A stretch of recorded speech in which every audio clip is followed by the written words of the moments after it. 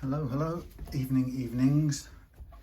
We got Oliver's GandL Bluesboy ASAT classic tribute series Telecaster style thing. Well, I suppose it can be called a Telecaster since it's got Leo Fender's print. No, it can't because it's GandL, not Fender. Anyway, it's a T-style guitar, and it's in for a refret from its jumbo nickel steel frets, which are all in perfectly good shape, to some hand and tool murdering stainless steel babies of the same kind of scale. And that's it. Oh, well, I mean, with the setup that goes with it, obviously.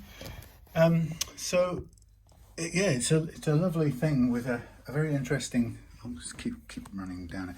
Interesting tone. I forgot the name of these pickups, but they are unusual and distinctive, and they're well liked for it. So we've got the single coil here with those cool poles and humbucker in the bridge. Nice fit and finish, really. A beautiful transparent finish there on the back. I've forgotten what the colour is, but Indonesian made. Indonesian, you sort of tell, I suppose, because there's a little bit too much of the saffron rice colour for my liking. They just always overdo it slightly in the Far East. I'm just saying, it's better than a dry looking kind of Chinese barely finished neck in my books, but just sometimes a little bit too much. But hey, there we go. And we've got 6 individual saddles down here doing the business at this end. So it's going to be a refret. And so tonight is the night where I set about taking the strings off. Now I think I'm going to try and take them off and keep them for sacrificial stringy purposes. So that might take a few minutes of messing about. These are Optima Golds. I've got some replacements there as well. They're about 20 quid, these beasties. I've not played with them myself. I don't permit myself the luxury of such expensive strings, but I understand why Oliver's uses them, because of that hypoallergenic, or the, to overcome his allergies to the regular formulations, which makes all good sense. Originally, Oliver was interested in Evo Gold frets, but of course, for some reason, I don't think it's Jesscar exactly, but the people who made Evo Gold no longer make it, so it's not available anymore. There are some small stocks in the world, but now I noticed before I took the string, undid the strings, etc. I noticed that the saddles here are all quite high up on their stilts, but I didn't. Oliver's not said anything about that, saying to imply that there's an issue about it for him. So I'm not going to worry about it. And not only that, when they are up on their stilts, you at least have a situation where the grub screws aren't sticking into your hand, your palms, which is a fairly good outcome. So providing that customer has no issues with it, I'm going to take it as it is. Do excuse my still suffering face. I am still under this treatment for sun damaged skin from years ago.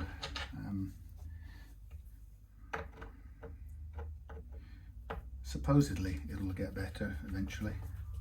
I'm not entirely thorough in putting the cream on, but I think I put some on at least once a day. I think it's supposed to be twice a day for 3 weeks, but I think I'm probably coming up for 3 weeks. He said he doesn't even know, does he? Nope. Okay, so we have off with the plate, nothing unusual there, and then we shall see how the neck behaves. A mixture of encouraging it off. It's kind of slightly slightly snug against the plastic, but nothing unusual about that. It's nicely made, it's all in good shape, and the grain on it is consistent all the way across. It has it's not a one piece, it's a two piece separate fingerboard, but it has a slightly diagonal grain, but it's all going in the same, all going to the same place. Now the boring bit, I'm afraid, for the video's purposes, is where I do this. Oh, that's good. That's lost a bit of gold somewhere in there. It's the bit where I basically straighten out these strings so that I stand a chance of using them again. And also, partly stretching them out is a good thing to do if I want to get them to come out through the string through. It's not a problem. You don't need to do this if you're just cutting them off to throw them away, but because you cut the coil bit off, obviously. But when you're keeping them for reuse as sacrificial strings, and the secret's in the name, they get used for while I'm doing the fret leveling on another guitar, or in this case on this guitar once I've fretted it. You do want to take this little bit of extra time to straighten out the little bits at the end, coils. So the thing about refretting is the first thing I look at when somebody asks for a refret is obviously the nature of the finish.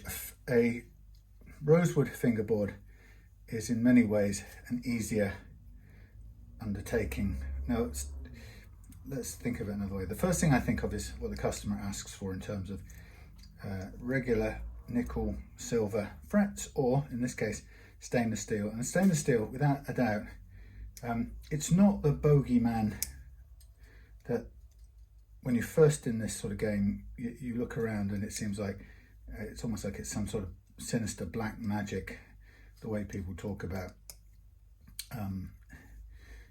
stainless, like it's some sort of almost otherworldly material. It isn't. It's just harder than normal, a lot harder than nickel silver frets. And when you know that, then you sort of expect what comes next, which is actually it can be really painful to cut, because it takes quite a considerable amount of force to cut through, especially jumbo fret wire in stainless steel. And you'd be amazed how quickly the amount of force and discomfort follows for stainless steel, cutting stainless steel as the gauge goes up. So as soon as you go from thin frets to medium jumbo, you absolutely can feel the difference in force required. And by the time you get to the jumbo gauges, which we're at near the top end today, you really do feel the difference. And I've given myself blisters just cutting the set of frets, and that's not by doing anything stupid. It's just by cold, dry hands and the amount of force required to cut the frets. So yes, stainless steel is the one to watch out for.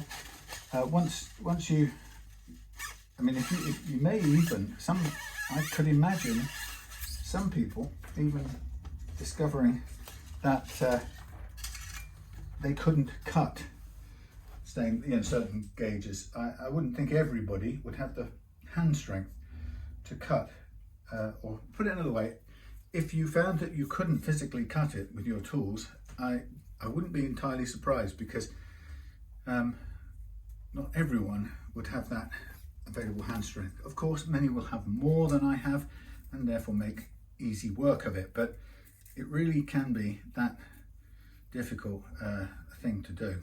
Now I'm managing to fail to hook these strings up for later use. Why is that being so difficult? Why am I being so clumsy? Okay, so I want these just to sit like that for reuse. Okay, so we have the lovely guitar body, which I'll clean up, but I don't want it in the way or anywhere nearby for now. So this is going to go back into the bag. or it can be safe and sound. The bag it came in from Three Love Mansions. Eventually, I think I'll be able to take my scarf off.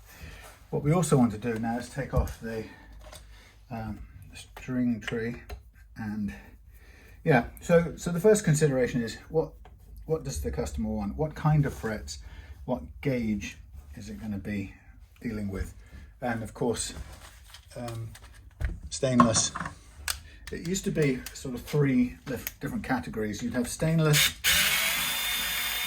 You'd have the weak end or the easy end. You'd have nickel steel. Then you'd have Evo Gold, which was quite easy to cut, relatively harder to cut than nickel steel, but still nowhere quite as strong as stainless. And Evo Gold had a satisfying sort of brittleness to it, so you could tell it was Evo Gold without even being able to see it, but you would also know, just by the amount of the effort it took, you would also know that it wasn't stainless.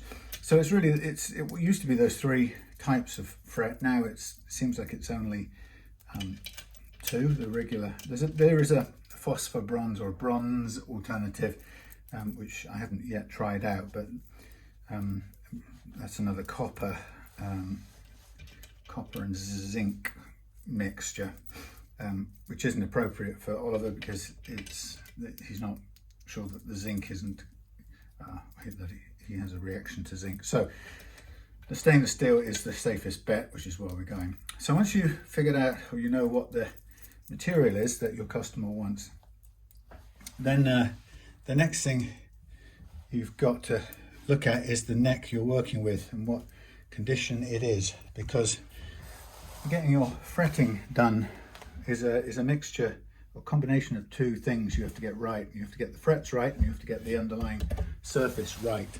And both of those things can be quite a challenge. Now, at this point, I'm just looking at what we've got here. I'm just going to score the finish. Now, it's interesting that this is quite tidily polyed in. I'm saying poly, I don't know what the finish is on this. I need to double check that. I'm just looking at that's clearly away at the front edge there. Yeah, we've got to basically remove this nut. Now the reason I'm removing it is that we're going to fit a tusk nut, but also when you put new frets on, you're going to find that the fret's are always going to be in a different position from where you started. So there's going to be some, usually it's advisable. In this case, we could probably get away with keeping this old nut because of the fact that we're going to replace very little worn frets with the same gauge again. So technically speaking, you'd expect it to be quite a close match by the time you refretted, but we can't be completely assured of that. So you've got to look at the next thing you've got to consider is the surface that you're working with. And what I'm going to do is I'm just going to make a little drill mark in the side of the dent in the side of the nut, so I can just get some purchase on it. Some higher purchase. Yeah. So coming back to what condition is what is the neck you're taking it out of? So it doesn't really matter too much what the condition of the frets are like, because that's where you're refretting. So you're going to replace those, so they can be as flat and as stinking as they like. We're going to obviously do away with that.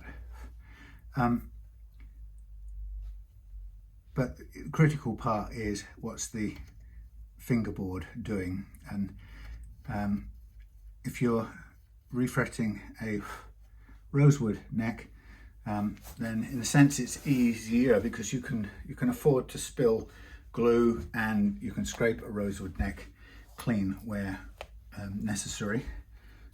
If it's a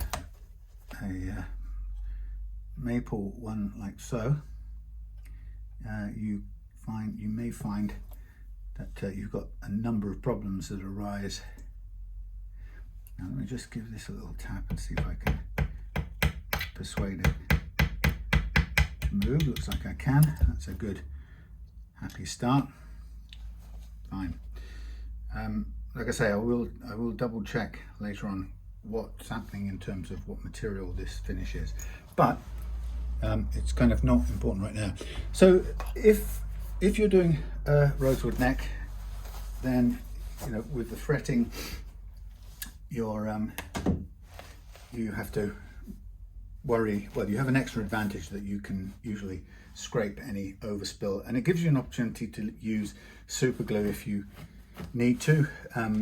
Sometimes where something just won't stick down, you could probably just use a bit of super glue, and even if it spills out to the edges, you can then clean up quite nicely by the end of it. Obviously you can't do that with maple, and all the way through working on a maple gloss, especially a gloss fingerboard like so, your concern is doing this refret without any scratching or glue spill. So if you're maple, you really got to be constrained to doing a if you use glue, you've got to really use a water cleanup glue, or clean up a ball with water glue. So that's why I use, if I ever have any glue in the maple board territory, I will use tight bond and be ready all the time with a cleanup cloth and water.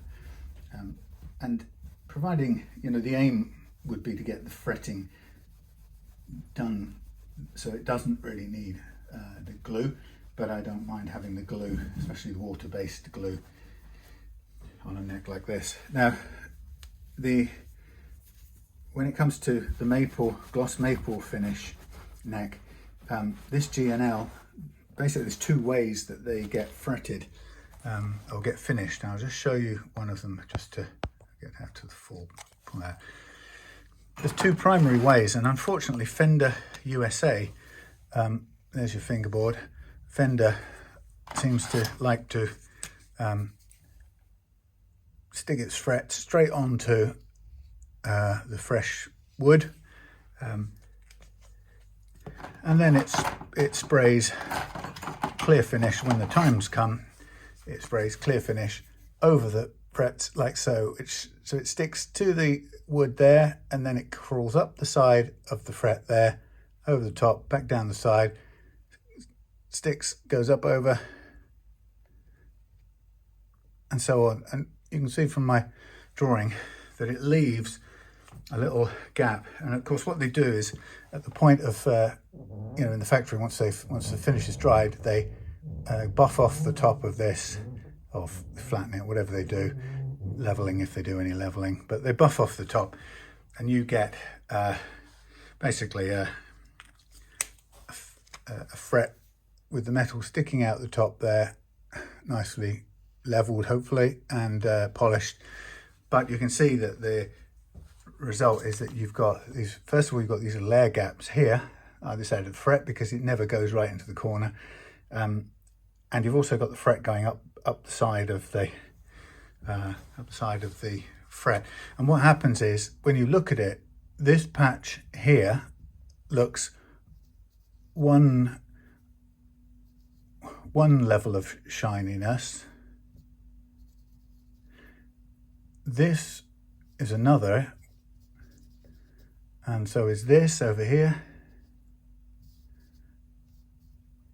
and that's back to the original one level of shininess until you get to there, and so on. So what that means is, that's why the telltale sign for this kind of fretting is that you look at the board and you see this, what looks like a crinkle here and here, and sometimes you only notice it because you get these strips, these long bars of glint of reflection of the light coming up to the fret. So if we're looking directly down on top of the frets, and this is the fret going across the fingerboard, you sort of see that reflection in kind of this zone here, and it just looks like two bars of light, and then you turn the whole thing, and then this shines, and you see those as two two flat surfaces. But you definitely notice that's a telltale sign of this method of fretting. Now, the reason they do it this way is because it's cheaper and quicker. You can see I described you bang in the frets, spray over with stuff, scrape off the top, level it, and pretty much offer it up to the buffing wheel, and that's your lot, out it goes. That's a terrible, it looks terrible, I think, because of this constant up and down glittering look. But it also means when someone sucker like me comes to refret, it's terrible. So if we take a quick close-up look at what happens when you come to refret that type, what happens is, in close-up detail, here's our fingerboard, here's our fret sitting in there with its tang in the wood, and here's our delicious goo going up the sides like so. Okay, what do you think happens when, actually it's more like that, but hey, what do you think happens when someone like me has to pull this fret up and out of this slot? Well, you've probably guessed it. This is going to happen, right? This stuff is going to break and peel back. So you end up, once you've lifted the fret out, you end up with the slot, a gap, and you basically end up with ragged, torn back finish either side of where the fret used to be. And so if you were lucky, you might be able to put the new fret over into the footprint of the old one, if it was smaller, exactly the same size or smaller. But the truth is, there's usually a load of gunk built up here. So when it breaks, when the finish chips away, you tend to end up with the slot like so for the tang, and you tend to end up with broken bits of chipped finish there, but also it's kind of built up with some crud that sticks up like that, like grime and goo. And normally I would have to use a little thin file to file either sides of the slot to get it down so that I could be confident of placing the fret onto a smooth surface. But by the time you've done that, looking from above, this is a sort of terrible mishmash of splintered finish, and that is all because of the Fender way of doing it for saving money. On top of that, it encourages the finish to pull away anyway, which apparently, well, from experience, Fender's gloss finish doesn't seem to need too much encouragement in that department. The last thing we need on top of all of that is these little air gaps I mentioned in the corner to promote this delamination of the finish. Right. So in the ideal world, what you have, and you can tell by definition, this is where this G and L fits in. The ideal world is that you have the the fingerboard gets finished with a good quality finish, which sticks right to the board without any air gaps, okay? And then you come along and you cut into that, and you fret like so into there and over the finish. And so the fret ends up sitting, sorry, I can't keep the hands still. Fret ends up sitting on the finish, which itself is beautifully smooth. And that's the perfect way to do it. It's a far better surface to fret onto as far as it all being level, or all the frets standing a chance of being level, because that's a uniform thickness all the way across. And it makes these easier for someone in future to remove without tearing up the carpet, because this isn't a carpet, this is a already kind of stuck on. And you can see this I don't know how you can tell, but look at the look either the light reflection either side of the frets. There is none of that ripple. Does it? You might argue this is the tiniest bit. You can see the frets being put on there, but it's practically non-existent compared to, and I don't have one to show you, but you can look back through many I've done before. If this was a Fender one, that bar of light reflecting from my overhead lights, that would be crinkled as you came up to the frets. On either side of the fret, it would distort completely, and it wouldn't even look like a bar. And you'd absolutely see the kind of the way, especially if you did this, you'd see the way that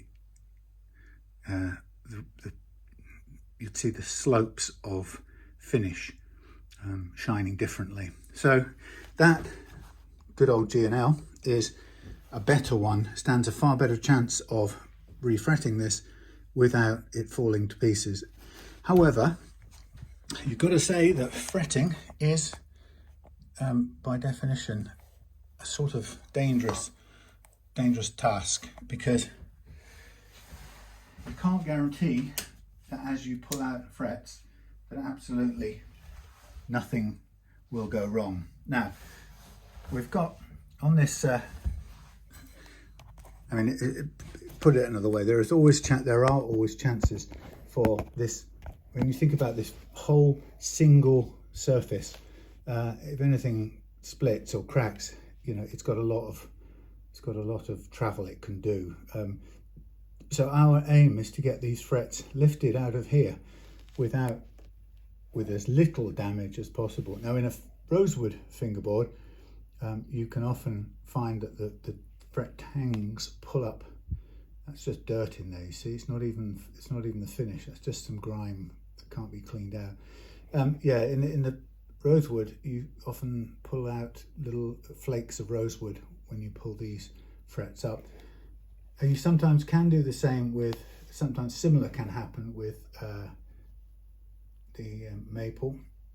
Rosewood's probably easier to fix invisibly than maple. If you imagine a flake of this coming out either side of one of these frets, there is no earthly way I'm going to get a piece of finish into there which is going to end up looking like it's filled that chip out.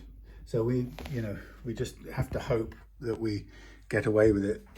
As the worst comes to the worst, if the worst comes to the worst, with the Fenders, for example, where I'm almost certain some damage is going to occur, I very often warn customers that if it's a familiar looking Fender finish that I suspect is going to fall apart or stands any chance of falling apart, and I can usually tell by just looking to see whether it's the over sprayed version, as I mentioned, or not, and general condition. If it's already starting to flake, I can usually tell. And so if it is like that, I tend to warn the customer that there is some small chance of this falling apart as we remove the frets. Just have to be realistic, and when the worst comes to the worst, we have to refinish the fingerboard. It's not something I want to do because it takes a lot of time, or takes extra time and money.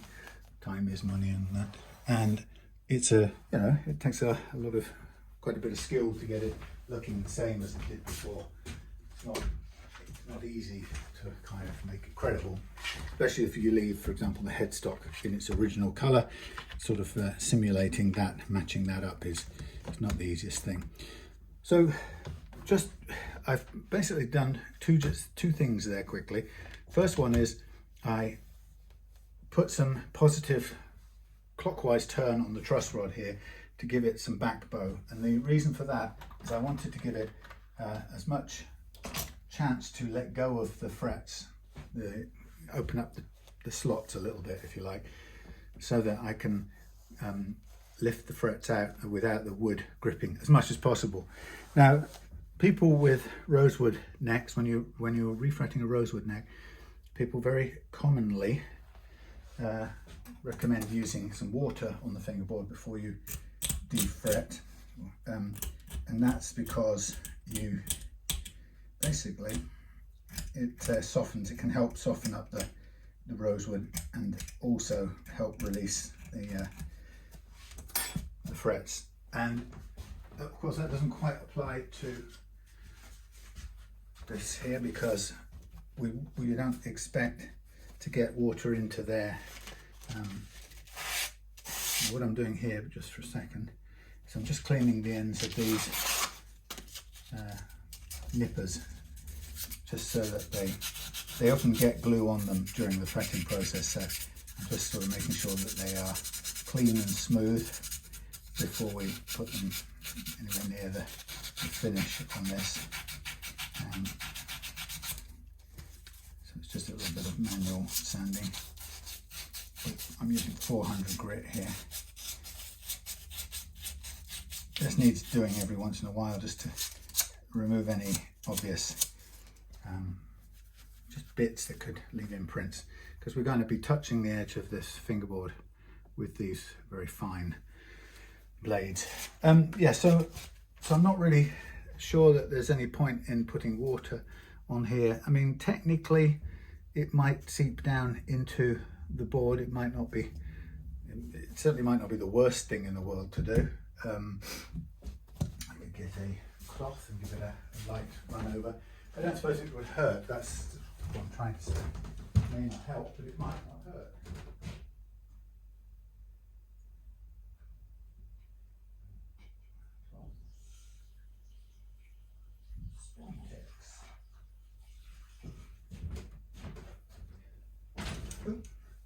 Get my head on the frets coming out, so I'm just going to give that a little bit of, let a little bit of water off onto there, and dry my hands, and then we'll be ready to go. So that's, in a way, that's as much preparation as I can do. Now what it takes from this point onwards is we've got to lift this fret, and this is quite a tricky thing to do, because you've got to get your tool down there and it's got to just bite its way under the edge of that fret. Now what I'm doing is I'm just going down here with these cold and unwarmed, just to try and get the first bit of movement. So I'm just really moving along, nipping in right under the ends of here, so I can get some movement of the fret, and then I will come back with the little bit of heat. It's really quite difficult. There you go. Now these frets, the slots at the ends have been filled with a bit of putty or filler and lacquered over or finished over. So we have a choice while we're doing this, whether we break that seal and do it. Sorry, just to have to do this, not so great for keeping your eye on it. We have to decide whether we try to retain that plug and the finish going over it, or whether we sacrifice it. Now the consideration is, if we keep it in place, we can treat it as if it's a sort of binding, in which case we don't have to finish over it again, but we fret into it as if we were dealing with a bound neck. The only downside about that is the downside that comes with fretting bound necks, is that you aren't able to run the saw all the way through and clean out the slot the easy way that the saw permits you to do. So you have to be cleaning it out using pretty much only,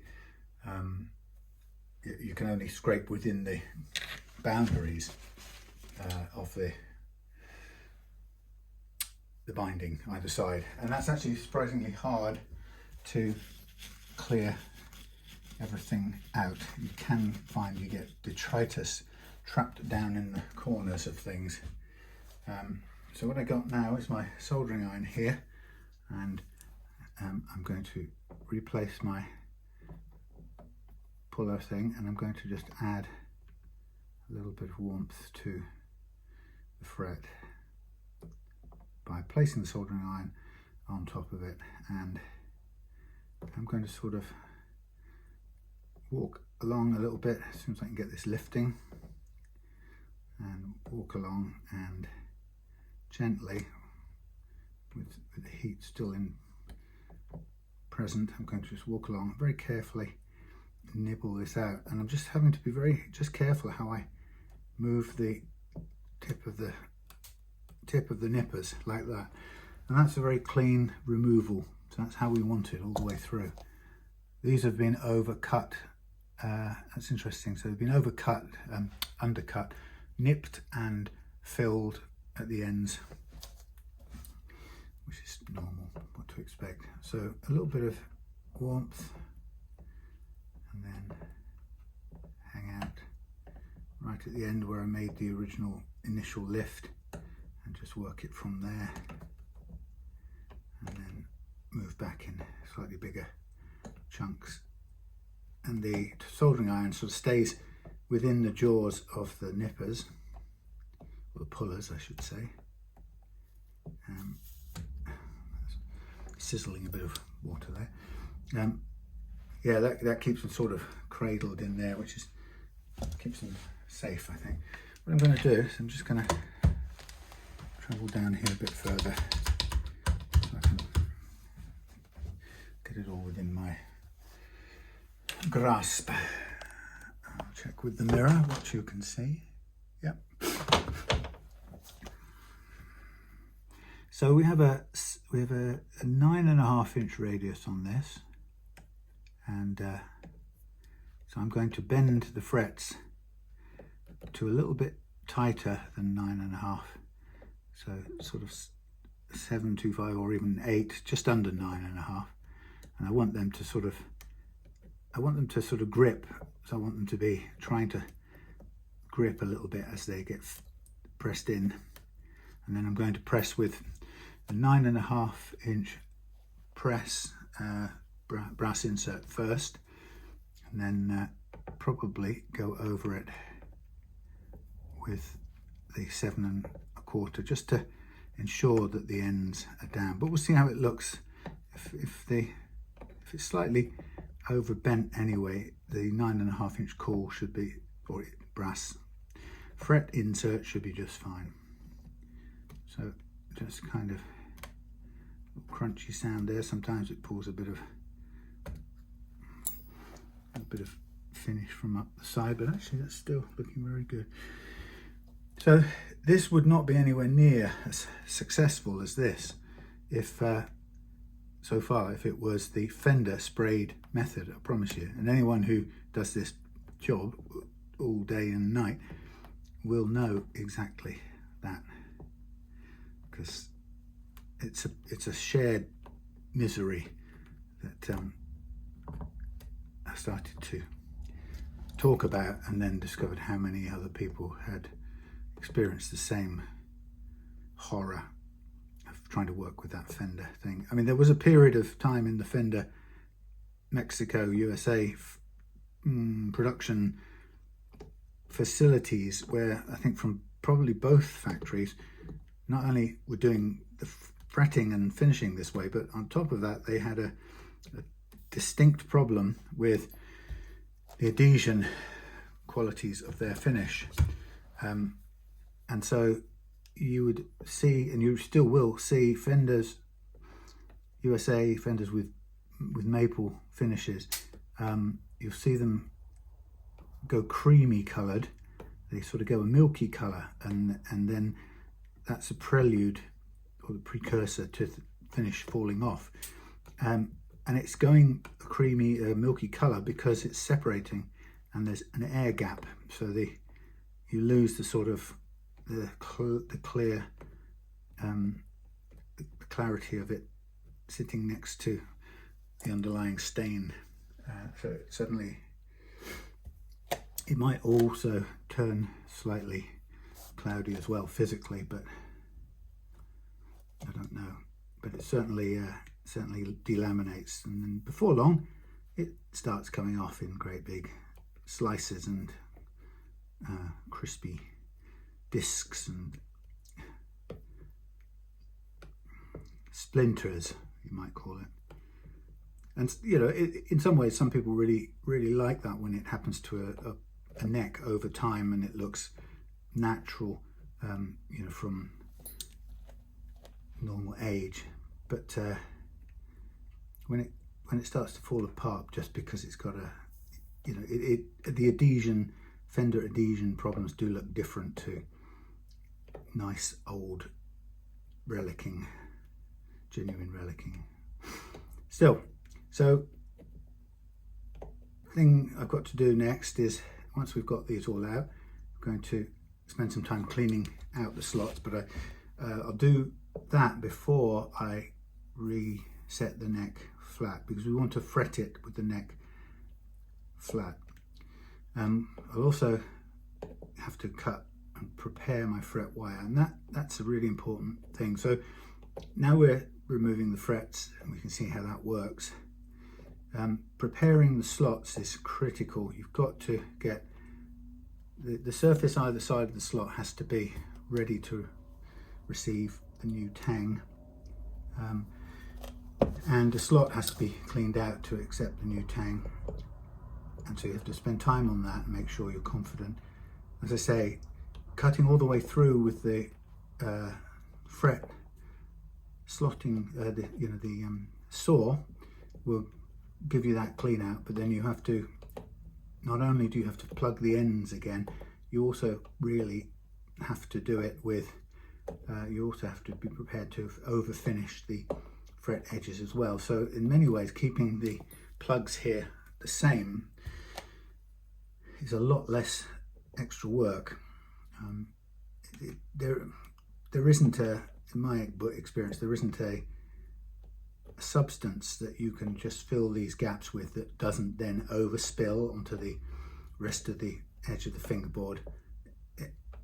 You know, you can't put putty in and it will just match perfectly. It'll either have to be trimmed back or sanded back, or it's you know, and if you put super glue on, super glue has a habit of running everywhere where you don't want it, and there's a danger of it kind of sweating its white stuff when you don't want it to.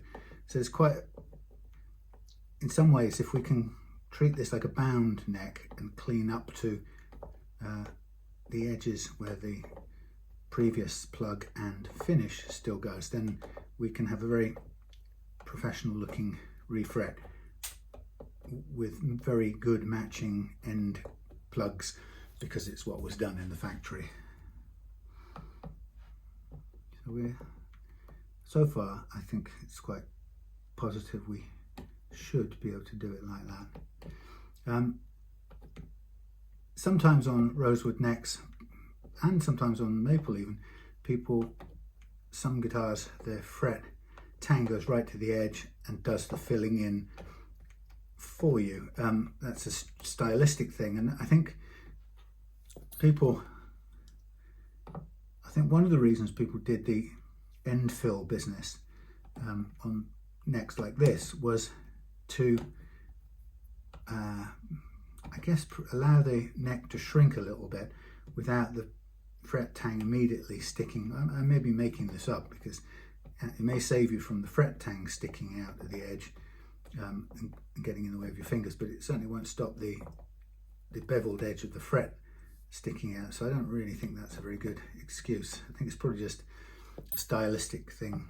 You either don't like to see the metal of the fret, or you do. And of course, in this GandL, it's a choice, the aesthetic choice has been made to hide the end of the fret, cut it back and hide it behind a plug of wood coloured or yellowy paste or some kind of resin filler.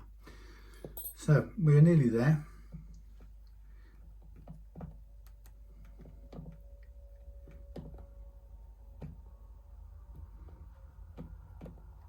I'm just kind of, what I'm not doing is I'm not rocking and using the edge of the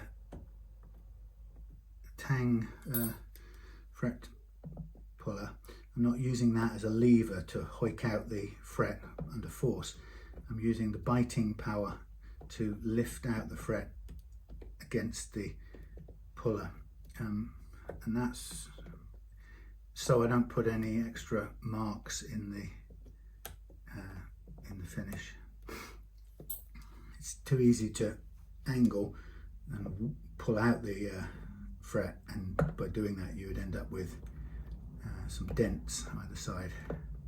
I've learned that the hard way, of course.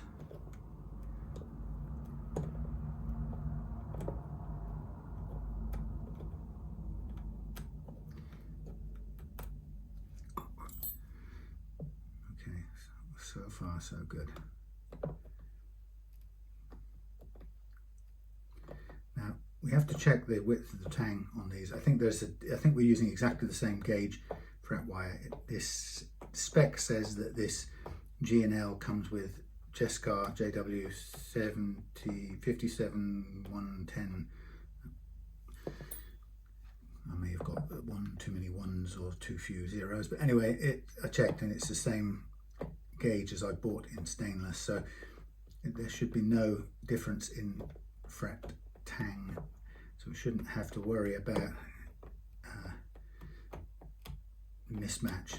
If your replacement is a much larger gauge than you started with, then you can run the risk of the receiving slots being narrower than your new tangs, and if that's the case and you don't take care of it by widening the slots a little bit, you can risk forcing the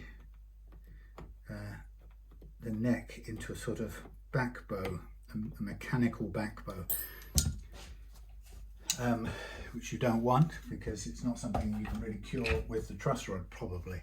So I'm just going to gently wipe off any surface water here, and any grime I can take with me. There is some grime built up on the fretboard, which would be good to very gently take that away. I would probably use some my trusty, a little bit of trusty Coleman's fuel. You could do it with water, but this is a safe solvent. I haven't seen in the spec whether this is nitro or a poly finish. There's a tiny little loss of finish right on the corner of here. I don't see where it came out, but that will almost certainly be to the large part covered up by the new fret, but it's the only flake that we've got in the whole lot. I don't think it's really enough to worry about. And there's one there. I don't remember seeing anything come up whilst doing it.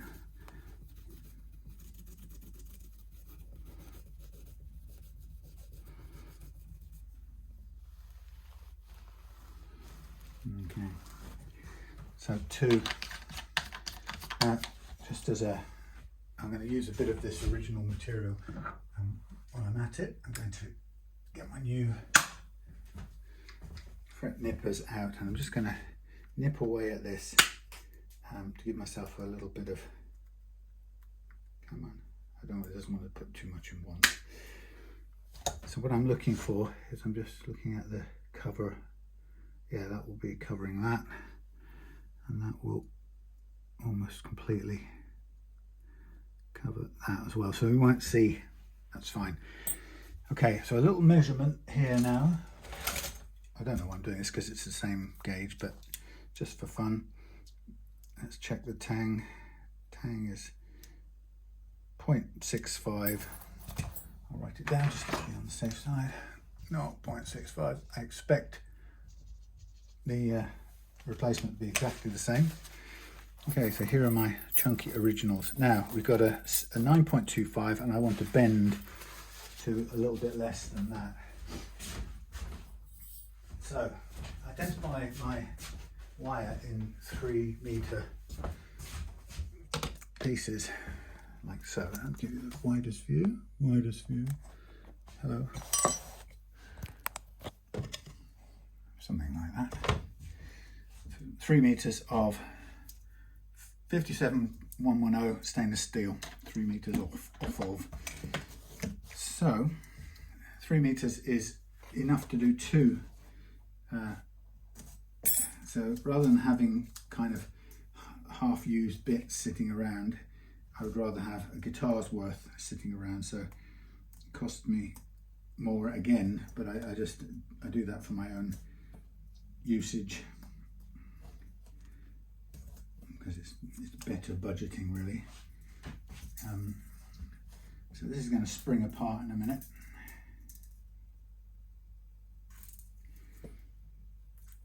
So the first thing I want to do is cut this into 2 parts. So I have to find my middle mark.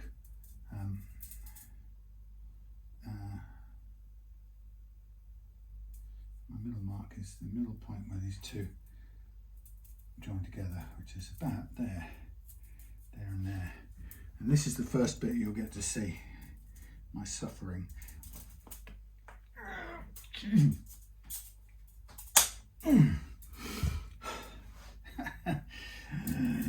That's my 2 pieces, and what I'm going to have is one piece for doing something with later, and this one should do the whole of this. Now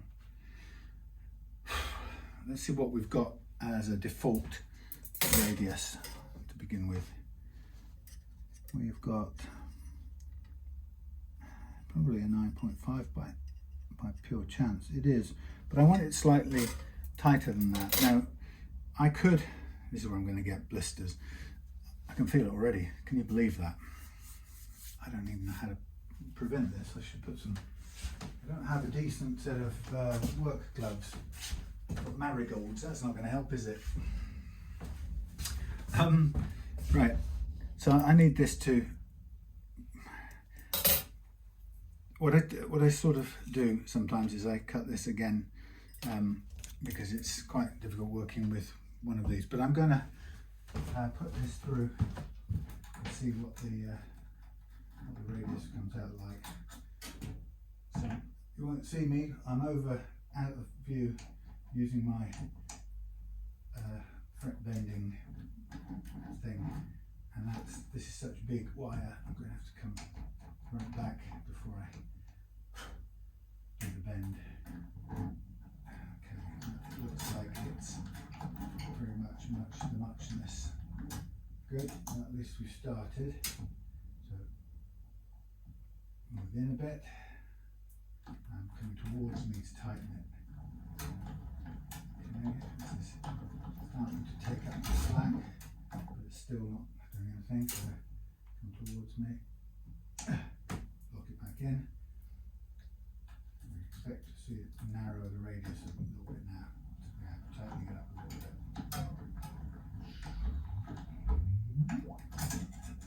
Okay, so that, I'm thinking, is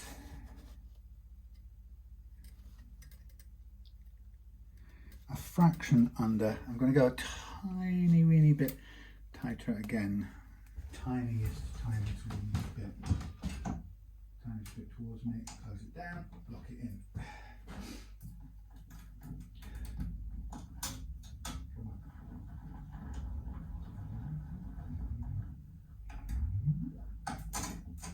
Go around twice on the same setting, backwards, sort of.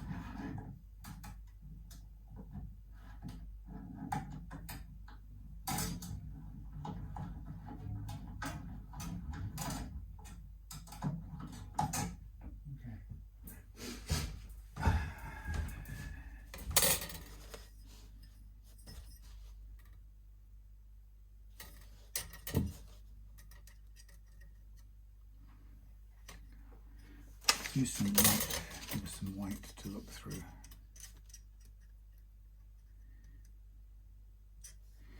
Okay, we're just under, that's fine. Okay, so here's the fun part. So a chap has to cut all the pieces now. I wish I had a big bolt cutters or something. I don't. So what I typically have done in the olden days is I tend to sort of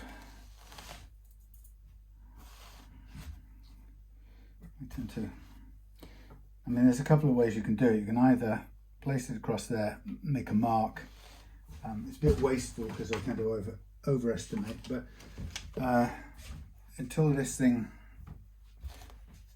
sort of thins out, it's quite difficult to do any work with it. So if we say number 1,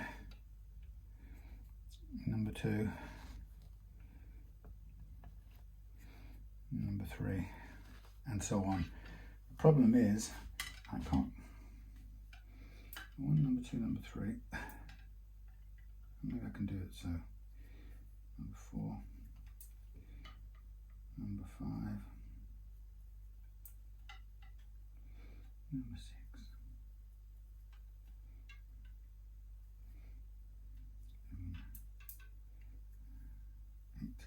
Probably the easiest way to do it, just hold it here and mark off.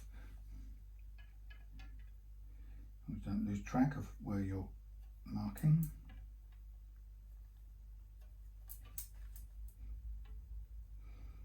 I think that will probably be okay. There'll be a bit of spare as well.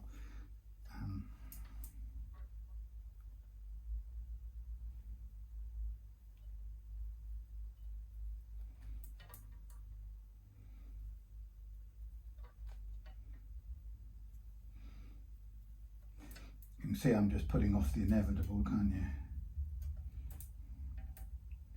The inevitable suffering, hour of suffering.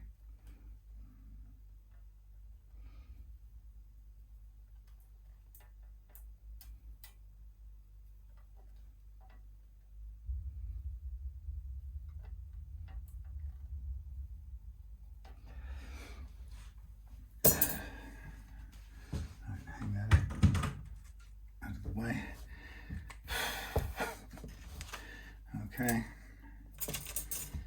so what I tend to do is I tend to cover this. I found this is a very difficult thing to cut without nicking the wire, so I have to cut on a slight angle. So there's my intended angle, and this is gonna, if it cuts, when it cuts, it's going to try and send things flying. So the first thing I'm going to do is to support it and cover it.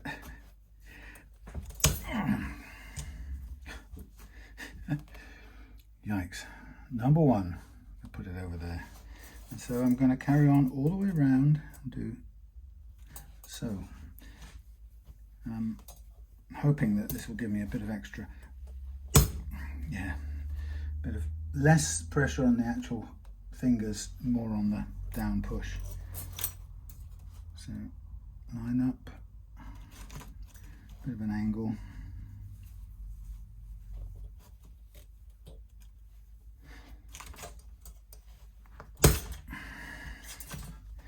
Imagine that firing off in some, God knows where, in the workshop. So the tools will cut them, but I could show you a close-up in a minute. They don't much like it. Oh, this is where I get the blisters here.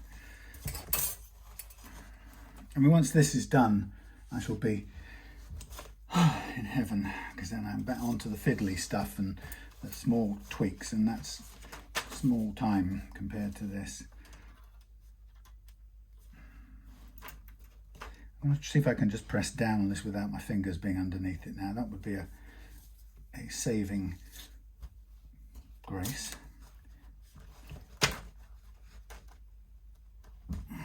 Doesn't really want to do it.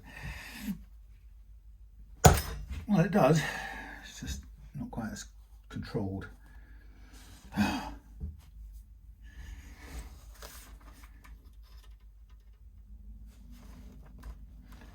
I mean, it's harder, but probably a better thing to do,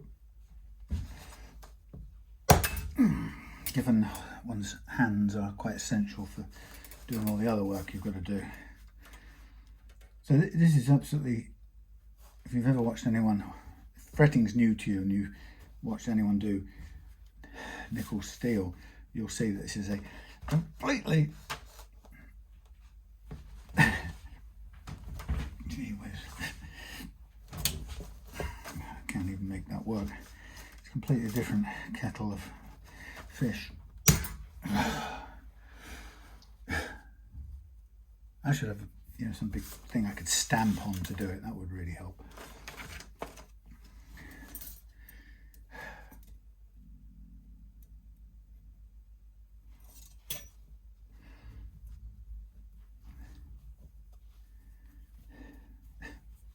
Boring, I know, but essential.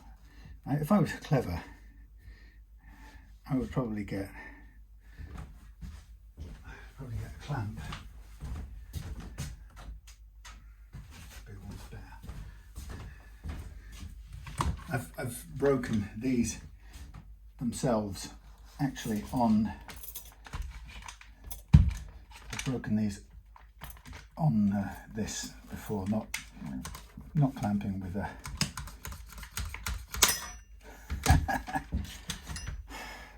I am a chimpanzee. I use tools. That sort of works, eh? Oh, blimey. Take the chunk off there. So, bite into there. Give me a little bit of a holding.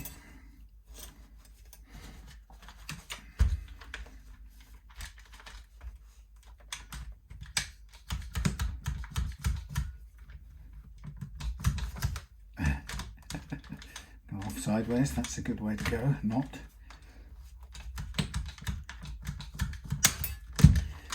You know, this is a lot less painful, I have to say. Well, you know, we've got tools for a reason, haven't we? I mean, we were created with our frontal lobes. Let's see if I can just make this a bit easier for me. Get it in place, hold it square. I'm just worried in case the thing breaks and I get any shattered handles, sheared handles. Occasionally that's what happens. Is this working okay? Yeah, it's cutting all right.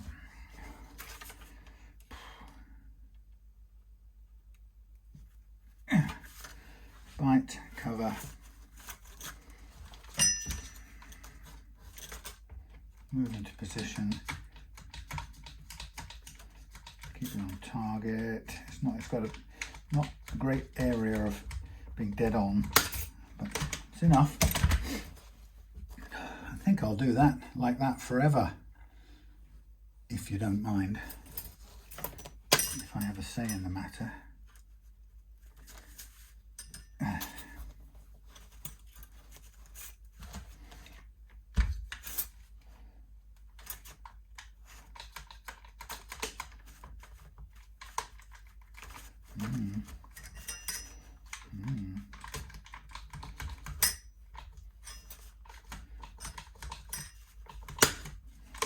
Yeah, get used to it.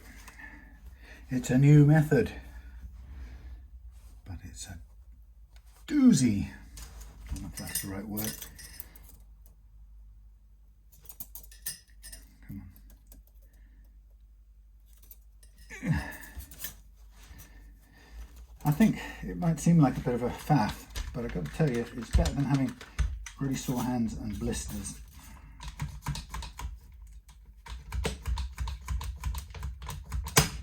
Yeah, that is a lot less traumatic for me,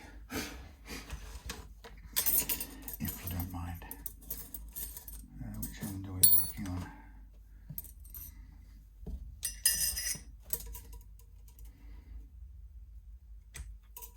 Hang on a minute, I've lost track of which end am I on.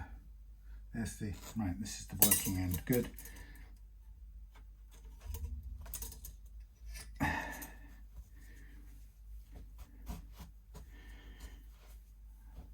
Just do what you're told, thank you.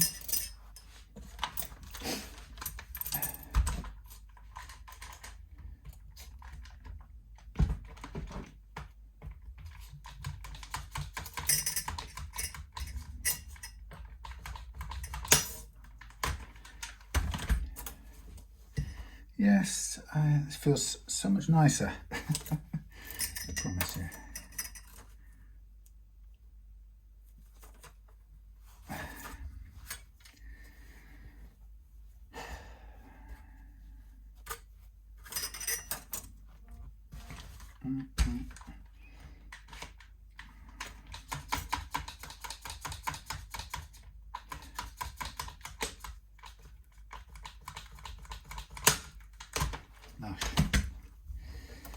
I did repairs yesterday at home to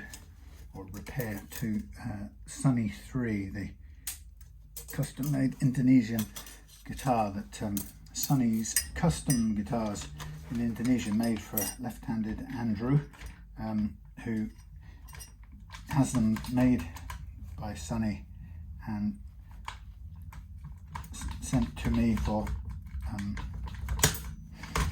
fitting out and setting up. So it's a beautiful guitar, and to my horror, it's the first one in 1600 or so guitars that got damaged. Oh look, I've got strength back.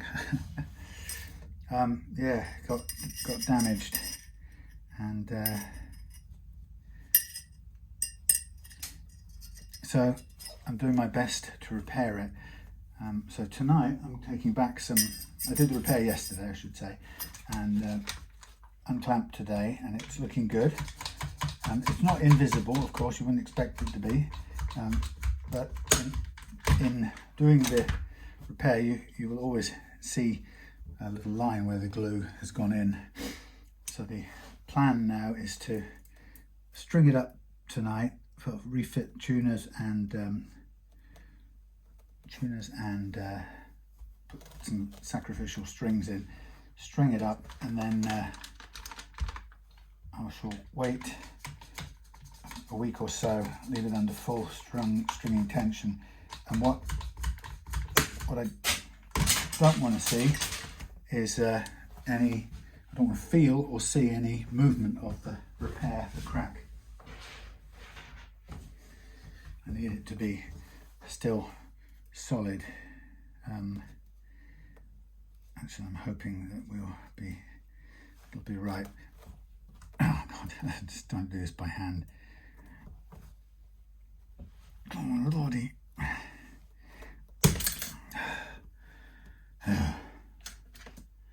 Last two more. I think I'll use my clamp.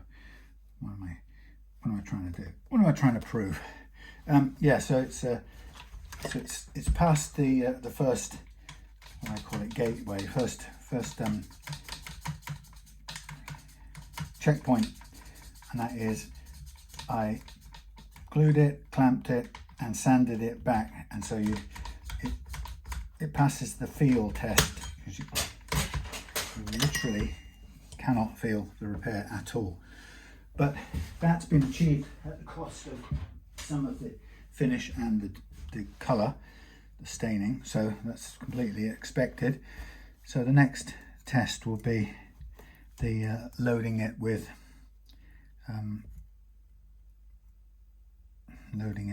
string tension test.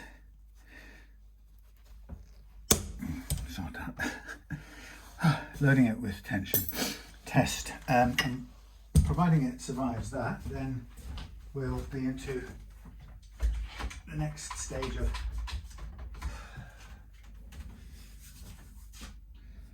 preparing to fix it up with some new stain, new colour, new finishing, make it look great.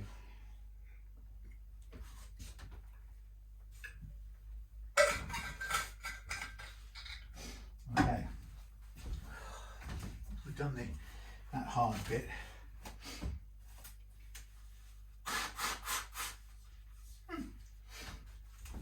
So what I want to do before I leave tonight, the plan is to get all of these laid in place, and yeah, have them sort of setting, drying overnight, ready to. Sometimes it's actually, you can tell they're all set and in place nice and firmly the same night, and you can do the what do you call it, end beveling there and then. I'm just looking at, okay, that's what. So what I'm going to do now, I'm not going to put the frets on, but I'm going to take each fret and I'm going to do two things. I'm going to nip the tang, baby. This is a new StewMac tool and it says it can do stainless steel. I believe it. So this is going to be a little bit hard work. So what I'm doing is I'm nipping the tang on this one, and I've got to sort of do it so it's far enough back. In fact, I may have to do a tiny bit more just to be on the safe side. This is, I was doing a refret a little while back, and basically my previous tool just died on me, and I was just unable to finish, and I was ruining more frets than I successfully undercut. It was just heartbreaking. So I just had to make myself stop and go out and order another one straight away, and the thing had to be on hold until such times. So what I'm doing is I'm just gently cutting the undercut first and laying the fret on its slot, and I'm going to mark it up so we can sort of home in bit by bit on the correct length of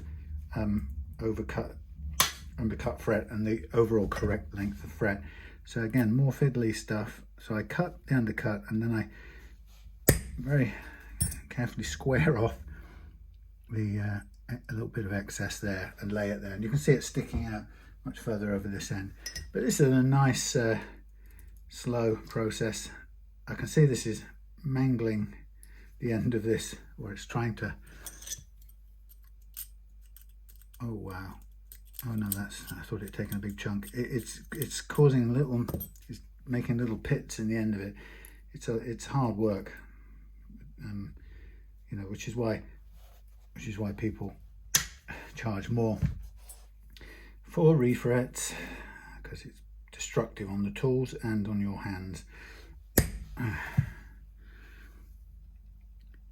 So just lying everything there and just noodling along. What happens is, if this dies on me in stainless steel fretting, what I would do is I would go straight back to StewMac, because they're legendary good customer service, which is partly why I pay the top dollar prices, because I want that kind of customer service. In case, you know, 100 and something, I can't remember, pounds, this was it, or whatever this cost, no, maybe 79 or some big amount of money. You know, you do need it to work. If StewMac says it will do stainless, you have to believe it. You need to be able to trust it. It's doing it all right now. I can see it's working hard at it. Oh.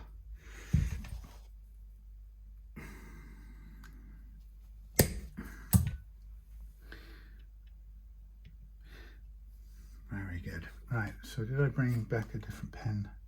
No, I think I took that home. Silly me. Oh well.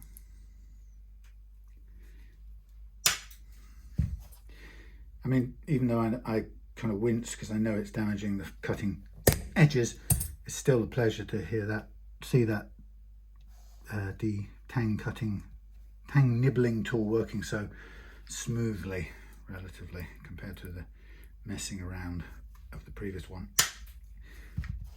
I can't even remember where I got the previous one. I had thought it was a StewMac one, but I don't think it was, in hindsight.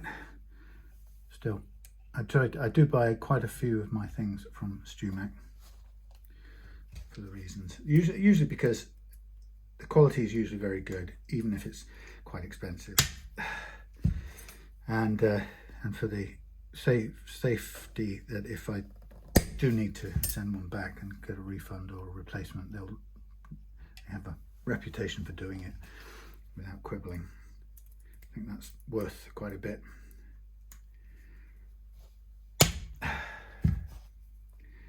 So the hard work hard work will be done when I've trimmed back the other side, and then it will be fine tuning after that, and then focusing on the slots to make sure they're cleaned out. So the idea would be, because there's a recognition that when something's already been fretted, people kind of know that the slots will be slightly widened, and so some people get worried that the new frets going in might be loose. Potentially that could be the case, but I think these are going to be so close to the same size to begin with. I think it'll make no difference. Now I've got a fret down here with a cutting mark on it from this red plaster thing. Sometimes it cuts and leaves a little gouge on the fret, possibly because it's hard to control the file when it's underneath. So I'm going to keep an eye on that one, and I may come back and cut another fret for it. You can remove it with leveling, but if they're all beautiful and none of them need leveling, or the least amount, we don't want to have one that needs more than the others, just to spoil things. So easier at this stage to change it for a new one. We've got enough for about 3 there, and at worst comes to worst, we can use some of the other material there.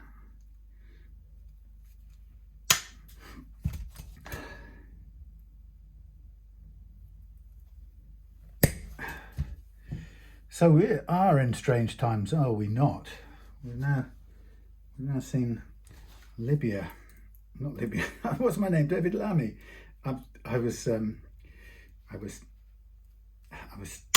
cringing when I saw David Lammy refer to Syria as being next to Libya, his neighbour Libya, said David Lammy.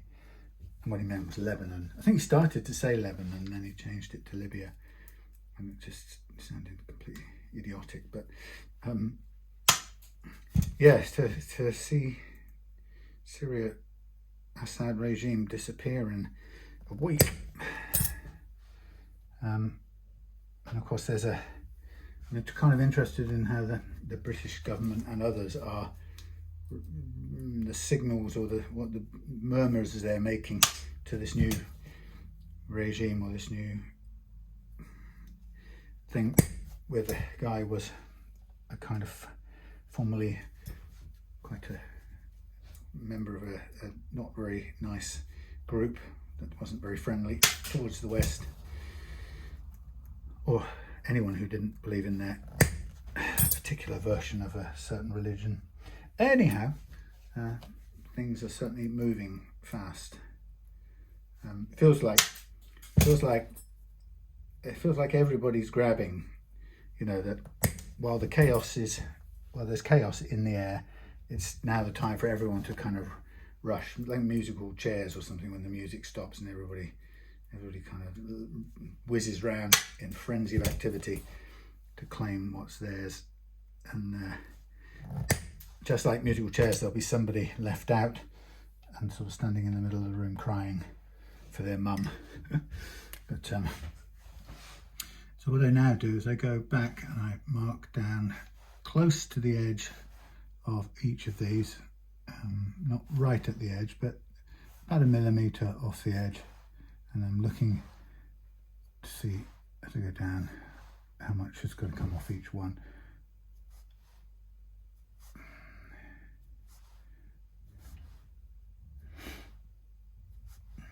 So there are quite a few of these frets have a small mark, tooling mark from these blasted red cutters, and in fact they're all much of a muchness, except this one that has a bit more than the others. So just to save myself any extra hassle, I'm going to do this one a bit more than, I'll redo this one I should say, just to save me starting at a different place. It's going to need a little bit of leveling anyway, so I don't mind having it the same as all the others, and they also need a tiny bit. just going to cut that back there and give myself, I'm trying to avoid, so you can't see this, but I'm going to try and avoid this cutting and giving me that little tang.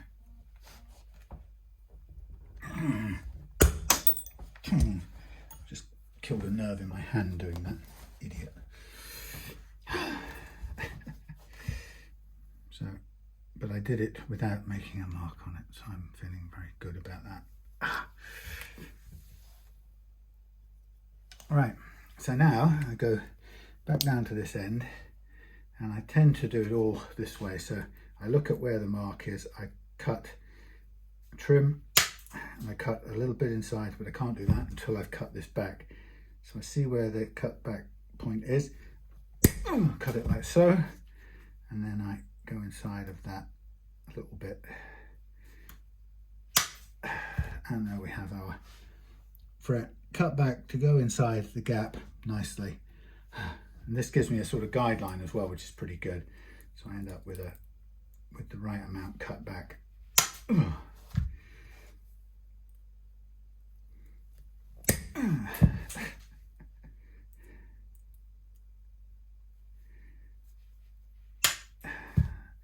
Et voila.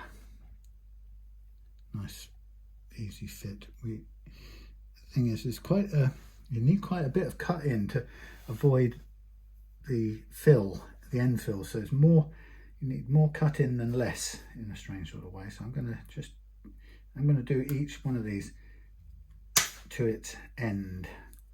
Seems like an odd thing to say or do, but I think I know what I mean. You to there,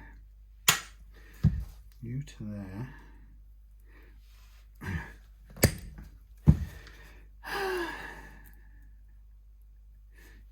You to there. Yeah, more rather than less, funnily enough. Oh, that's a bit too less. Why did I end up doing that? Well, it's going to work, but that's a bit too much less. Right, don't adjust that other end, Sam. Leave it alone. Fool. Yeah, so yeah, it's like everyone's having a go at, well, it's kind of a bit like when the backs are turned, and let's get in there and do it. Get what we need sorted out. You know, that thing that you owe us. Well, we're going to have it.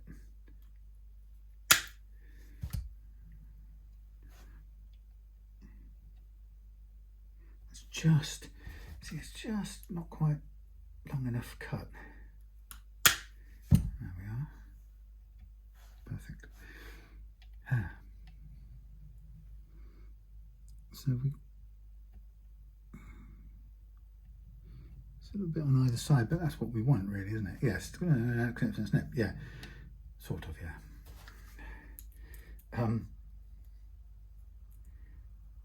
So cut to the edge there. Cut square there, and then cut back the full length from there. Yes, everybody thinking it's time to take care of the thing they perhaps should have taken care of before, and you know, like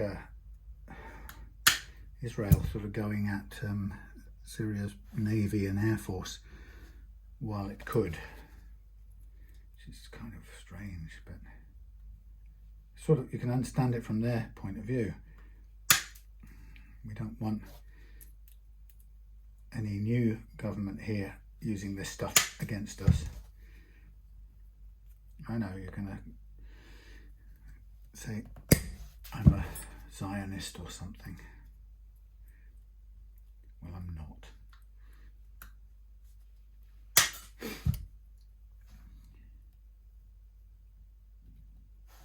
There we are. And so on and so we go. So again, all of this is preparatory. You can see it takes time, faffing and fiddling.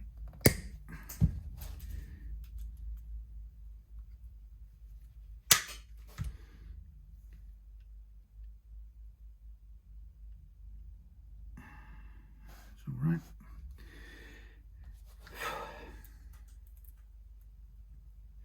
So I have no idea what next. It would be wonderful if what I like is the happiness and the joy I've seen in many Syrians' faces, and I would just, I don't know what the next steps have to be for them, but I would just wish above all else that whatever they wanted, you know, to keep that freedom, that sense of freedom and freedom from oppression, I would wish them more of that. That's all I care about. And I hope that would come without there being without it meaning there are any demands on any other parts of the world or any bad feelings towards any other parts of the world. Just love it to be, you know, create freedom in that country, or greater freedom, and dare I say it, democracy, and savor it, you know, when people have clearly lived under a despot for a long time. And I don't think thinking of him as a despot is a party political kind of stance. I just think that appears to be what a large number of Syrians seem to behave like, that it has been an oppressive state, and they are crying and screaming because they're free of it. If that's the case, then more of that for them, please. That's all I really want. But so long as it also doesn't incur a cost to anyone else, or doesn't usher in a threat to anyone else. You know, and I guess that's what everybody's worry is, that if it's all very well overthrowing a dictator, and then if 5 minutes later you're declaring yourself an enemy of everyone who isn't part of your Islamic caliphate or whatever, and you're going to wage jihad on people, then it's sort of replacing oppression with a new kind of oppression of someone else, maybe. I don't know. I just love to see the happy people talking about how free they felt and how relieved. And I just want that to continue for them and for all of us, any of us that deserve it. We all do. Just tweaking back some of these. I might go over this whole lot again just to make sure these all fall neatly inside the filled area, because that's the important thing, that these things, the tang undercut isn't any longer than it needs to be. Oh, God. It doesn't want to be too long, but equally it doesn't want to be too short. So it catches on the, what's it? I think that should be all right.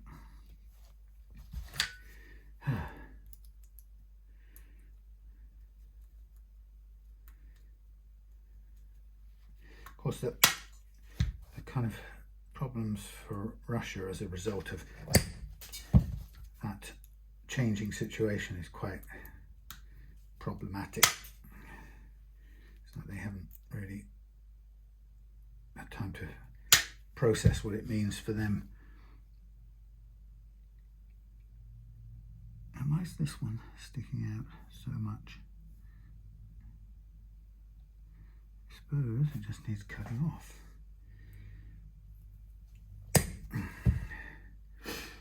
Anyway.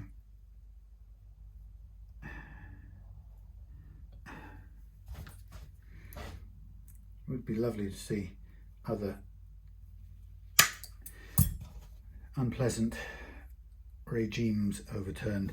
But then, of course, as soon as you say something like that, you get a whole bunch of people go, right then, let's get out there and overthrow the Labour government, or overthrow the British establishment, or overthrow, you know,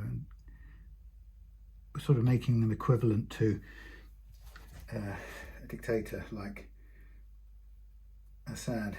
I don't know where the benefit of doing that is. You know, this isn't a perfect system, but it's fairly benign, relatively benign.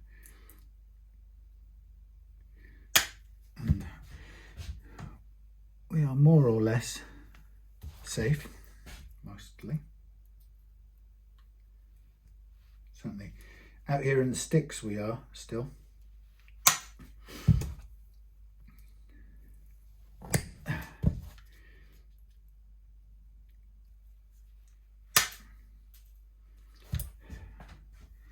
And we are almost there.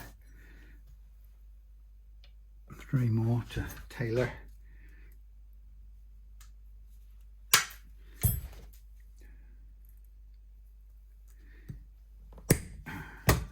I saw something on the news yesterday.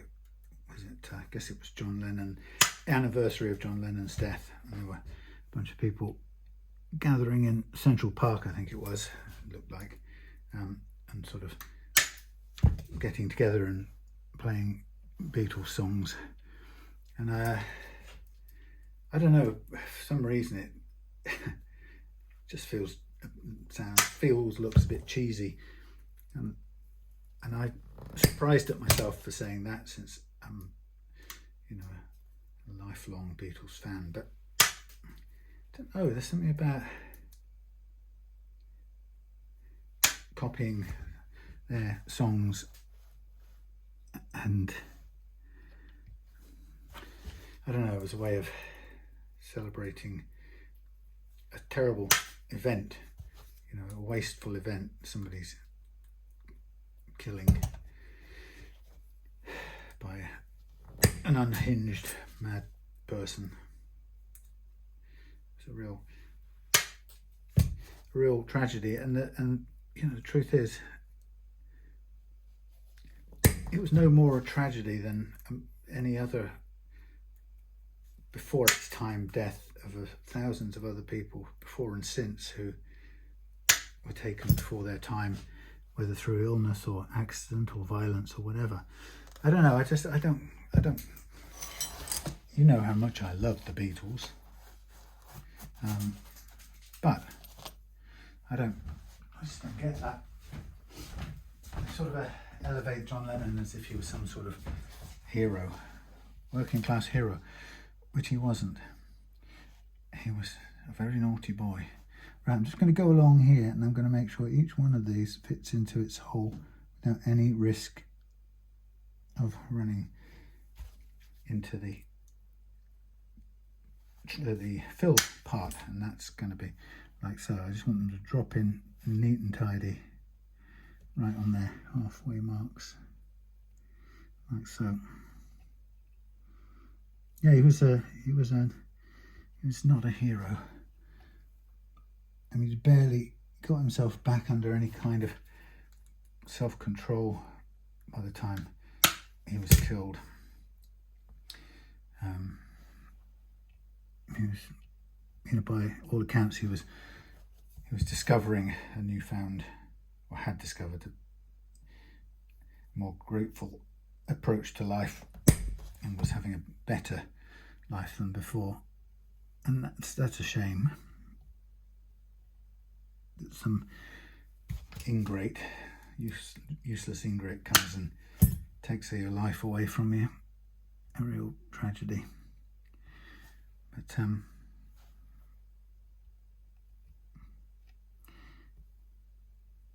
and people, it's funny, I read people, someone talking about, or they kind of summarized his imagine and, you know, bed peace and give peace a chance and all that stuff. You know, I heard somebody writing it off as kind of slightly naive and pathetic, you know, in the same way as they critique Ringo when he says peace and love, you know, on stage or on video, you know. And actually, I think it's very sweet that he says that, you know. He's saying that's what matters to him. I don't think you can ridicule that. No, the world isn't a simple world, and it's full of difficult things, but and no, some of the hopes that people of his era had, that it would all be somehow sorted out in a kind of, I don't know, blinding light of love and togetherness. But just because it didn't it wasn't easy to make happen, and not everybody believed in that. Doesn't mean it's a bad thing to wish for, you know, or if you know, why calling it naive lessens its value. I wish it was a world of peace and love. God, why not? We could use it more than ever. And I know that some people, Ronnie, don't do it, will tell me there is such a world, and it comes through following certain people. Just saying, I know you mean well, but it's, I mean the action of peace and love between human beings without following a book or a supernatural being's words, just because we found that it's a better, enjoyable way to be.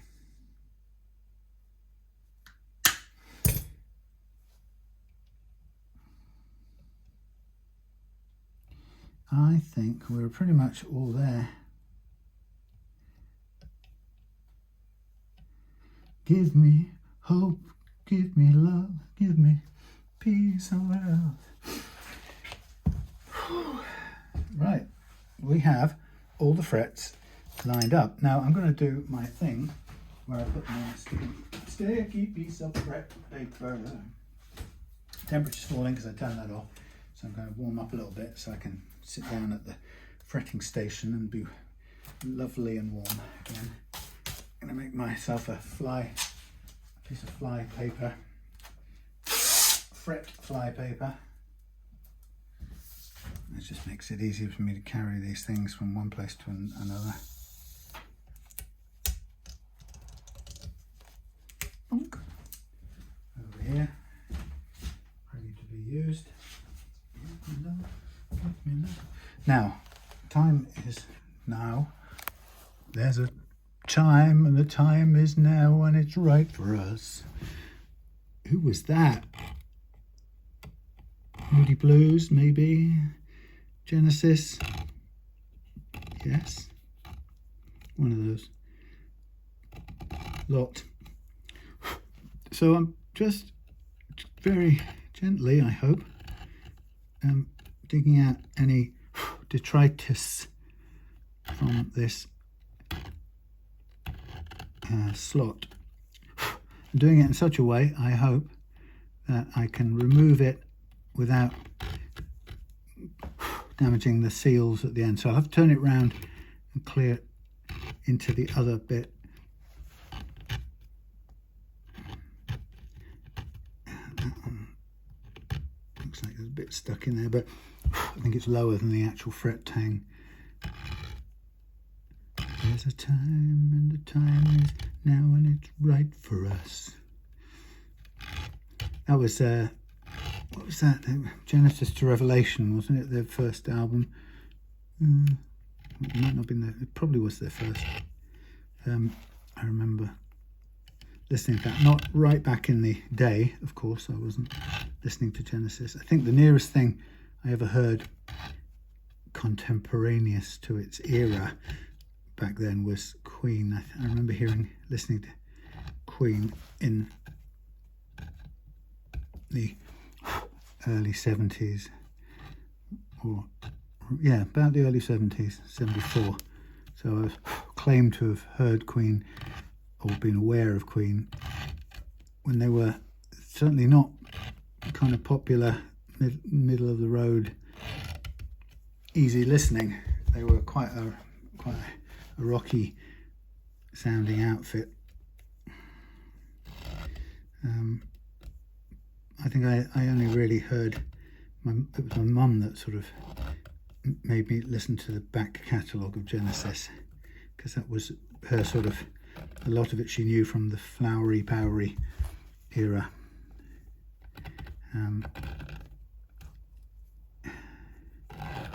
I listen back to them now, and they are very, I don't know quite what the word is.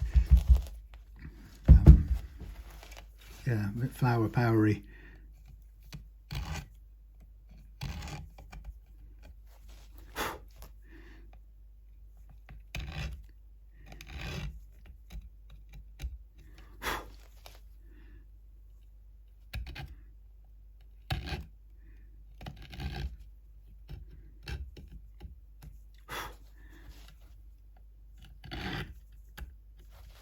A real massive change they went through. I mean, I don't know when Genesis started to sound like the Genesis I remember, or I know. It was, God, when would it have been? I suppose it all depends on when you really come into a band. You know, you first encounter a band. You know, what's your era with that band? You know, and I guess, you know, my mum's was Trespass, or from Genesis to Revelation, and then Trespass. That was her sort of. She was in it at that point, and I came along at Genesis around about I think just after Wind and Wuthering and Seconds Out, so probably at the. Then there were 3 Duke. I seem to feel that was more my start point with Genesis. So we've got a slightly little raised bit on the end here where the fret ends, or where the fill has gone under the fret ends. I don't think that's a problem. What I don't want to have to do is sand each of these back. I think I would rather live with it as it is. Sorry, I keep moving that. So I am ready to take this over to the end of fretting, where there should be a nice warmth coming out from under the thing. Yes, is it making warmth? Yeah, it's not bad. Okay, so there's my things. Oh, there's no. Do I need to pay attention to the underside of this, each fret? It's actually pretty flat. It barely doesn't need any adjusting at all. I mean, there's a. Let me get the file. Is the file anything that I need, or do I need a little bit of? Let's see what I need most of all.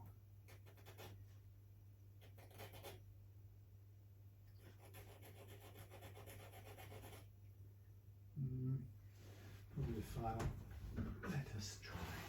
Let us try.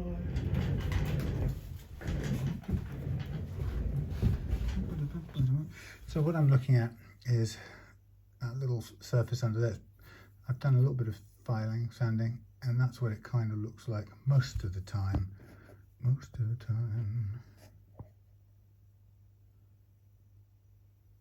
It's very, very not standing up. That tang nipper is pretty good, but I sort of brought this across thinking to myself, maybe I will still run the tang up and down on this a tiny little bit, in case it helps. I'm not sure it needs it really. Well, okay, that was the end one, wasn't it? So I'm going to prepare me.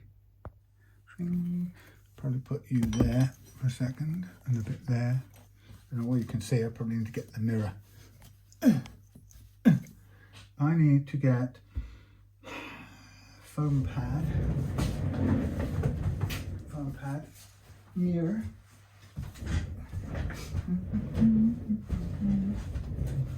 See what you see. See, it's not very exciting, but it'll do for now. Foam pad. Put this up on here. I can start with that there. That can go there, like so. Now I need to borrow some of yesterday's glue. This is glue that was from the repair, and it's a mixture of wet and sticky glue. I probably don't need the extra wetness in this, so I probably would be advised to bin this and pour some thicker stuff, because that's what I really need. Down the sink you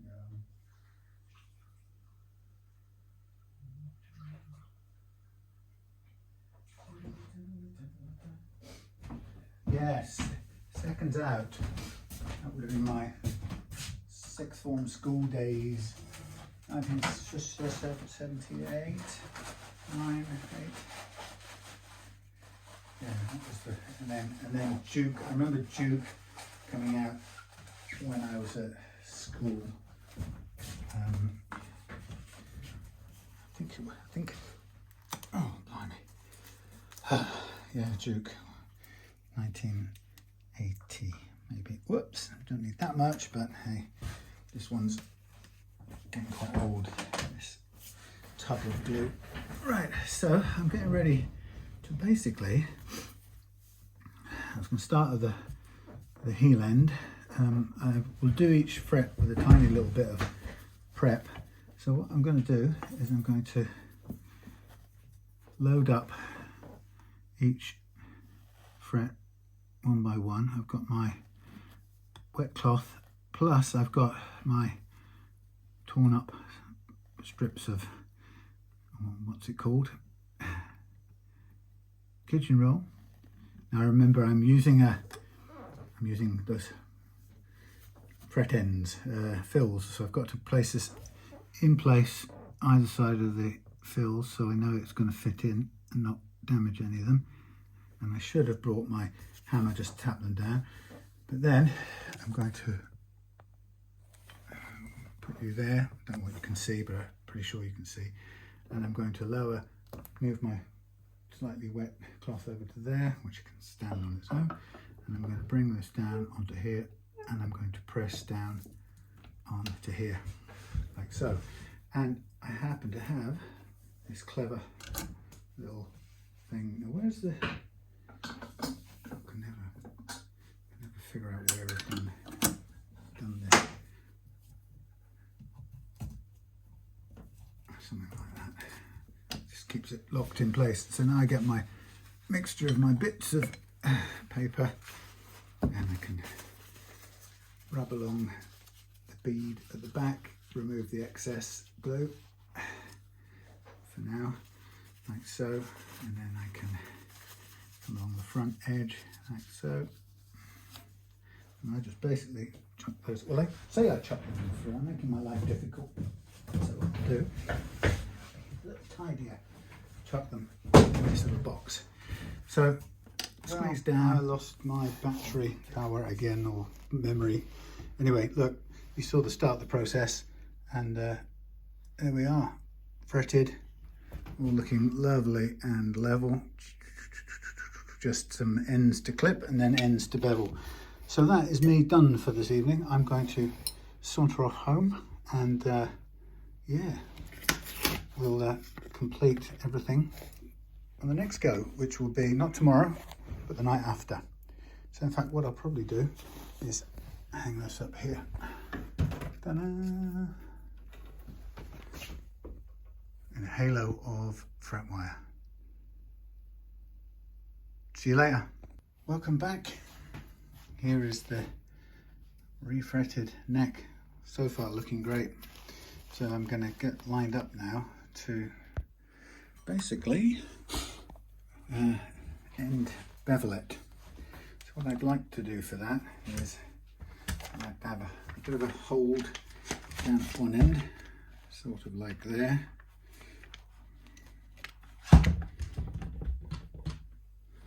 And then a blocking at the other end, like so, to keep the heel in one place. And then it's going to be a matter of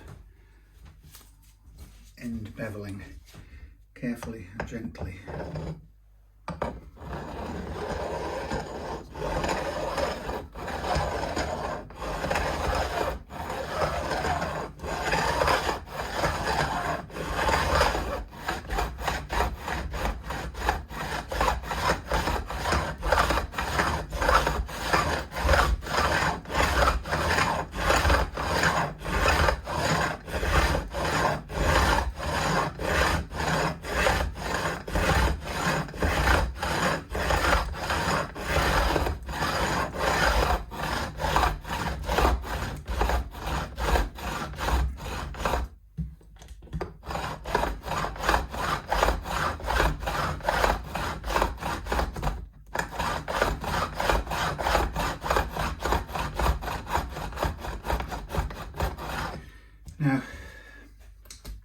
frets warm up when you do that, and they build up a little bit of moisture on there.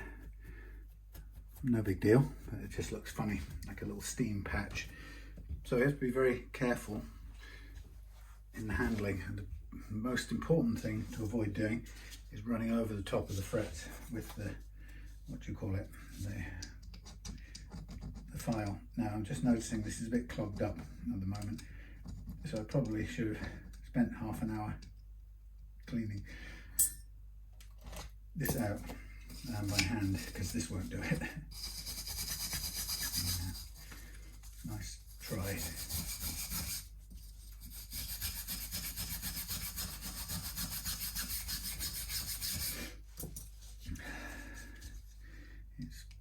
It's easy to clean with the blade, but you have to do each stripe of the file, which would go on forever.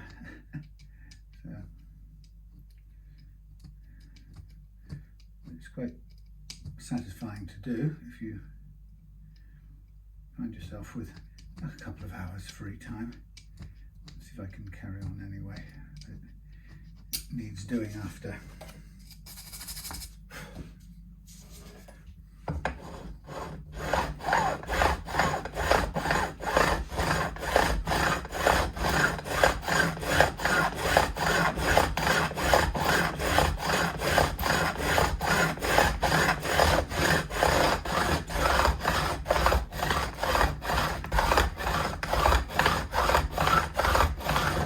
So notice probably that I'm pressing down on here to stop it, make sure it doesn't flip up.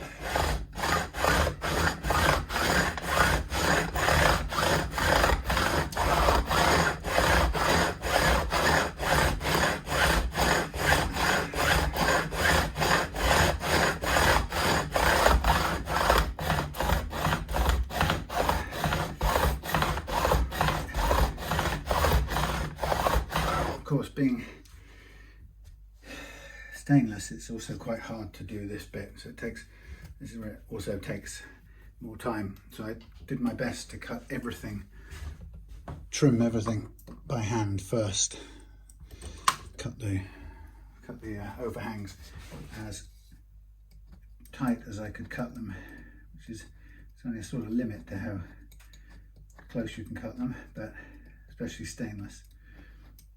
But it's worth doing, because a 1/4 mil closer means a few minutes less of this. It's end beveling.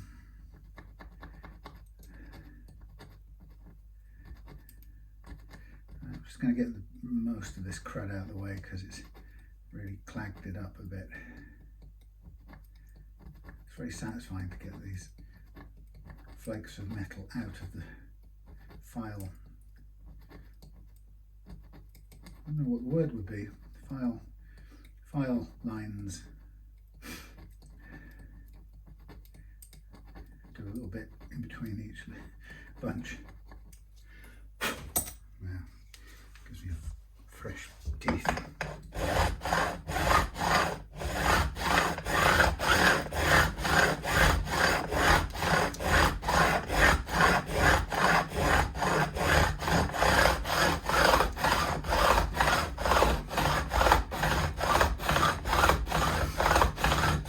Always a temptation, push too hard or go too fast, and or go too fast, and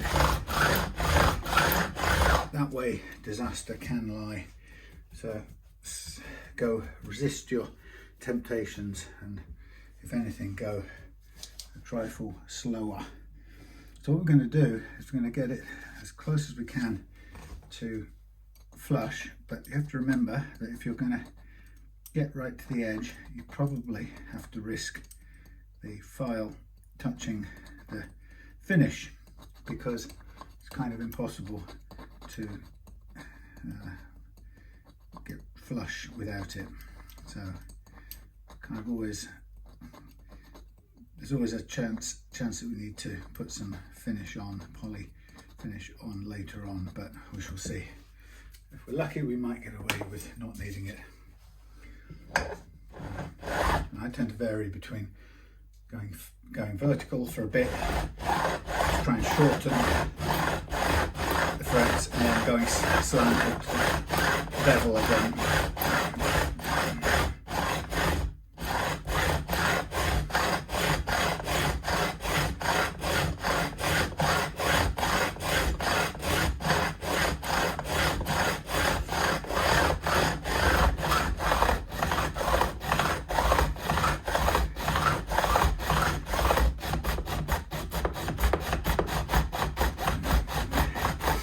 End one can be quite difficult to get for some reason. You tend not to want to press solidly all the way in case you, I don't know, scuff the headstock or something.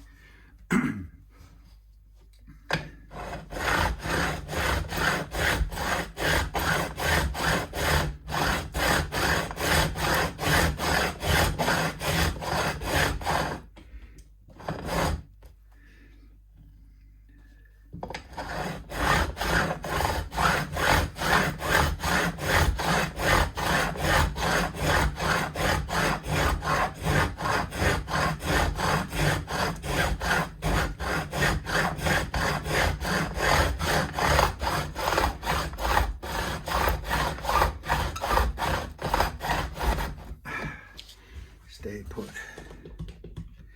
Thank you.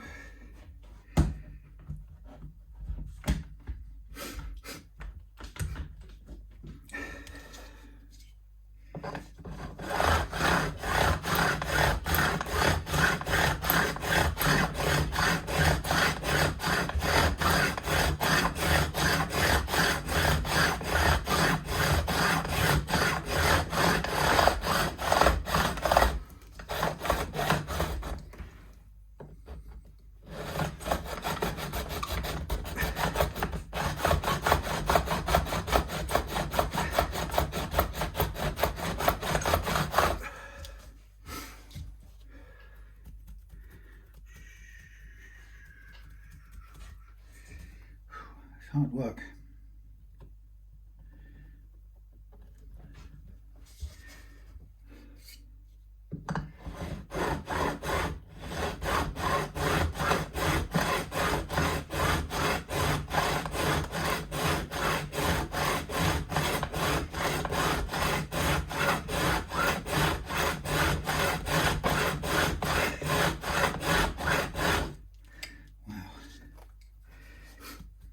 Just got to be patient. No good can come of rushing it. I mean, you can see the picking up some more steel bits inside the fret lines. What do they call the lines on a file? Striations? No, stupid name. Blimey, this is hard work. Come on.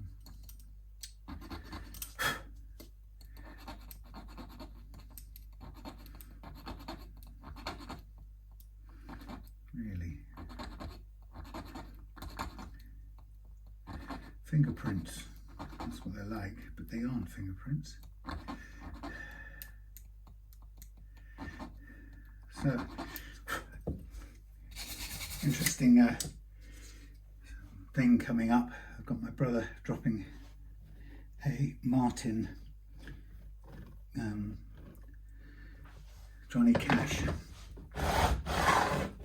down to me. It belongs to a good friend of his who lent it to Steve years ago.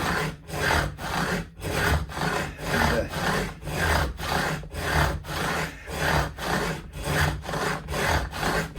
Steve's had it ever since, which is an amazing piece of good fortune, and he's grown to love that guitar, and it's probably, well, it's one of about 200 or something. They're limited edition, and anyway, he's always enjoyed it, and the owner has left it with him, and just recently Steve's discovered the owner is very sick with cancer and may not have long to be here, so he's kind of horrified and shocked at that, but he also picked the guitar up the other day after he learned this news and discovered that the guitar side had split as well, and he can't get out of his mind the fact that the two things happened simultaneously, although I kind of try to tell him I don't think they're connected.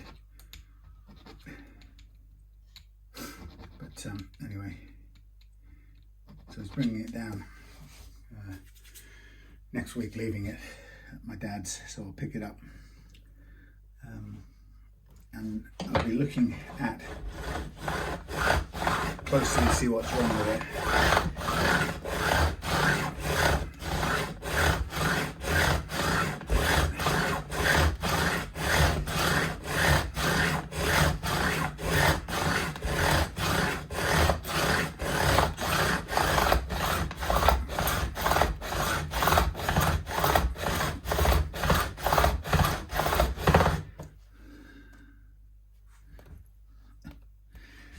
The interesting part is that it's it's a 4 or 5 grand guitar,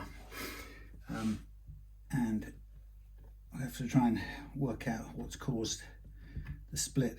It may not have anything to do with humidity, possibly. It may just be entirely to do with I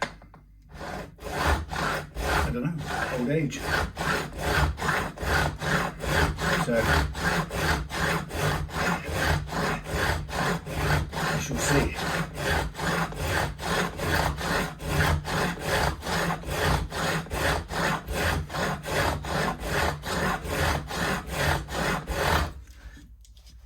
Blimey, this is hard work. So the challenge with this, when you're working with, how well you can see this, when you're working with a fingerboard that you're refretting that already has a sealed edge, this is what you get. There's a little bit of overhang, a little tiny bit of overhang. So we're just starting to touch the finish there, so I need to kind of step back a little bit, but we don't want to step back so much that we leave it sticking out. So we have to get a balance between sticking out and taking away more of the finish on the edge, which we don't want to damage. You've got some just slight overhang, so we have to get rid of all of that very carefully.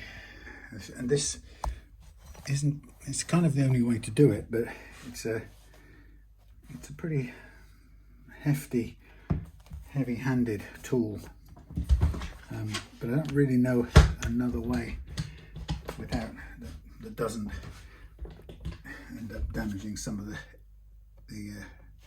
material. So I'm going to try and just do the bevel part now.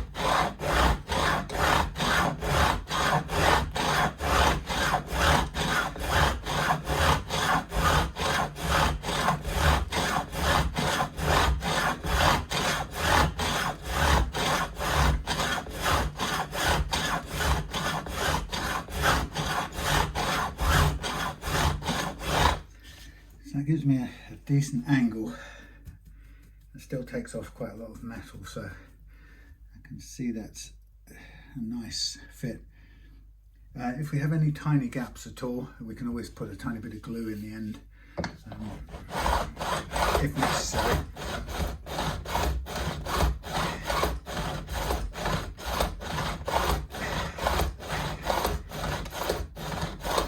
Quite hard to get that last one.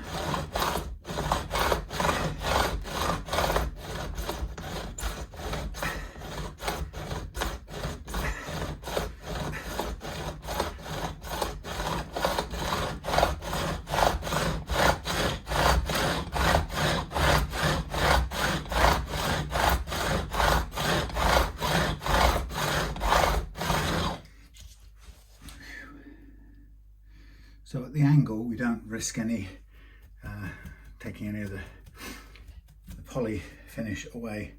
So the angle's sort of safe. At the bevel angle, it's quite safe. but we still have to kind of get in there to get the edge flush, like so. So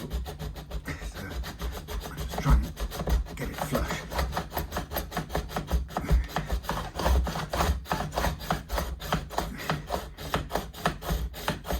Can't really get that last one very easily. There we go. So we cut into the finish there a bit. It's not too much, we can polish that out. There we are. Whew.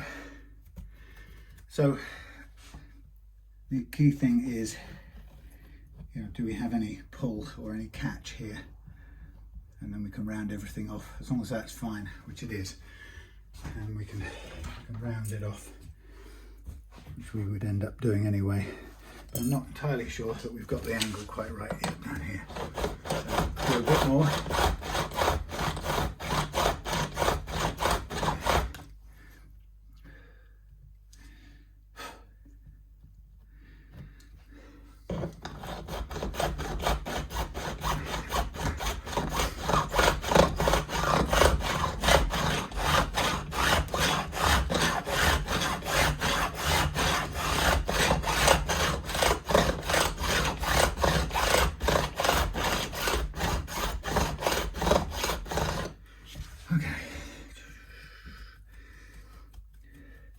Surprisingly, heats one up. Okay, so it's feeling pretty good. And we might, in the end, we might end up just tweaking this one with a file if we have to. Oops, there goes my support.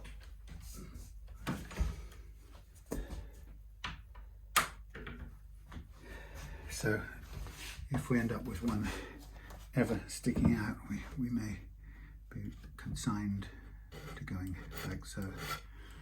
Just tidy it off.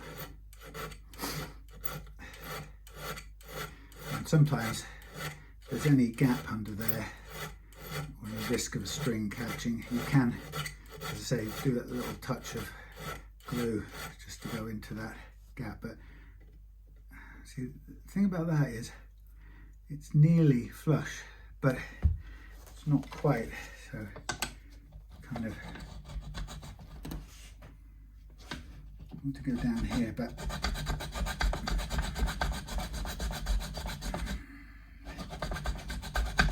I want to get it flush so it doesn't stick up at all. And as I said, you can see it cuts into the poly a little bit, but it's not so much that we can't just polish that out with some micro mesh. It'll come out fine.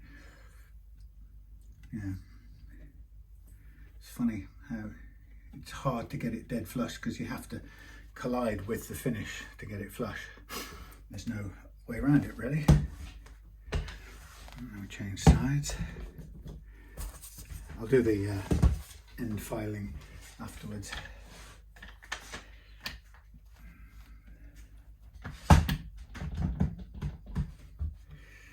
And so we're back again, like so.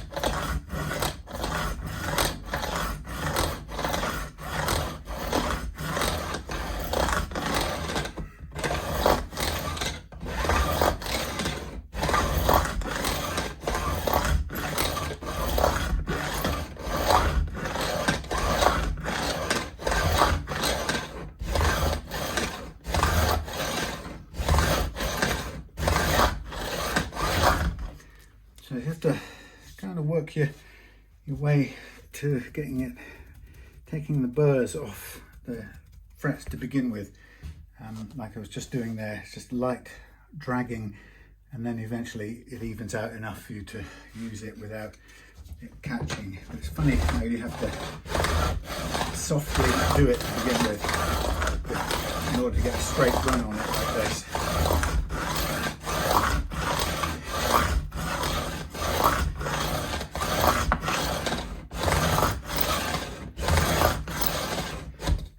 So you catch it sometimes like that, which you don't want to do. Clunk.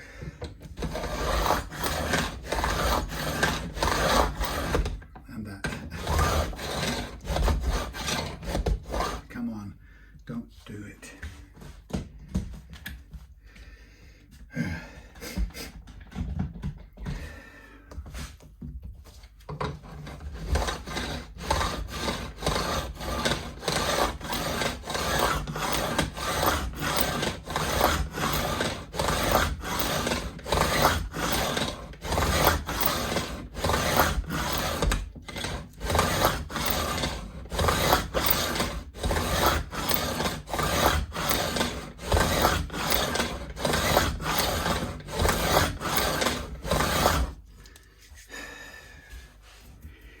So on and so on and so on.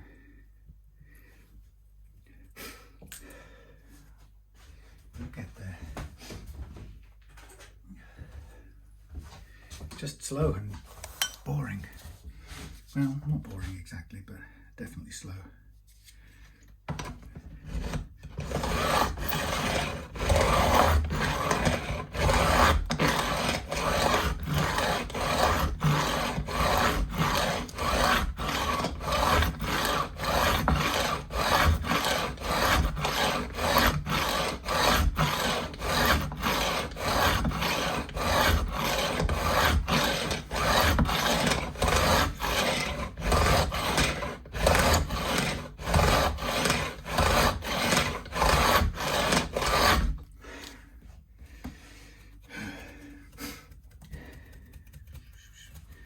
So obviously, once we've got this done, we'll get the neck back on, we'll get a new nut in place, and we'll tailor it down to the right first fret action. And then we'll get this masked off, and then we'll mark up the frets ready for leveling. And we'll use the old strings as sacrificial strings.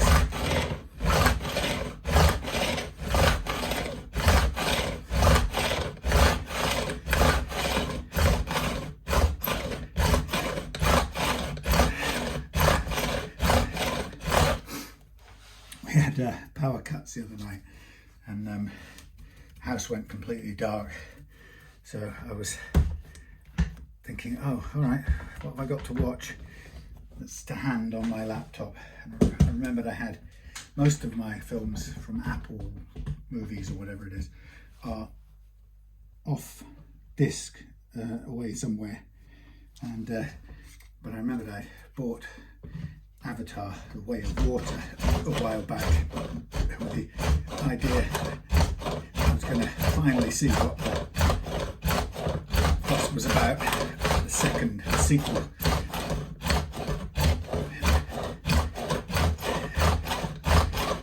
But quite frankly, I already sort of suspected. Anyway, and I'd tried watching it once or twice since I bought it, and didn't really get anywhere.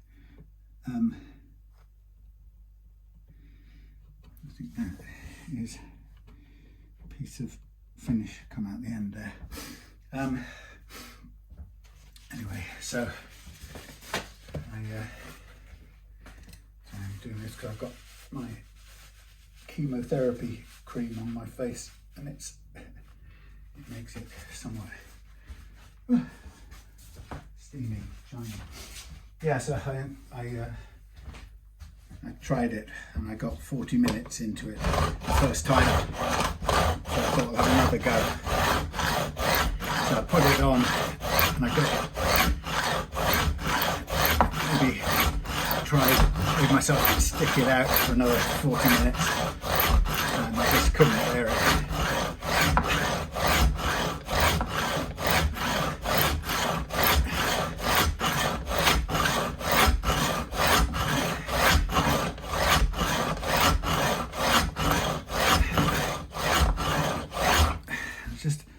depressed me that the, you know, in these beautiful environments, that not only did the fighting man, Mr. Soldier Man, have to find his way into it and continue his grudge against Jake Sully, but he also, the kids, Jake Sully's kids, had to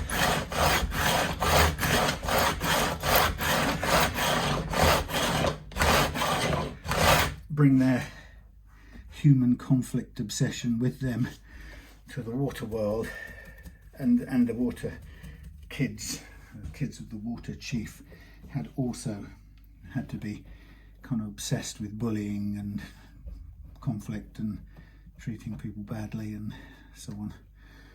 I just why they've done it because human audiences would be bored without it, right? They wouldn't identify with it unless they were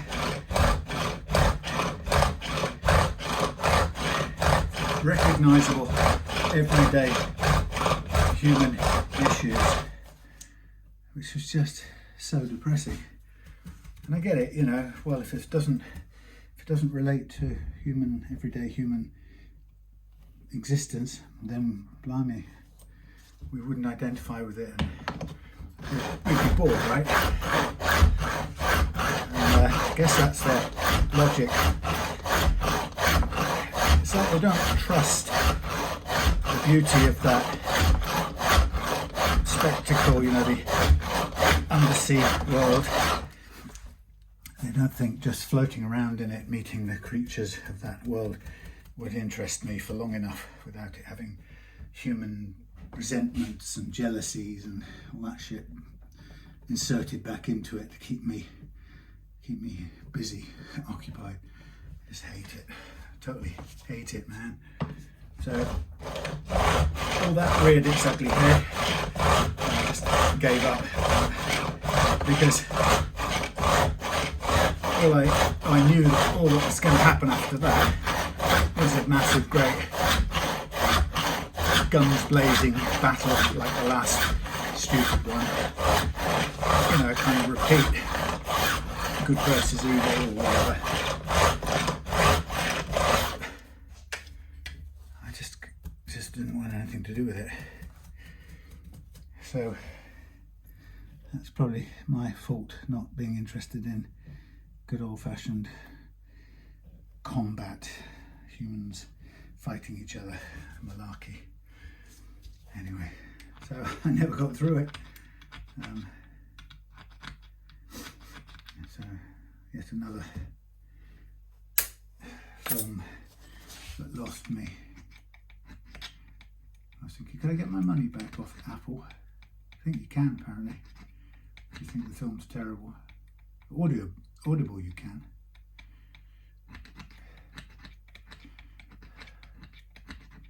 I should sit at home with a blade on the sofa and do this. Just kind of idling time away. I'm just going along the edge here, making sure that we've got as much of the metal cleared away as possible.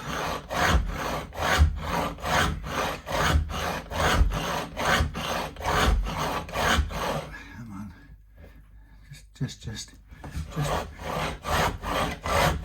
level it, man, level it.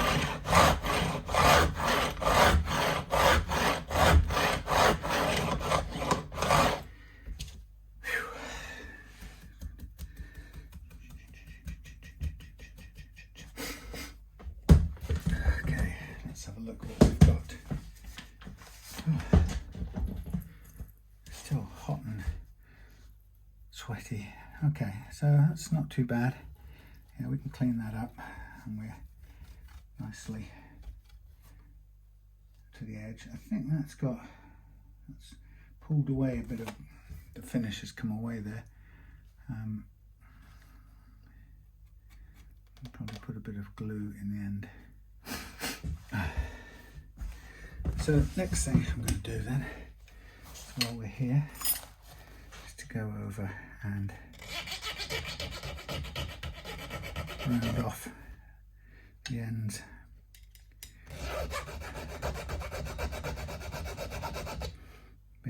Being stainless, it takes a little bit more working than normal. It's okay, take the sharp sides away.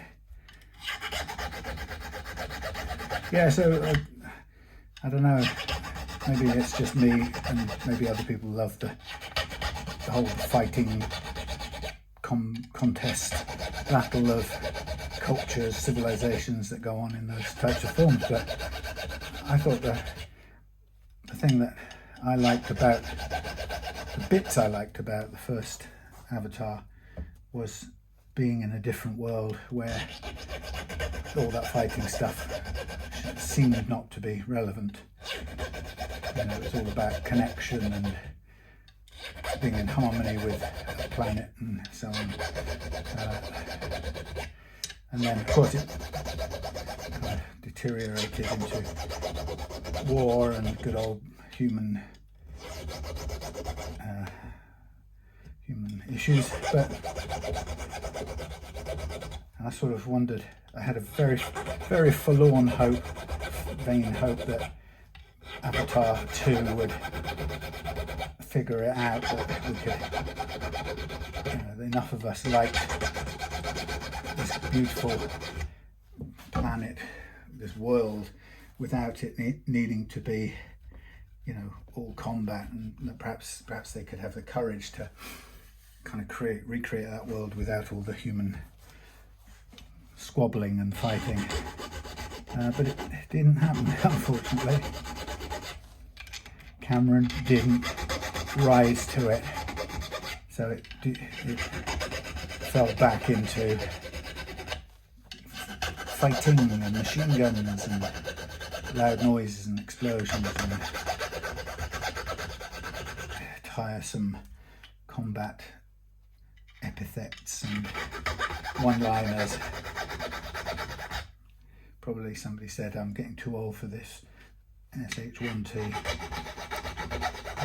Any other of the standard cliches. I mean, even what's his face? Jake Sully talked to his kids in sort of army patois, which was depressing. Yes, sir, on me, sir.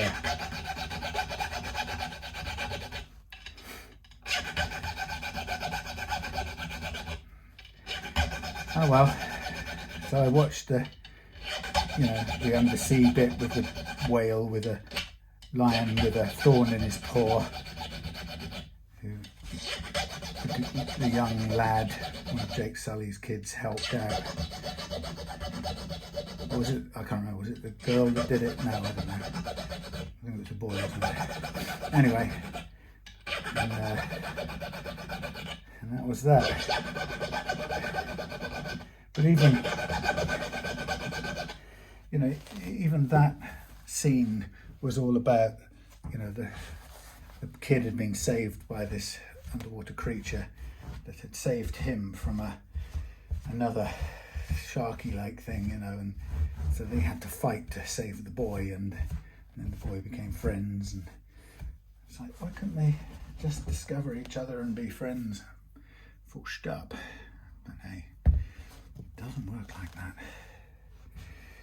Okay, so I'm just going to go down the edges with this and take off any little burrs, and then we'll get into, I'll put it back on. Actually, we'll probably just do a bit of micro meshing along the edge here before we move into the sanding. We'll do it at the end. Do we do it at the end, Samuel? I think we do it probably at the end.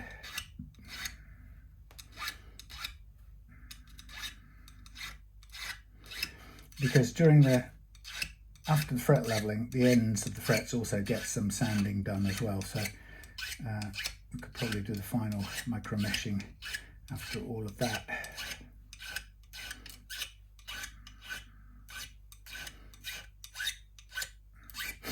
yeah, so there we go. Another Hollywood film that totally failed to engage me with the characters. I wasn't conscious that within the first 15-20 minutes I didn't even really know what was supposed to be going on, because what passed as dialogue was constantly set with this background, this bed of noise, you know, music and sound effects, so that I never really heard any of the setup dialogue. So for example, it could be accused me of not paying attention as well. That would be possibly true. But so for example, I don't know why the Colonel had got himself transformed into a blue person,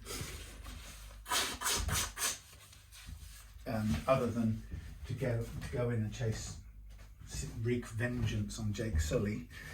I didn't know why the human kid, who he was and why he needed a father figure, and who he thought it was his father, and why he was sort of latching on in a very stereotypical way to the, you know, the alpha male figure, Mr. Colonel, murdering Colonel, Mr. Alpha super destructive. So I don't know why he was tagging along with the Colonel bloke, the fighty bloke. You know, not in all of that, I didn't really ever get why any of them had to turn into avatars, since at regular intervals humans with masks, including the boy, that sort of wild boy, feral boy, you know, humans with masks kept appearing quite comfortably in the jungles or on Waterworld or whatever. So why did you, I mean, I understood when you had an avatar which gave you legs that you didn't have in the first film, that seemed to make sense. But as for why you needed to go around in blue face, shall we call it, instead of just being a visiting human with a mask on, I don't really know, and perhaps I'll never know. So I muchly didn't like it, and to be honest, I can't see I'll ever finish it, which is a real shame for having spent about 13 quid or whatever the cost was on Apple rip-offs. A lot of money for 3 hours that I can't sit through.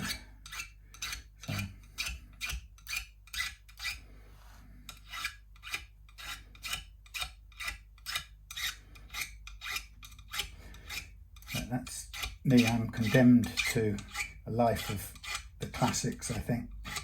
There's, you know, classic black and white Hollywoods and black and white British movies of the good old days.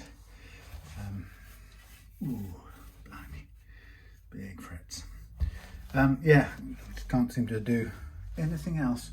Right, so I'm going to get the body out. I can't. It's cold in here, but it's also, I'm also hot when I work. I can't seem to survive one way or another. So here we are. Nose up, nose up. Yeah, my preferred films of choice these days are, I'm going to go to YouTube and put on, search for classic black and white English films and go with that. And there's still quite a few in the world that I've never seen. Keep me going for year upon year.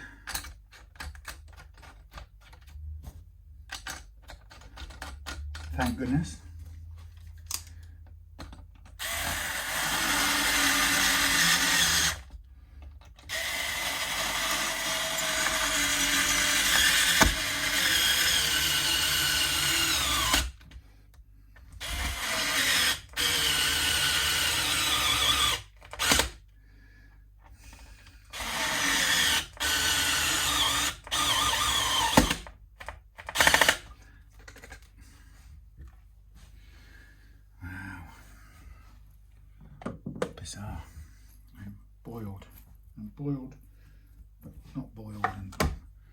it's cold. If I take my top off, I'm going to be freezing.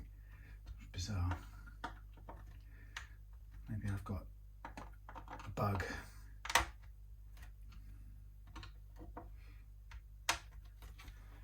Okay. Whew. Look at that. Let's get these clamps out of the way.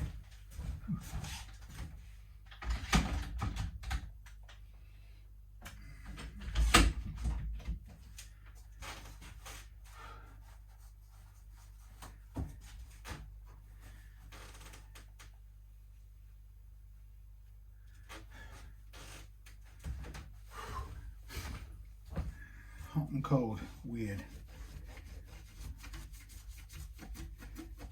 Okie dokie, so now the time is come to get this masked off, but I think first of all we'll investigate the new nut and see what adjustments we have to make. Now hopefully the GandL is not going to be, oh you absolute GandL, I could kick you. It's too wide. They've got a non-standard.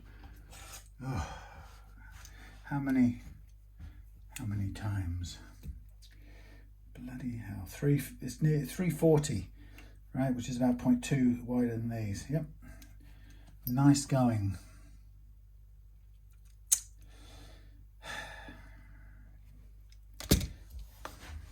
Well, so we have to think now. We either make one from scratch or we try and reuse this one. Let's see. I mean, if it doesn't put the strings at the right place, then we certainly can't reuse it, but that's not even an option. But let's just clean that up a little bit, see where we sit. Okay, nice and flat, flush. Oh, you devils. Oh, you devils. Why?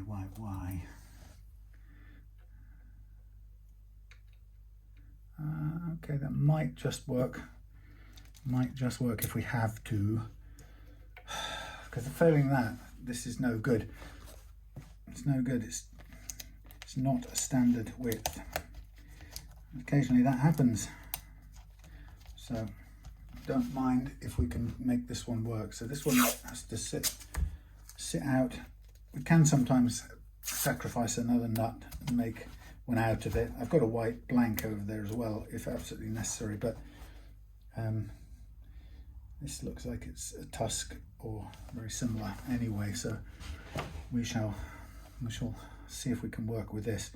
I think what I will do to begin with is I think we need to take this down in height anyway, because it's all okay. Where did you go? Where did you go? There you are.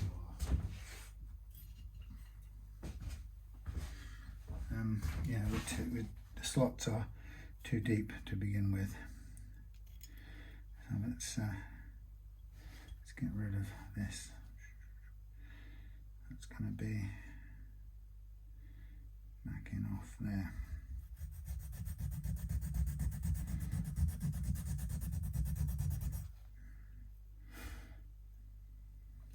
I suppose I'm better off just put it in here and use this to hold it in place. Even that is, could be a little snugger, but let's just cover that up. So what I'm going to do is I'm going to just take down the excess of this nut for a minute and make sure that we've got something that we can use.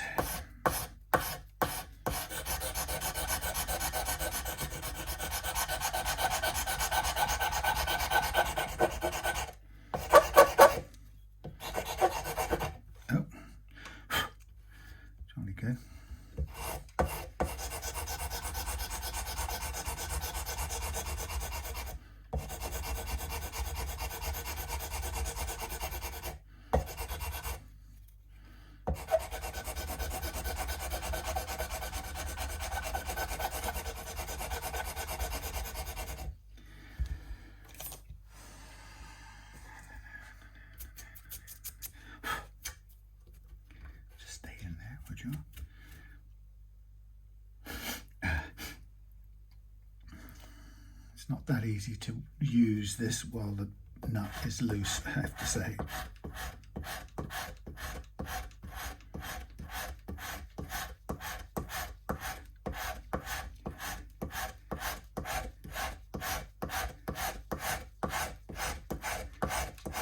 I know it sounds like they're chanting at a kung fu school in a Bruce Lee film.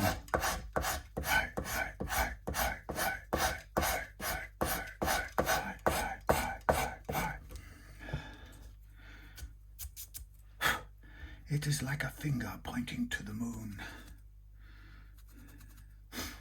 Do not concentrate on the finger, or you will lose all the heavenly glory. Terrible accent. Okay, well, let's let us get.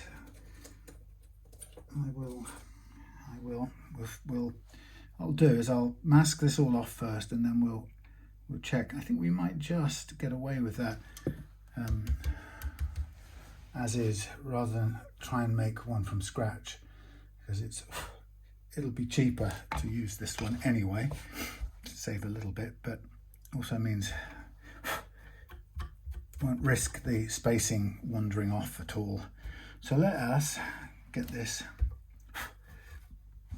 covered up first of all, and we've got our masking tape. Now we have faith in this masking tape, or have faith in the finish, I should say, on this lovely GandL.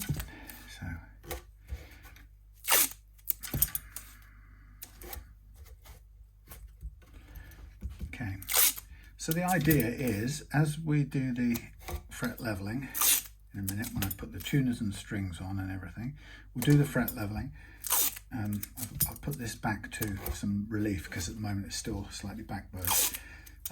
We'll do some leveling and get it all set up to play nicely. We'll do the nut slots as well, and then when it comes time to sand and polish the frets, we'll take care of the ends as well, give them more sanding, and then we'll do once take the paper off again, we'll do the edges of the fingerboard if they need doing. And I'll touch up that one where the finish has come out of the end plug. We'll just put a tiny bit of poly in there, or glue if necessary, whichever works best.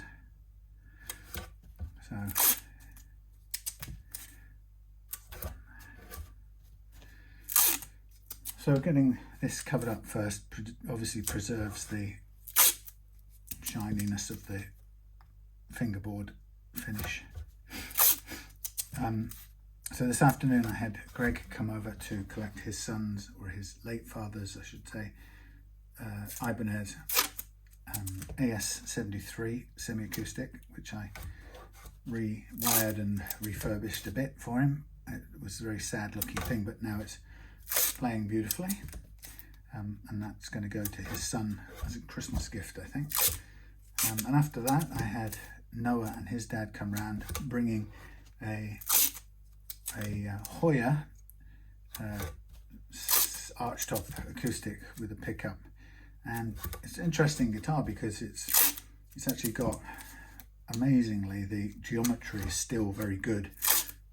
It's a kind without a truss rod, so those guitars really don't usually, the necks usually kind of turn into bananas after 50 years, and that's actually a very playable geometry.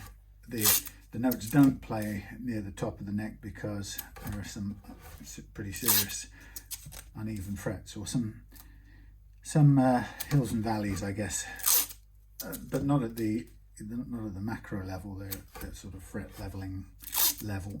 Anyway, so we've got an option whether to just sort of find some better working replacement tuners, check the pickup and see if it's working, and reattach it because it's currently dangling, and just get it playing at that level.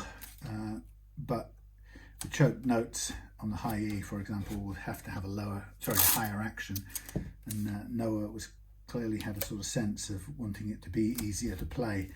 Well, the problem is, without leveling the frets, it isn't going to get easier to play, and there isn't enough fret metal to level the frets without really refretting it. So the question that Noah's dad seemed comfortable, if Noah wanted it, to pay for the refret. My personal feeling on it was to wait and find out if there's anything else that precludes it being a worthwhile thing to do.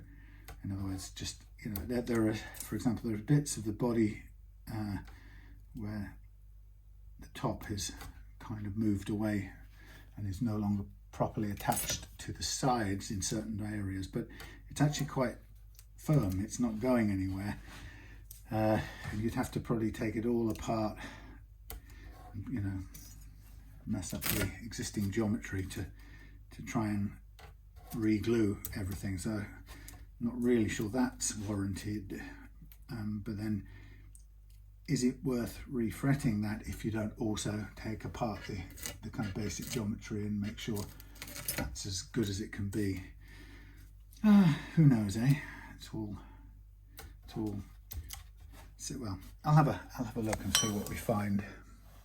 So as you can see, I am just concentrating on protecting the fingerboard with my pre-sliced thin strips of masking tape.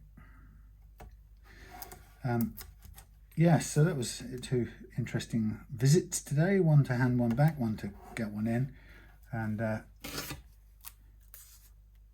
also took a guitar to meet Dave yesterday in Yelverton. Took him his Ibanez that I'd traded him for his rallies, a couple of rallies, one for a local youngster and one that I've kept and have played in band practice a couple of times with, which is great. It's a Rally 335, so I'm sort of happy having that around the house. Not that I need any more guitars, but it's a shape I haven't got already, so I'm enjoying that. It puts me instantly in the sort of Beatles mood, which is never a bad thing for me. Okay, so there's our masking tape. I'm going to add some protective frog tape to the end.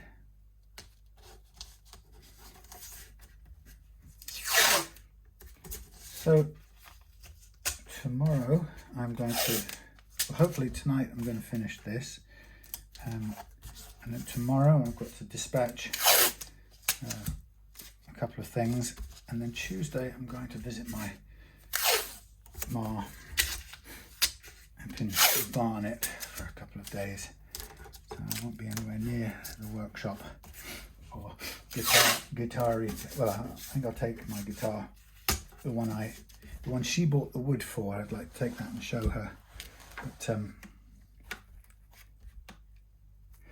but now let me just think. I need to take this off a second. I need to access the nut slot, please.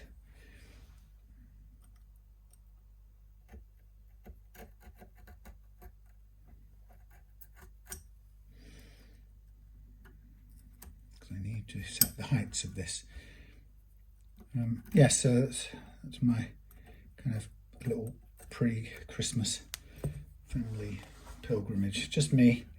So I'm gonna sort of try and take it as easy as possible, because these days I'm not good at long drives insofar as I'm tired, or I find long drives tiring. So I've got to be careful and break up the time. Okay, so look, we have this attached. So what I'm going to do is I'm going to mark off the frets, and I'm going to put the tuners back on, and then we're going to put the strings on again and see what we've got, whether the nut is usable as is or whether it's tall enough that I can do a little bit of downward adjustment, which would be ideal. So there we are. Frets. I think tonight I think I should have some fresh, whatever that stuff's called, sandpaper on my golden banana.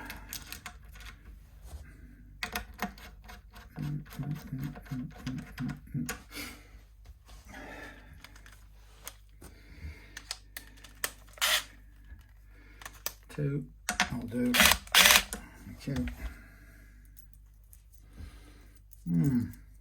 Yes, then over the Christmas break I've got a couple of guitars to do. I've got my band bass player Ian's bass to level. He's got a couple of dead frets. I've got a complete build to do for Nick. Custom mini Strat, which is good. I'll just have a whole week of nothing but that. That's hopefully get these all out the way, and then that'll be finished just after Christmas, and then start fresh in the new year. Fingers crossed, all being well.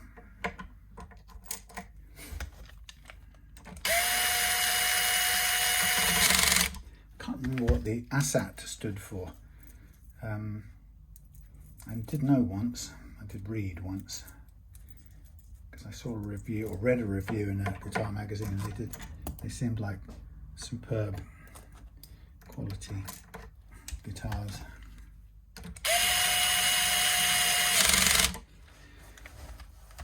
Okay, so I'm going to also, while I'm here, hoik me out a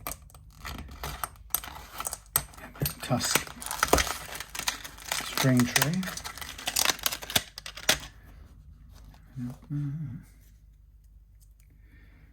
See, does this need it needs a slight enlargement.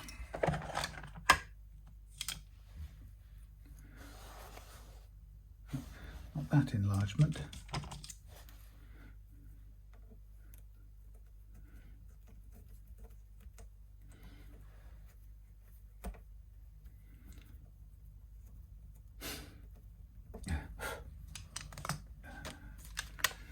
One second.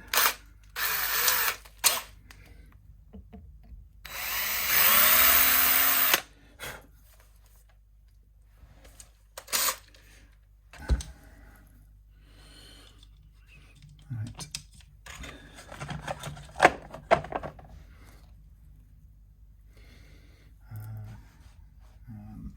Those. So I'm going to now re-string with sacrificial strings.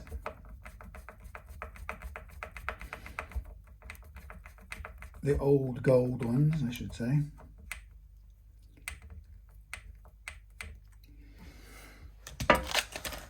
Those in the spares department.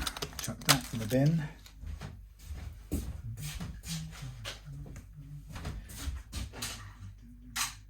Three black ones and one white one in there.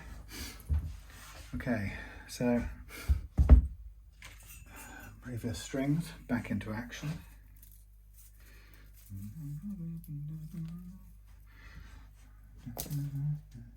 So this is always a slightly tricky bit because we don't want to be careful not to tangle up these strings so we can't use them again.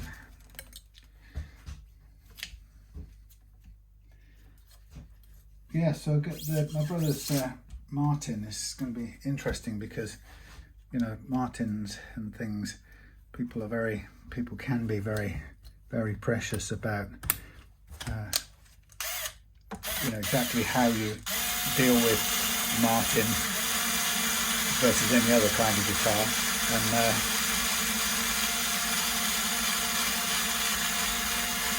I'm going to evaluate it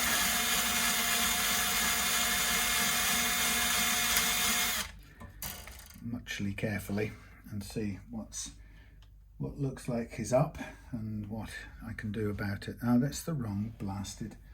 I thought it wasn't the thickest one.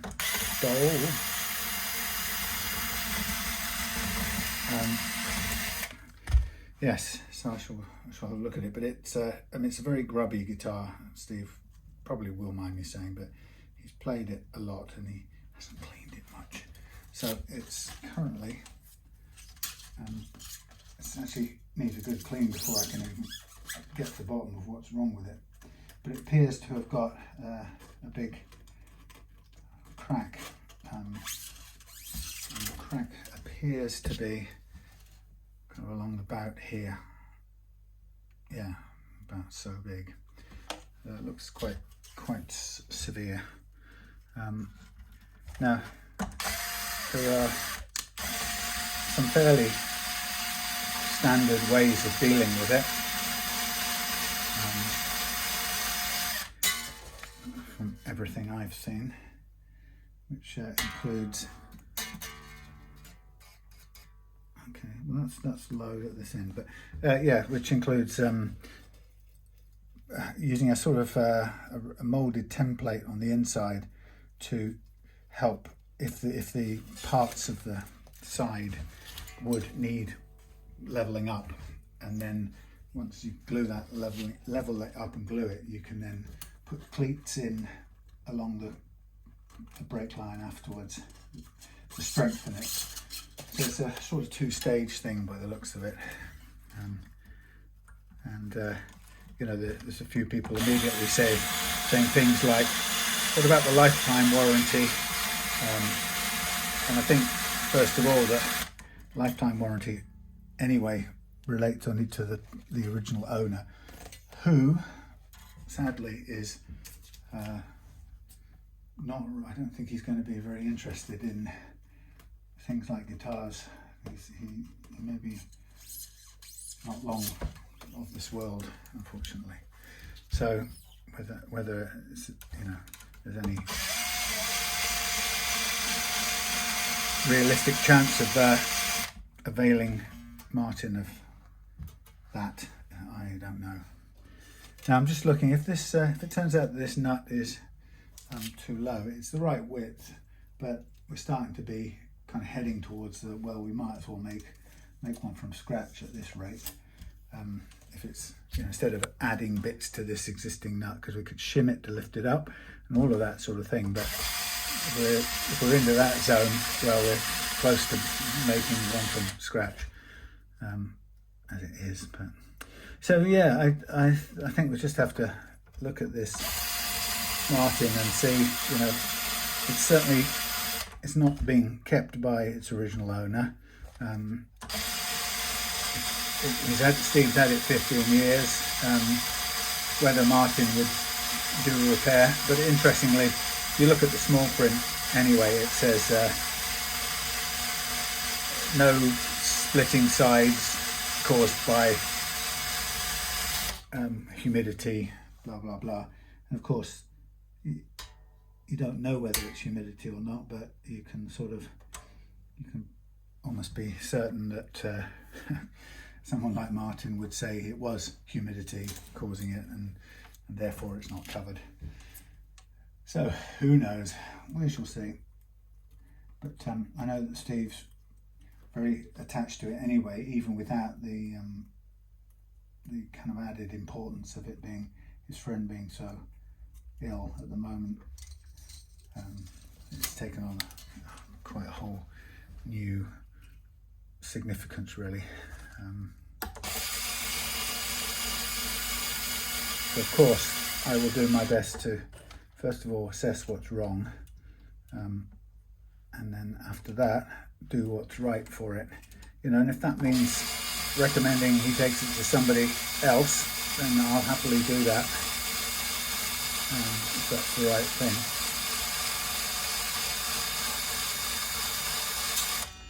But I'm not entirely sure how much hard money Steve will have to spend on that.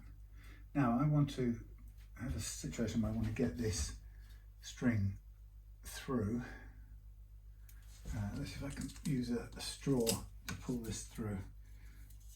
Not always possible. It's one way of trying. If I push the string into this straw to sort of flatten it out and try to get it all the way through, then I could use that straw to go through the hole if it's small enough. And there we go. Is that poking out? Yeah, it doesn't have to be poking out. So let's try and see if we can come all the way through here. Can we? Yes. Through you come. Oh yeah. That's a clever way of getting all the curly bits through. Doink. That otherwise would resist and make things very difficult. Okay.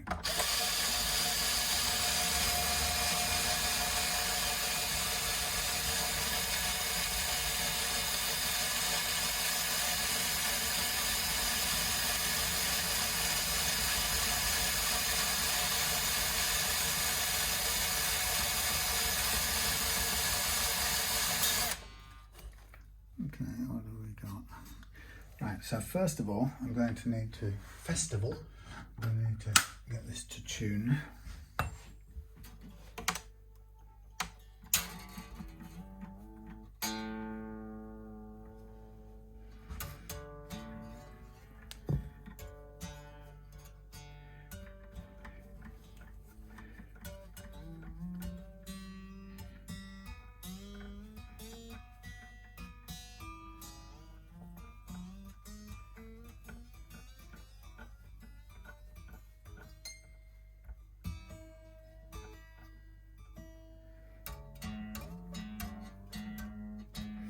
So I'm just going to now check down this end for playing action and see where we're at, and then reconsider, once we've got the playing action at the right height, reconsider the whether we've got enough over the first fret to continue using the original nut, or reuse the original nut. But let's see.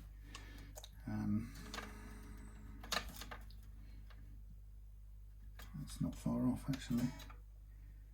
Yeah, not far off as well.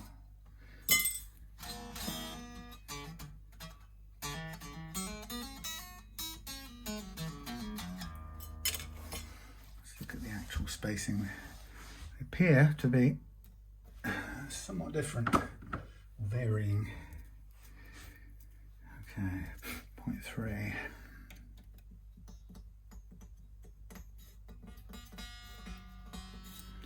So this one, we're just about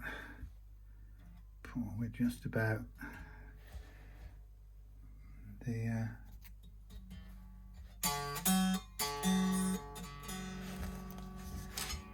see, let's just, oh, I know, we're going to be back bowed as well, aren't we? That's a good thing to notice, Sam. So take this off here, please. Sorry about this. Come on.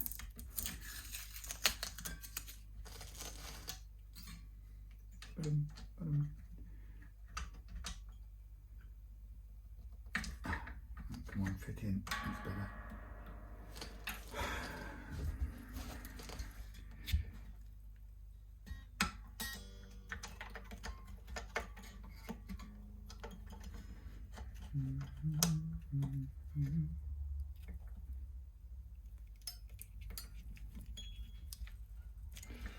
Come on, out.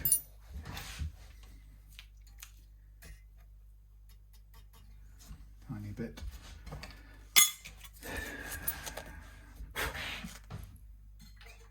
I'm just going back to a little tiny bit of neck relief, which is where I would be before we did the pulling out the frets originally. So obviously we're going to be out of tune now.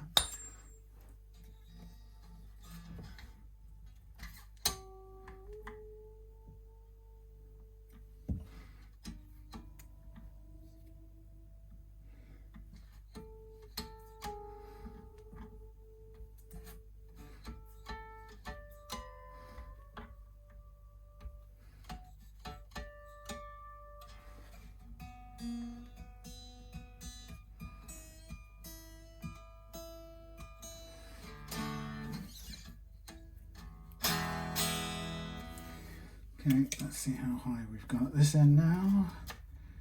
Just over 1.5. I'm going to do a half turn undoing, half turn, half turn,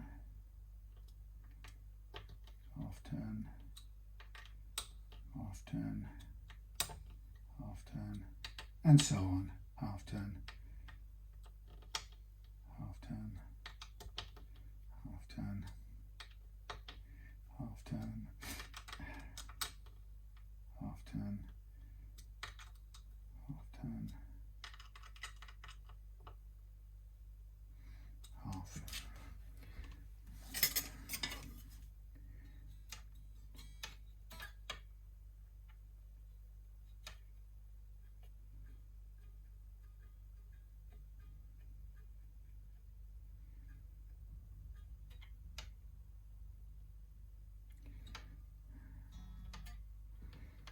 That's okay, that's okay. That isn't too bad. Tune up again, then we'll check the action at the nut again.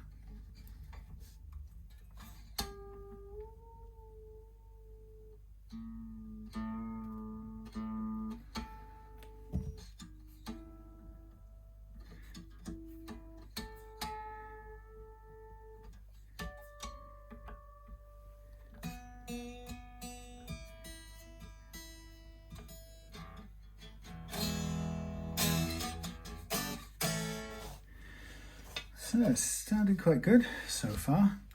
So we have now, with the neck relief in place now, we have enough room, which is cool. So I think what I'm going to do now, strangely though it seems, is I'm going to take off, or slack these off a minute. I'm going to peel back the paper a little bit, the masking tape. I'm going to make sure this is in nice and tidy, and then we'll just drop a piece of glue, and then we'll tidy up this nut, clean it up, and take any further height off it afterwards.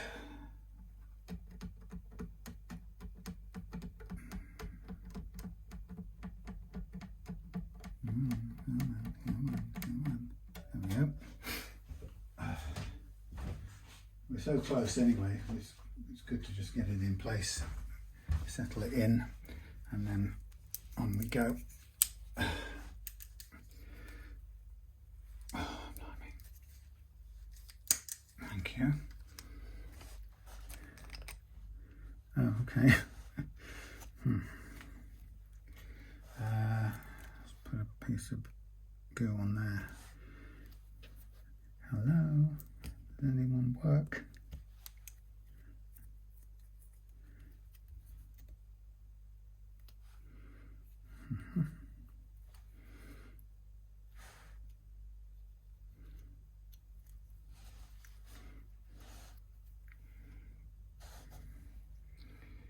Okay.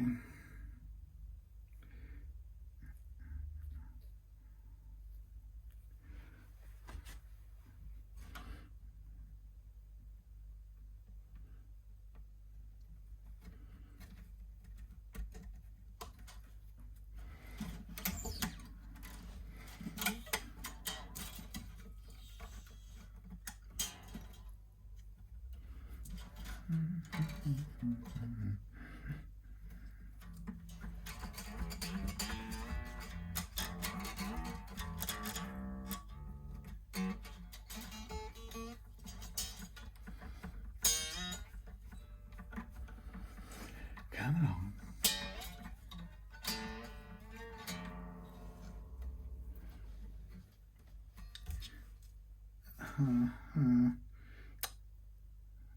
Oh no, of course I put a little dent in the side of this nut, didn't I? Oh well. We'll cover it up with some finish.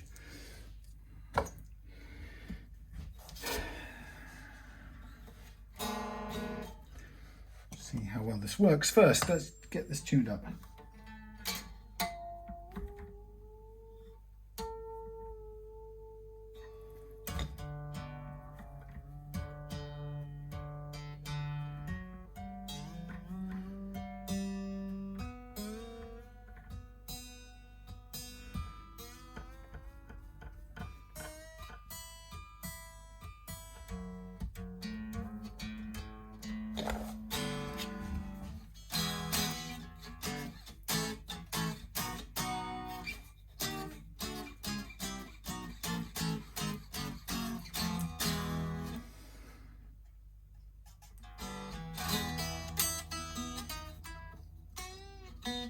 Okay, that's good for leveling.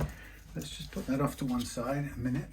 Then I'm going to make up some, clean up the, put some fresh paper on this thing. I think I've lost my ability to speak. Right, just going to put some fresh 400 grit sticky stuff onto the golden banana. If I can just get this off.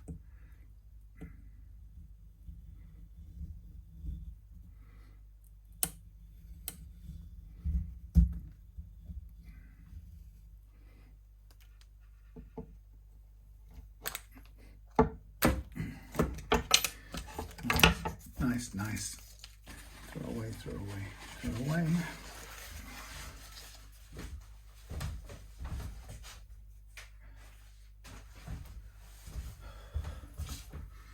Right, need some this.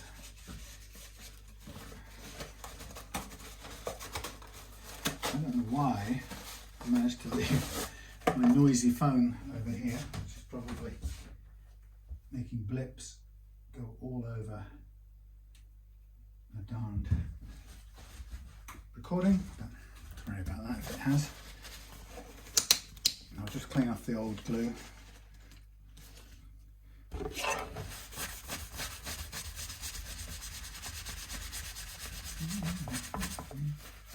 Yeah, the problem with the tusk replacement nuts is that unfortunately the maximum width of the Strat style or Tele style replacement nuts is 2.2-ish. When you have one like this one on the GandL, which is 2.4, nearly 2.5, you're stuck. You can either make one from scratch or reuse one.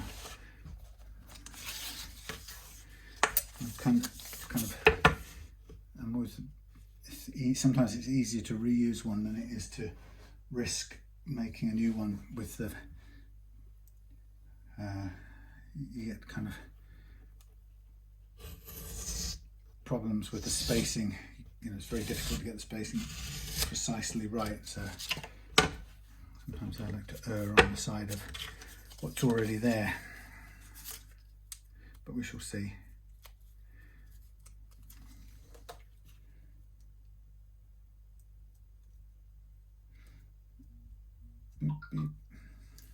Okay, so here's the fresh 400 grit paper, and I'm going to line it up on there, try and make sure that it goes on everywhere straight. Should be about right. Yes, I'm going to go and see my old mum, who I haven't seen for ages. And she was, earlier in the year, she was quite ill. She had a sort of sepsis situation, and she kind of lost her marbles a bit, and I think we were all very frightened that she was kind of on her last legs. She seemed really going downhill quite quickly, and then they sort of got her over that, and she regained her sort of marbles and her verve, which is amazing. I remember, you know, speaking to her not long after and thinking, this is a completely different person. We did go and see her while she wasn't so well, but she picked up really well,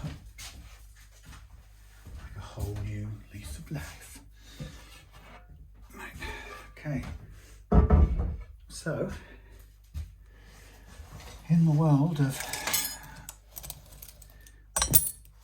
fret leveling, we'll get this down here. The frets are already marked up for leveling, which is cool. The action's right. We'll shape the nut a bit more later. Spacing's all good. We've got a fresh bar with fresh paper. We've got our bits and bobs for leveling. And let's go.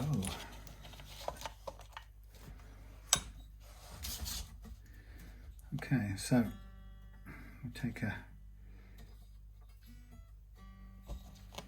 reading or a calibration. All good.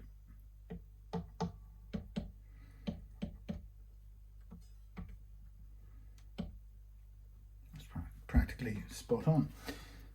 Okay, so let's go. Let's get ready. So this first sort of run will always tell me kind of straight away, you know, what's high, what's low, relatively speaking, and it'll also clean up any little marks that I've got on the frets, like those little cutting marks I told you about earlier on. So cutting a bit down here, so a little higher down here. Everything's cutting. There's a bit of a lower spot here.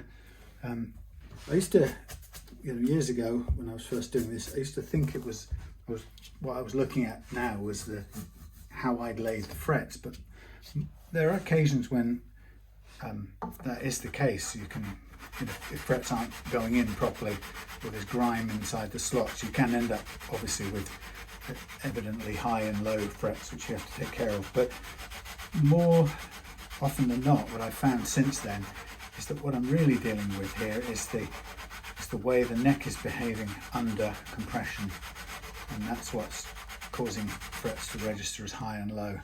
So just about touching down on all of those frets now, and some either side of the lower spot are kind of cutting a bit more. So the thing to do at this point is to replace the string and have a play through, hear how they feel and hear how they work.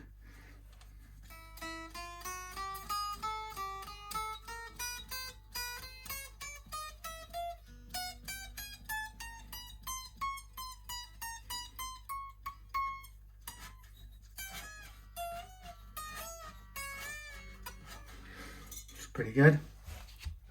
Go on to the second track, the B track, keeping the same calibration for now. With a nice fresh 400 grit paper, short work of any frets that do need leveling relative to each other.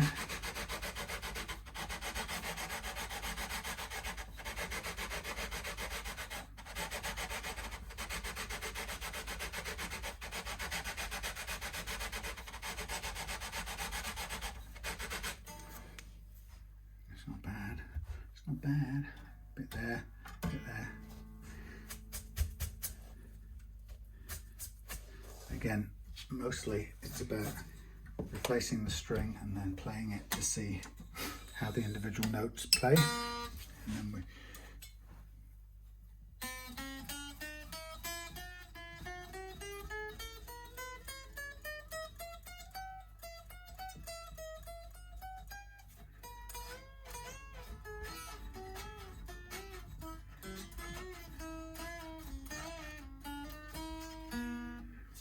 okay, let's recalibrate now for the G track.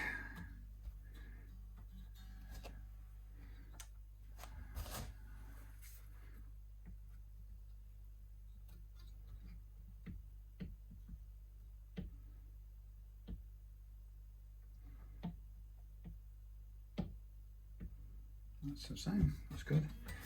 Consistent.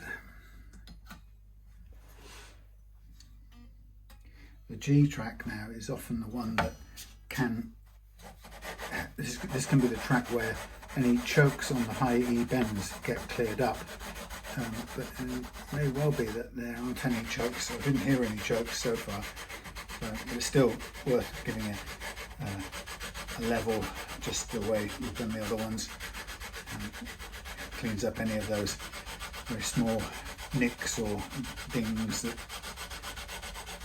the frets pick up, courtesy of their cutting process.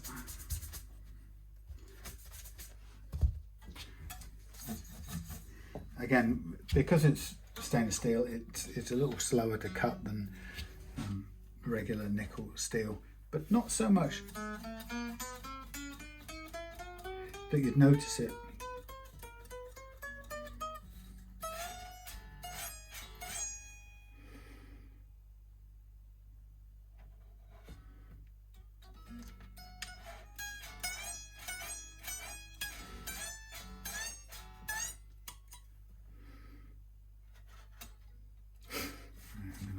Level out some more at this top end, make sure those big bends are freed up.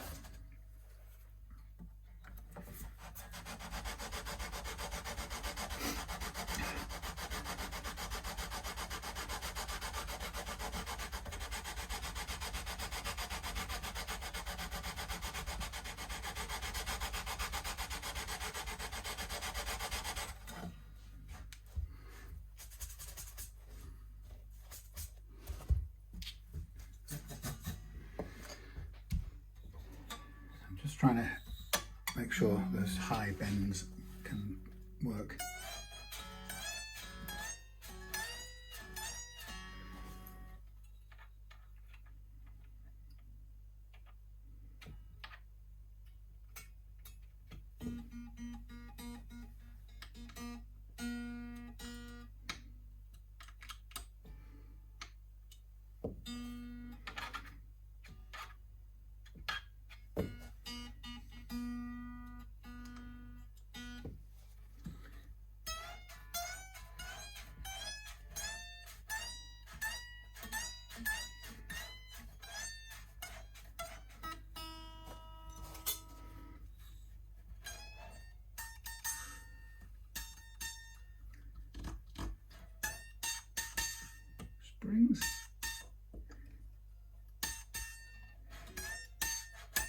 Springs under there.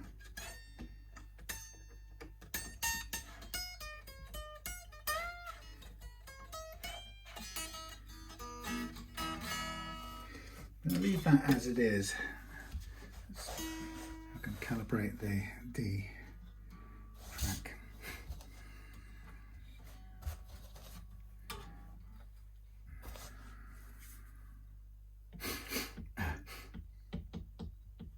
This one, this needs flattening out a tiny bit.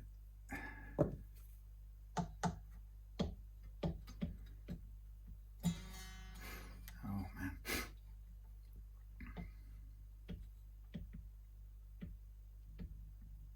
I'm gonna sneeze.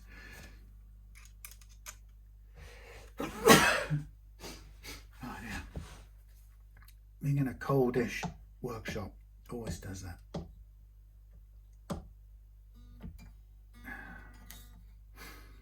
Come on now.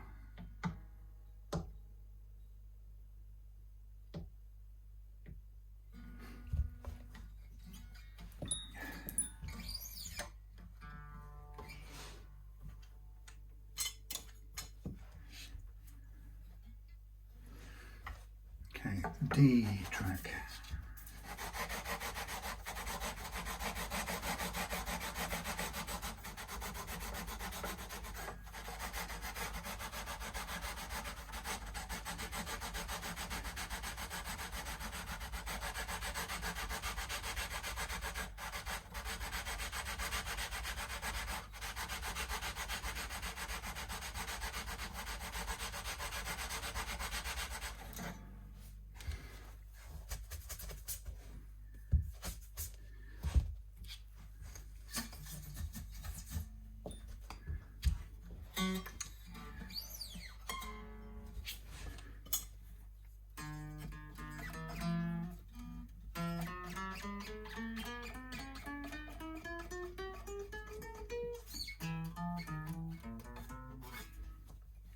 Very good. This is it's very good. It's a good laying of frets, I have to say. They all went down very well.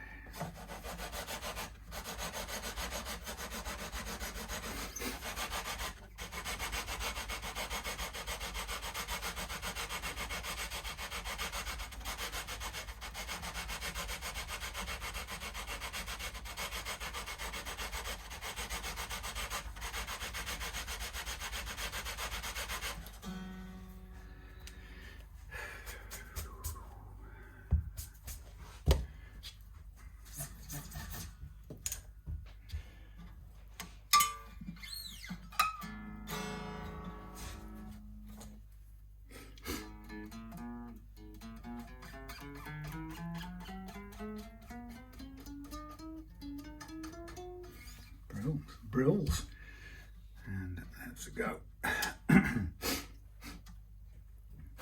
Need to double check the first fret actions in a minute.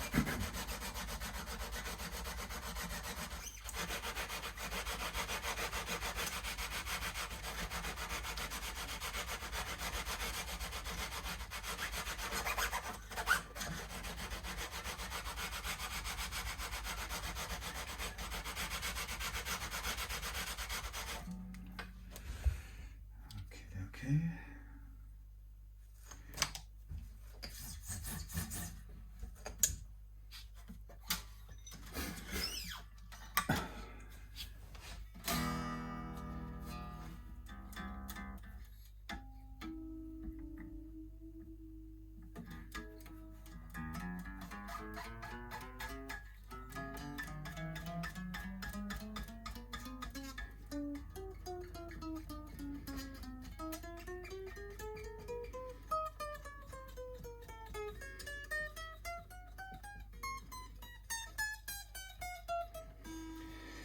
Bloody nice.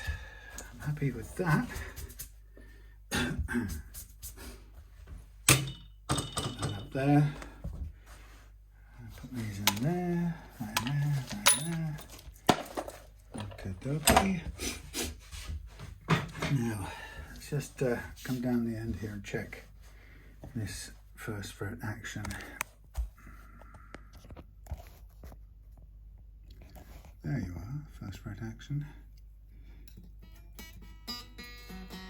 So it's all a little bit different. So that's cool. Let's just move these out of the way, and we'll take care of that.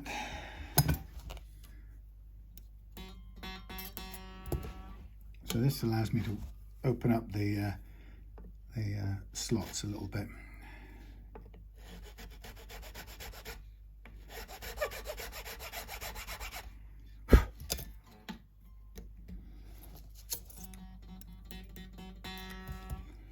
So I'm just really concentrating on widening the slots to begin with, and kind of staying away from the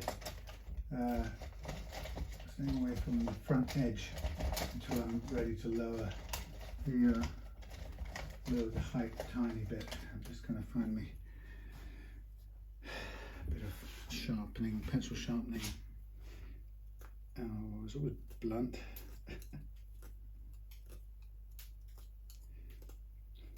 Come on, you can do it.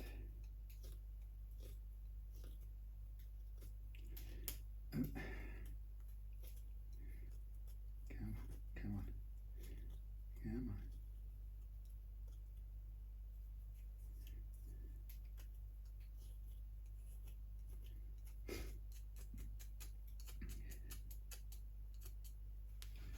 Okay, that's sharp enough.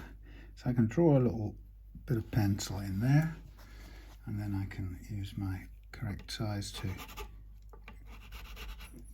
angle the slot back, make sure it's the right width as we go, and then I can see as we get to the front when I'll be ready to lower it a little tiny bit, which is about now. Like so.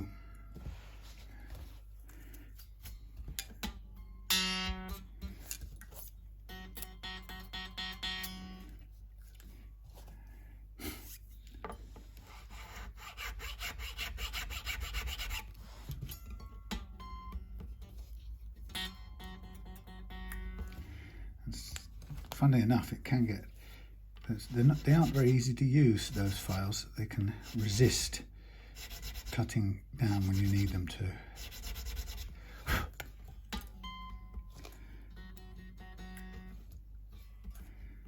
Again, depending on what the material of the nut is. So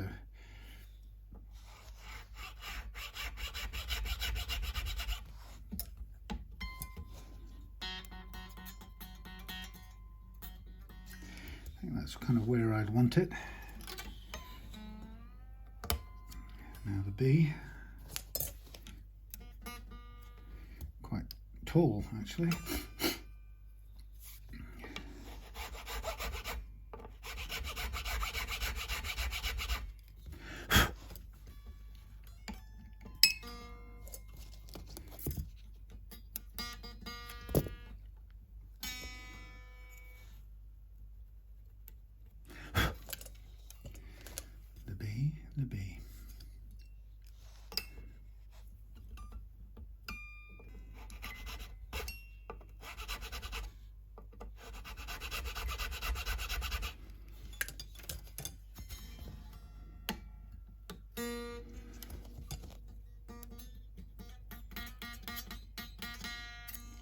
mark.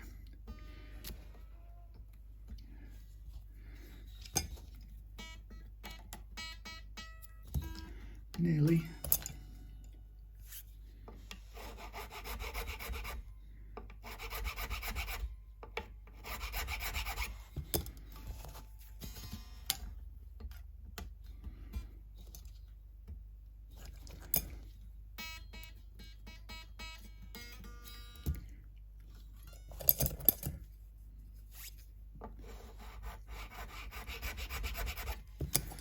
It's very difficult to know exactly how far and how little, how much to do.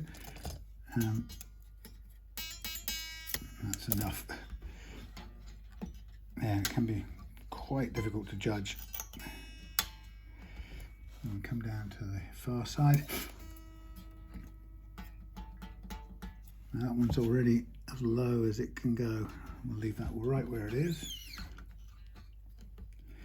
What we can do is just widen it a little bit, clean it out.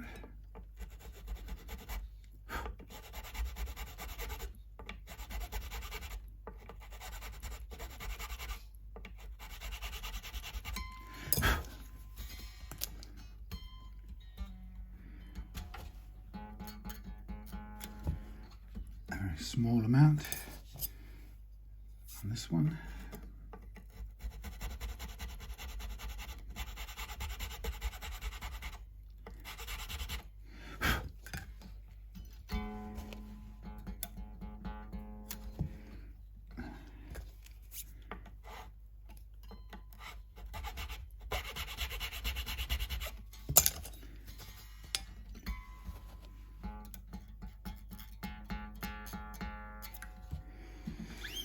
On the ball.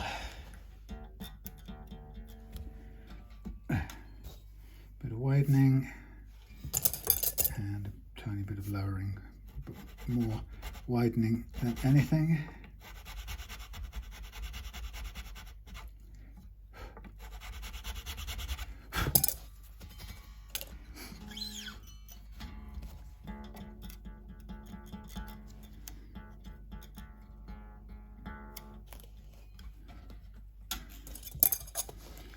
Almost there.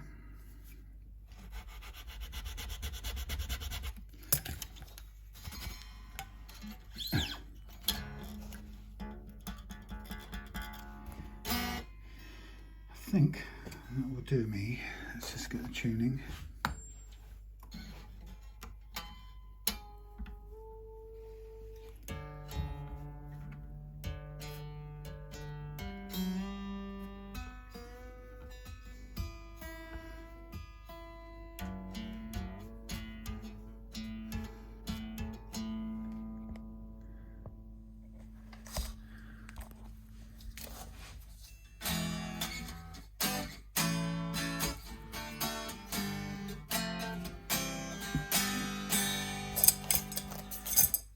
Okay, so that's good. Bit more filing to do. We'll just take the excess off the top of here. It's not necessary to have the surplus material above the string. So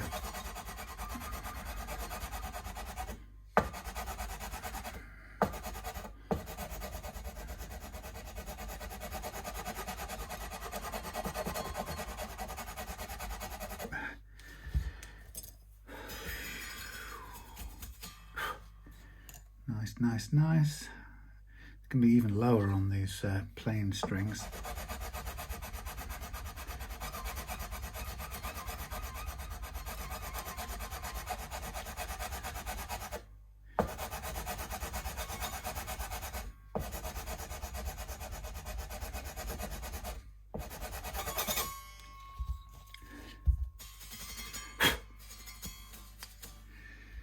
So we end up making it as low a nut as possible, really. So let's take away the strings.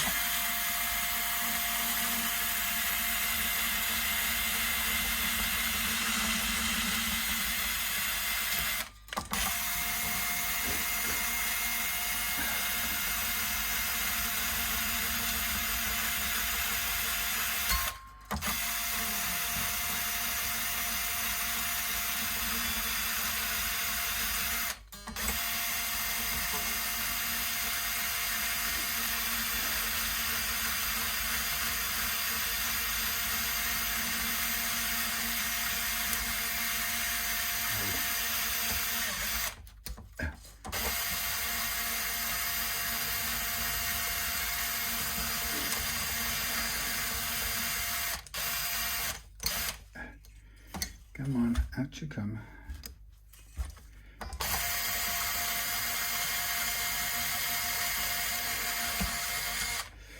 Okay, so those are those done. Let me just move things out of the way. I need to bring me out again because it's cold and I'm sniffly.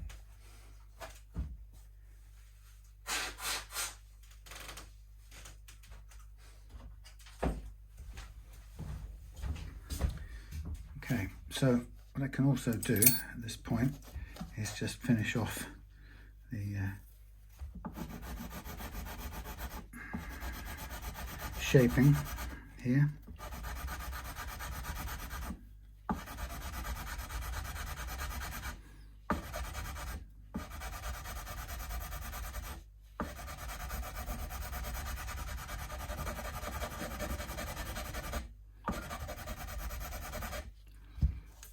Boop, boop, boop.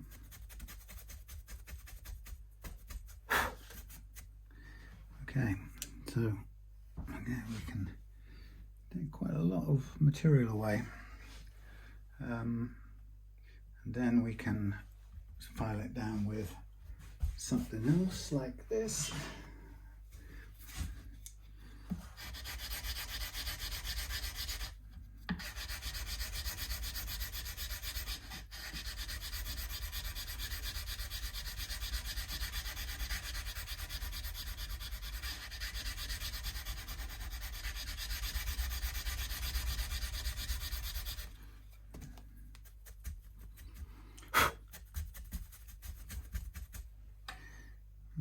Okay, and then as I guess there's a little bit of rounding off here to do. Sorry, bang, and also down here.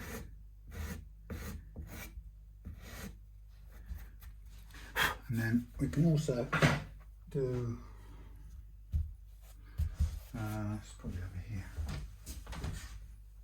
We can also do a little tiny round off here. Make sure it's smoothish. Get rid of any sharp bits. Okay, so that's that. So it's at the right height and as limited as we can make it. We can also get a bit of 400 grit and put that on a block and give that a polish.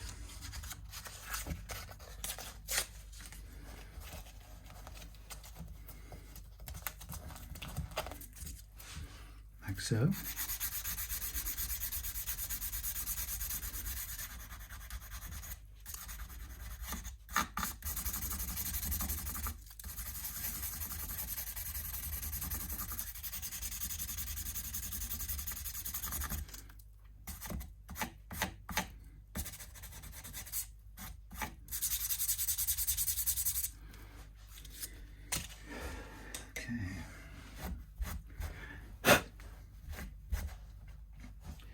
Fine, so the next thing we're going to do is recrown the frets. So we've leveled, so now we need to remark them with permanent marker, and then we're going to use the Stumac crowning file to just round out the shape of the fret so that it remains a arch shape rather than a flat topped shape, because the arch shape is better for intonating. And so we just basically go up the whole thing with, now these are jumbo, so we can use our jumbo edge of the file.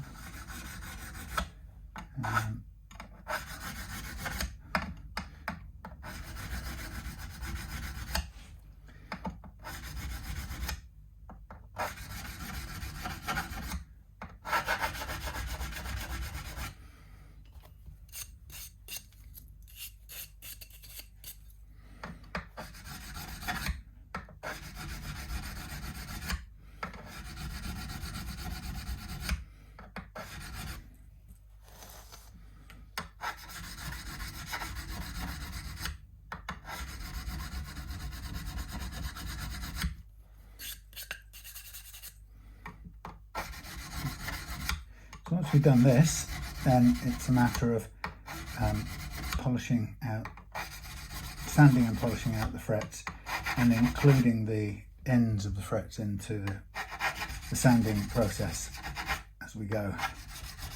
Will really help to round everything off and smooth everything off.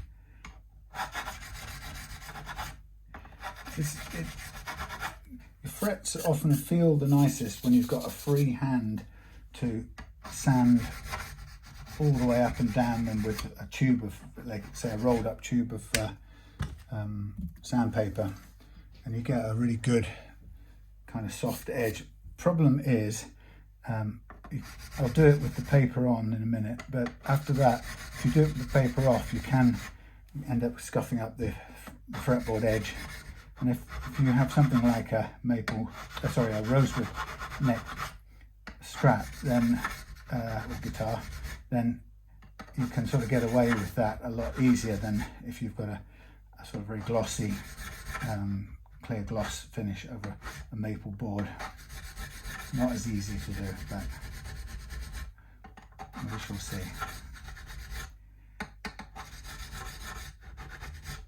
So generally, that's a good refret. I mean, that's gone on really well. Very little fret leveling to have to do. Okay, what am I looking for? What am I looking for? I'm looking for sandpaper, I guess. Let's put these away for the time being, or permanently. So the next bit, I don't know how the batteries or the memory of the phone is going. Sometimes it dies on me. So I'm going to now, what did I say I was going to do? I was going to do something else. Oh yes, I was going to run down the edges with a sandpaper roll, like so. What's this grit? I don't know. This looks quite nice. So, a way of getting a nice fret in is just to kind of run down the fretboard like so.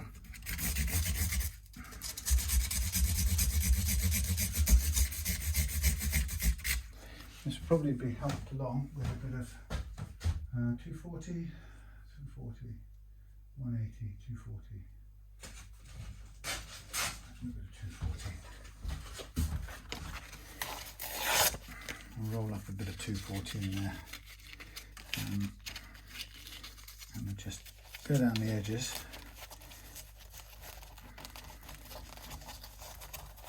It's quite useful that it's slightly soft as well. So I'm kind of leaning into it rather than going right down on the edges. So I'm leaning in a bit. And then the same over here. I don't know if it's better if no, I can do it this way. I can do it this way.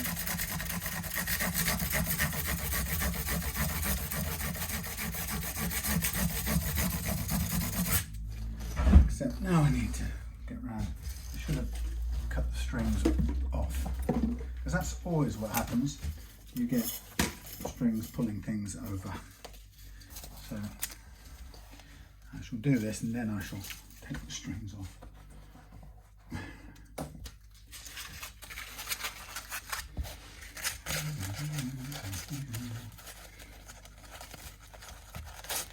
Roll the worn paper inside the good stuff and then come down this side.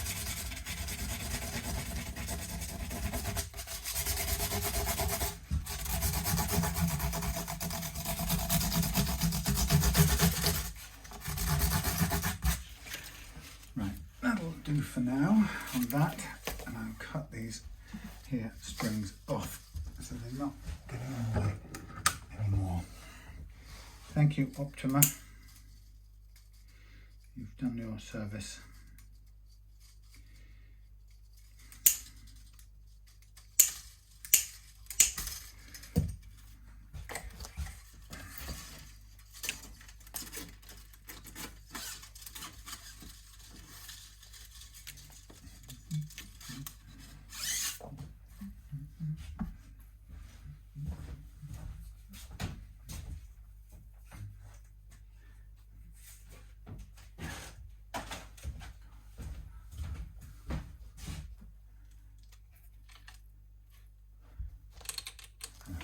replace the jack socket as well on this, don't forget.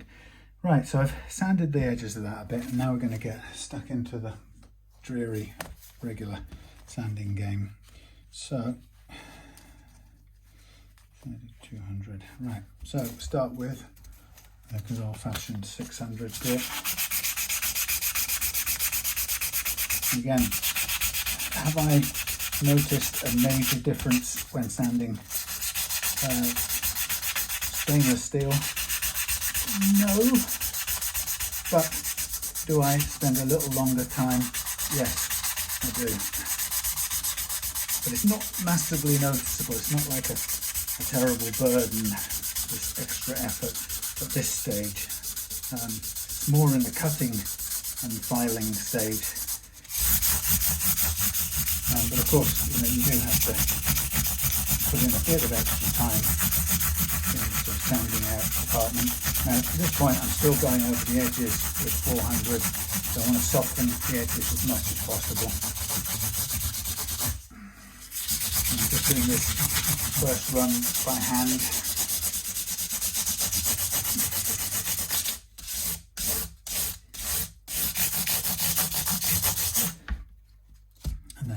Block, because otherwise you end up getting blisters. So with the block, quite because they're big jumbo frets, it's quite a big bumpy experience sanding and polishing.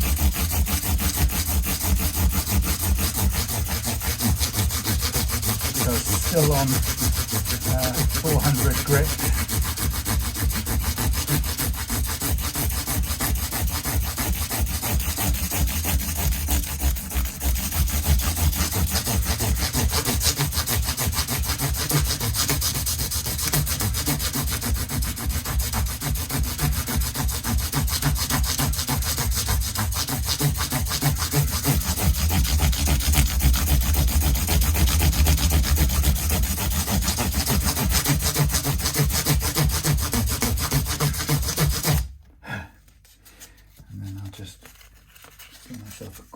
Going over the edges with the same 400 grit paper.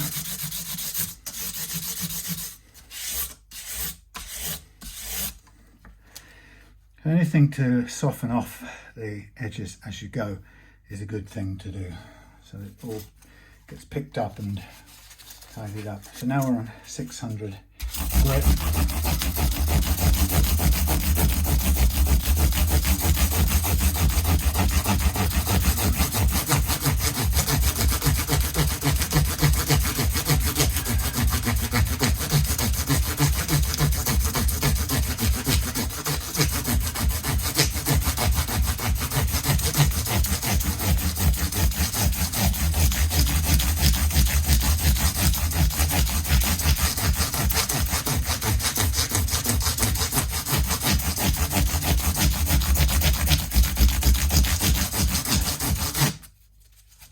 Isn't it funny how you get all lined up to put a different nut on, and then you find that they've made it non-standard width? That kind of makes life suddenly a bit more challenging.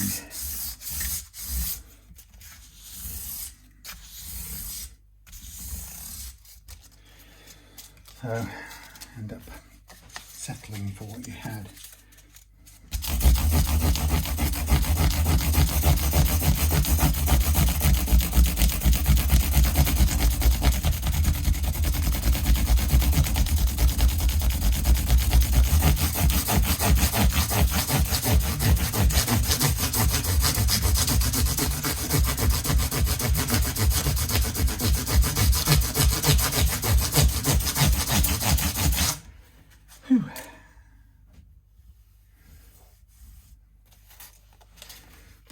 So I might have a couple of tiny bits to tidy up with finish or glue.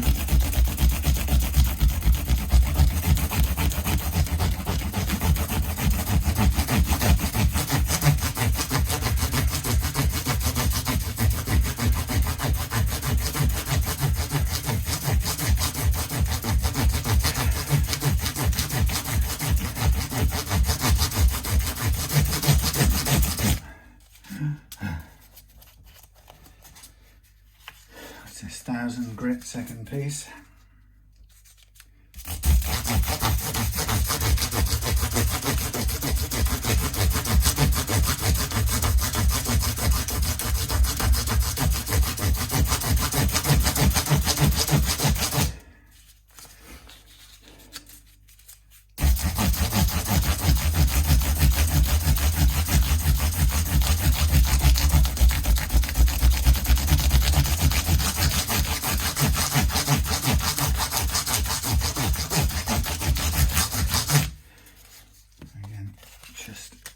Over the edges while we can.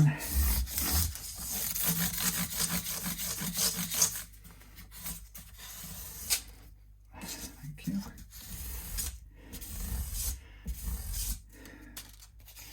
Now we're at the 1500s, and we'll switch over to the next stage of micro mesh.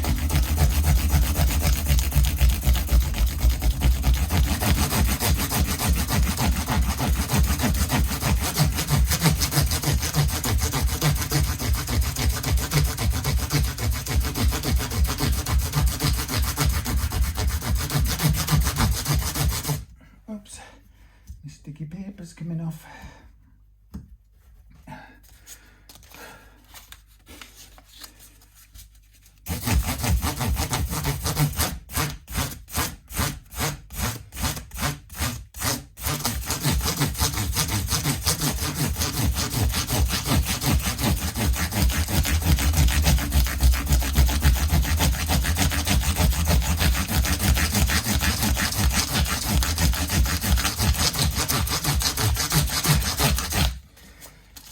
Funny, you know, that I was just thinking the other day, reading some Beatles things, and when I went to New York 12, 13 years ago, whenever it was now, it's funny that I went to Central Park and, you know, went all around New York on foot, miles and miles, completely exhausted. But I walked up to Central Park, but I never went to the Dakota Apartments building where John Lennon and Yoko lived. It's funny that. Why not go there? 24, 32. Yeah, years ago, I would have kind of made it all important. And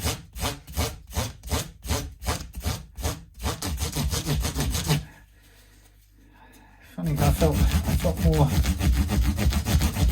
more echoes of Simon Garfunkel in Central Park than John and Yoko, for example, or any of the other millions of people who've gone there and done things there.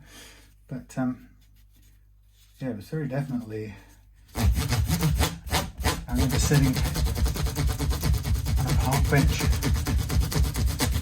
feeling very old, tired, and cold, and you know, thinking of bookends, which I'd played at my mum's birthday get-together at some point, and it was one of her favourite tunes, is still one of her favourite tunes.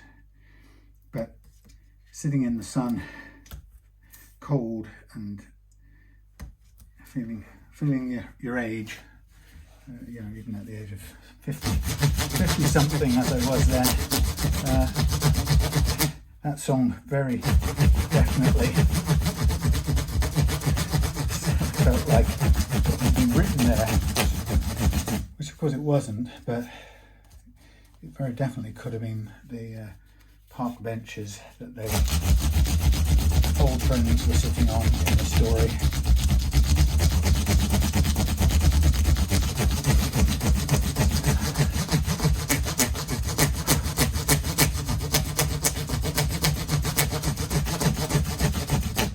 And I was, I was so tired from walking around that I definitely felt like the old duffer. I could have sat for hours just soaking up that little bit of warmth in amongst the freezing air, the sun, just a little bit of warm sunshine cutting through the freeze.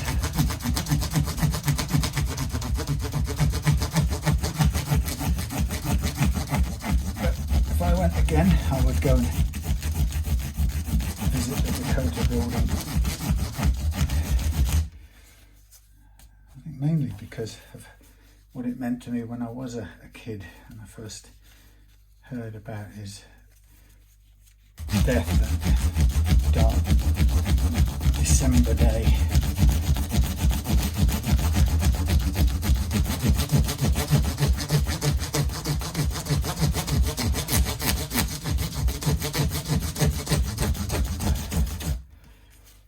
Yes.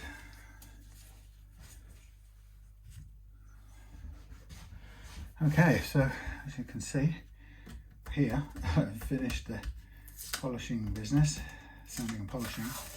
Now I'm going to remove the tape and then get everything cleaned up, and then we'll replace the jack socket with a decent new one.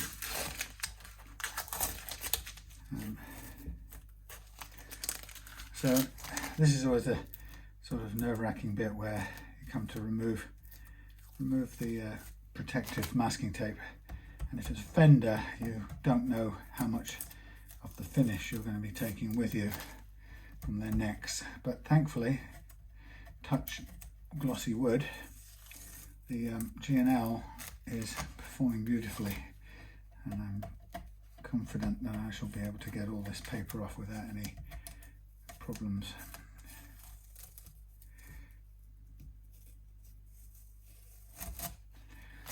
Well, I'm still not going to gleefully rip anything off. I'm going to take my time. Of course, the reason I associate Simon & Garfunkel with Central Park is, of course, the famous concert in Central Park from 1982-3. I think they reunioned, got together for that.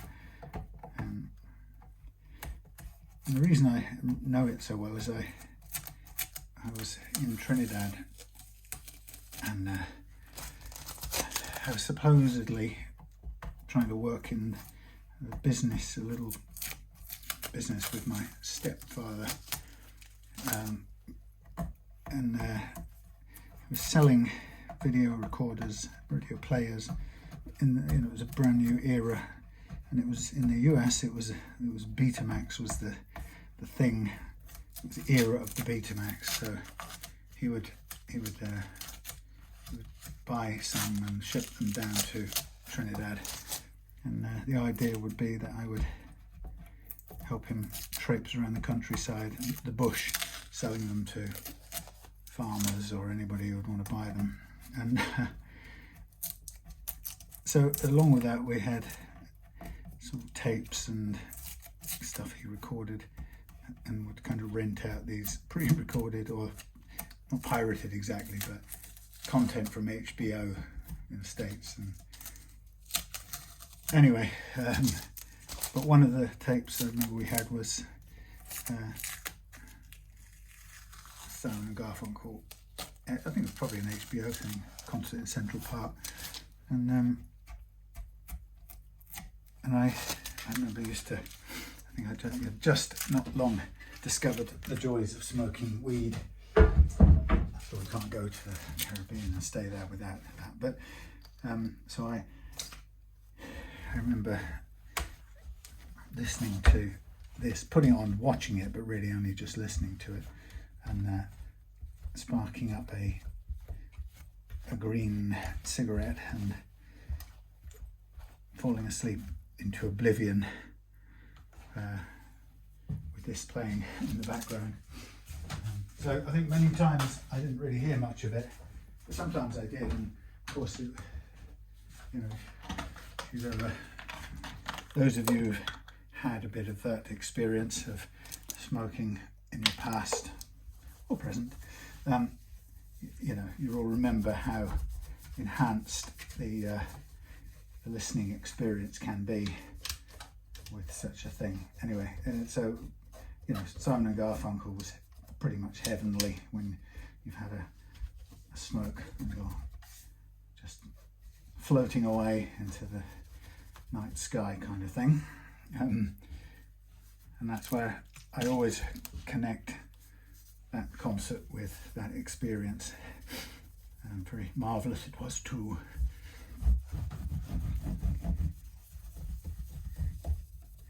But of course, always Central Park. So when I visited, it was took me back in time to a simpler world.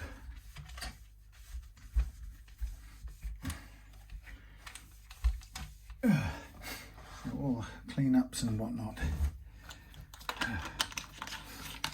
So I've got I think, did I bring it here? I'm not sure.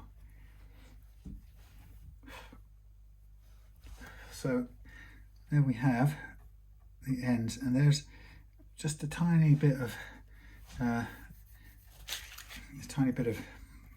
sanding still need doing on these edges. It's difficult because, as I say, you don't want to tear up the finish on the outside, so it's always a balance between getting it as smooth as possible and without scabbing up and making yourself have to do a clean up.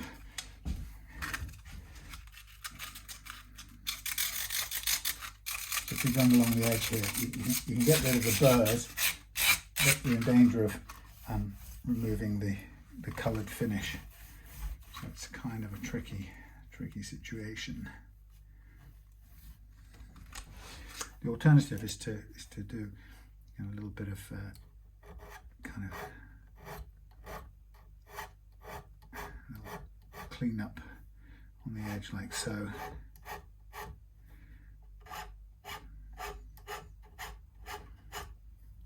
That's why in some ways being kind of ready and prepared to do some poly refinishing up on the edges can be quite, I don't know what, an easy option, because, or an easier option, because you don't have to worry quite the same way as I am now about getting these edges cleaned. So you can do a little clean up like that. But eventually it has to contact, your file has to contact the finish, so you can end up kind of digging up the finish. It's slightly difficult to do it without.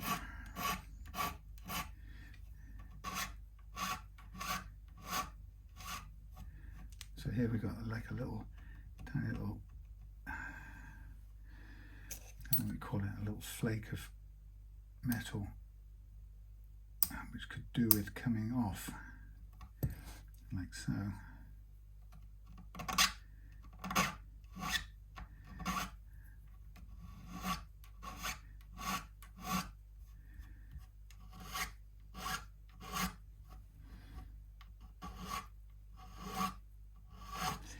So you can do your best. The great thing about, if you do sort of start with the intention of doing some finish touch up on the edge, it allows you obviously to go over the fret ends as well, so you can always sort of seal them into your finish cocoon. I've never found a solution, perfect solution to this. You know, if you're going to get totally flush with the metal, then you're going to, by default, you're going to run your beveling block along the finish. You're going to run into the finish. There's no two ways about it.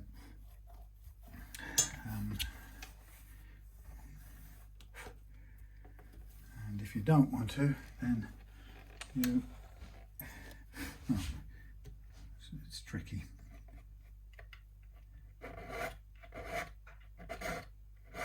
Yeah, by definition, you've got to get flush, you've got to hit the got to hit the clear finish.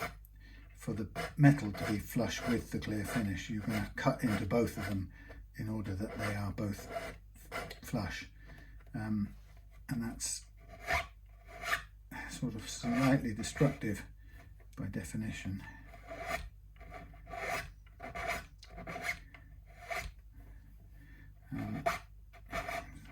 So I don't know what the best solution is.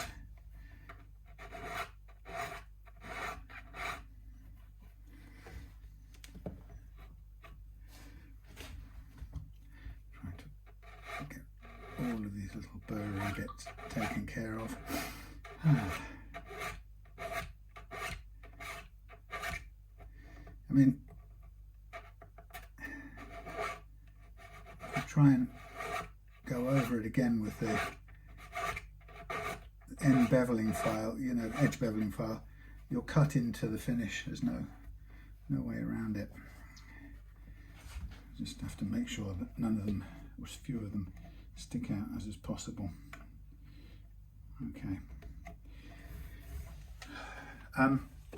What I would probably then do is either, and looking at this, I'd probably get a little bit of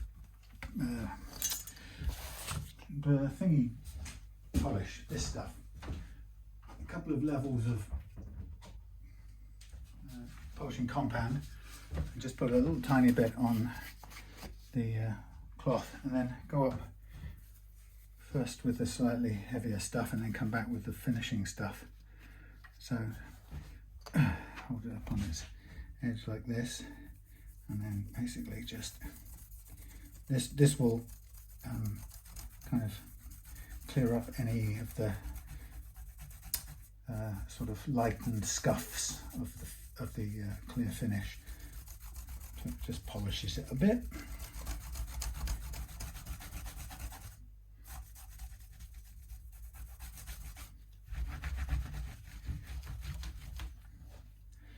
Oops.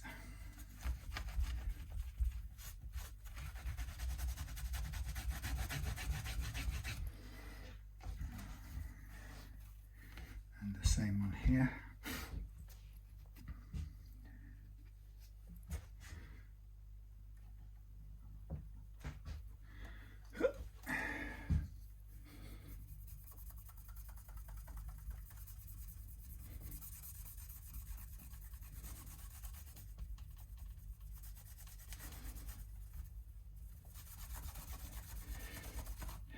So I'll get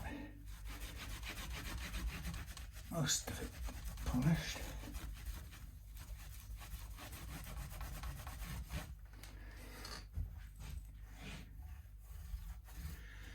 And then we can change that out and we can polish it up with this last detailing stuff, which I've had for ages. I think it came with my polishing mop stuff. Oops, what have we run out of now? Low battery. Let's get you plugged in. Can we survive? That's on, that's on, that's on, that's on. Hold on. Low power mode as well. We're still running, 2 hours 19. Blimey. Sorry about that. So what I can do is put on a bit of this detailer finisher polish stuff, a bit of a grey stuff. Sorry about the view a minute, we'll get sorted in a second.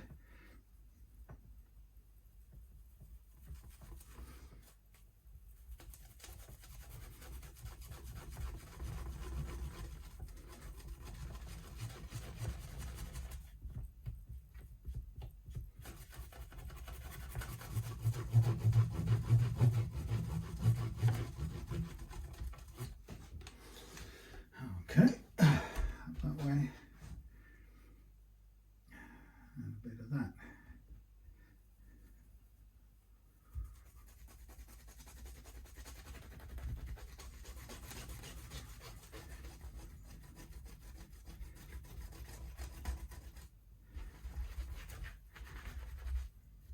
Yes, difficult to know which is the best way to do it. You know, to preserve the original finish, or to hell with the original finish, and you know, we'll wipe it down afterwards with, or we'll polish it off and paint on some new finish. Depends.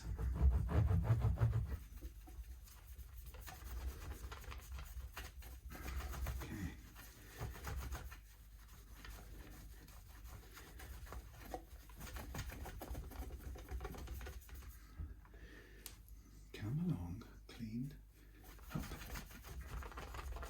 I keep getting stuff. I think I've got a clean cloth and then I haven't.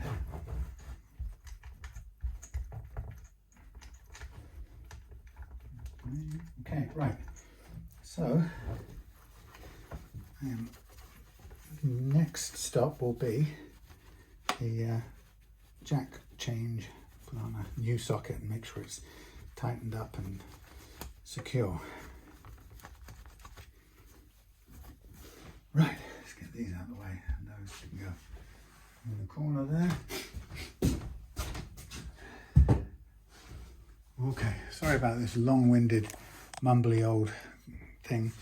Let us undo this.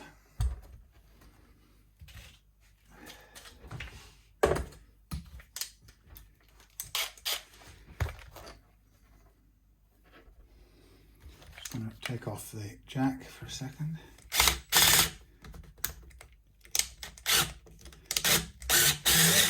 On my round. Thank you. These are quite long screws. Wow, aren't they?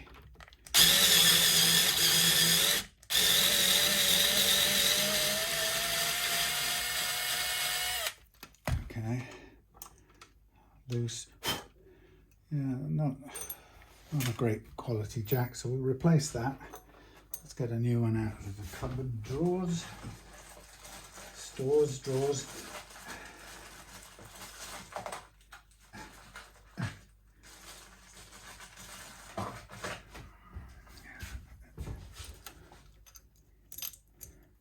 I'll turn on the soldering iron in a sec.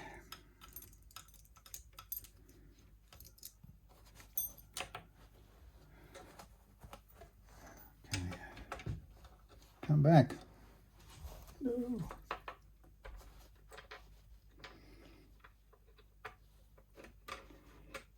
Thank you.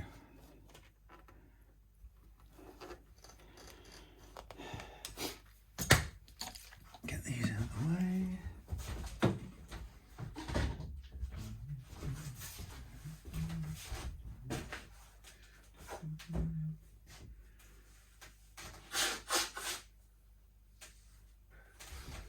Time have we got?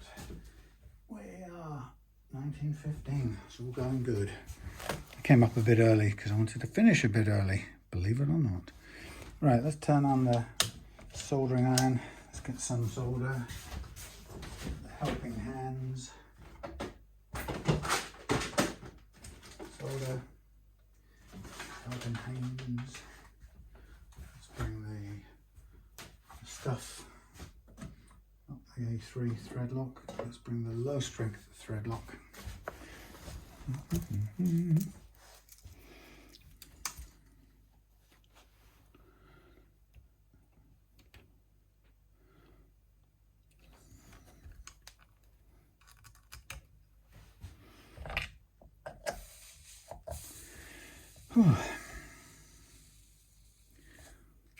So yeah, I'm going to go home and book a courier for a guitar that came to me, but I'm not going to do anything to, because I don't think it's worth it. I've advised the customer that he's got a bit of a lemon and we probably shouldn't do anything with it. I'm going to cut this short and put fresh, make a bit of fresh connection. The fresh connection. Yes, it was not a very good quality thing, so I think it just needs to get sold off to marketplace or something. Not as sold as seen kind of thing, not set up. So I think I think it was somebody sold it to my customer, passing it off as something. So I think the sooner that it's out of his hands and the losses cut, the better. And I don't mean passed on to someone else, because I don't, as you would probably understand, I don't condone that. So I'm just gonna, I don't know what you can see, just gonna put a little bit of tinning on everything here.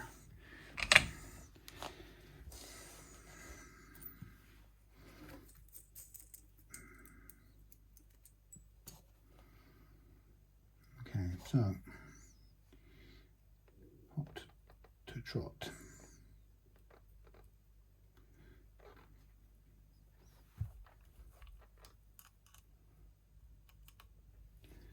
There you go. The hot signal.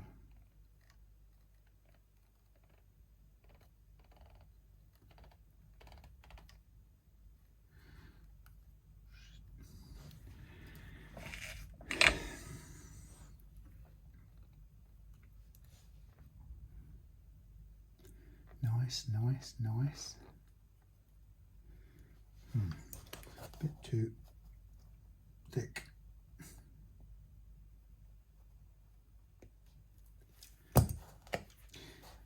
I follow a couple of YouTubers. One of them keeps taking trips to Las Vegas, and it kind of fascinates me in some ways, because I realised how absolutely, if there's one place on earth I wouldn't want to go in a million years, it's Las Vegas. Isn't that terrible? Have a prejudice against a place. It's just, oh, it looks everything I dislike in one place. So there we are, nicely done, hot and cold. Now I'm going to put a little bit of low strength thread lock on here.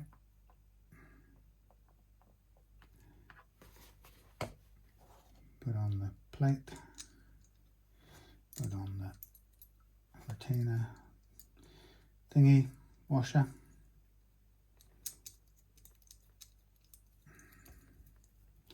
Do it up mostly, and then come back with a cloth and I suppose I can use the adjustable spanner, wrench spanner thing.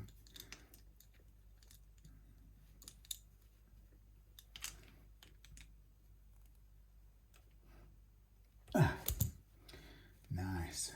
And then lift that up, feed that back in, and line me up, ready to go back in place.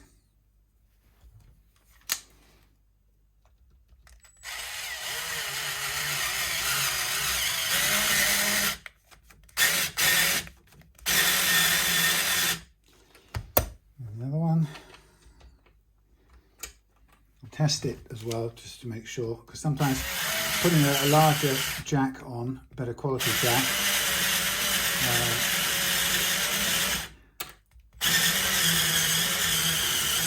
can accidentally cause it to touch out somewhere.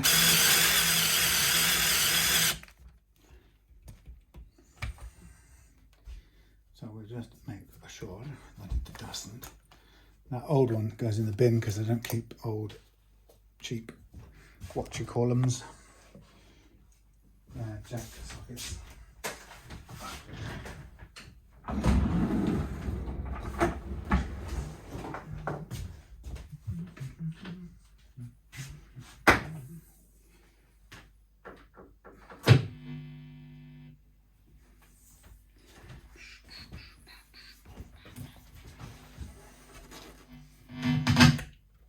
Now that's what sometimes happens with a larger jack, is it won't go in. I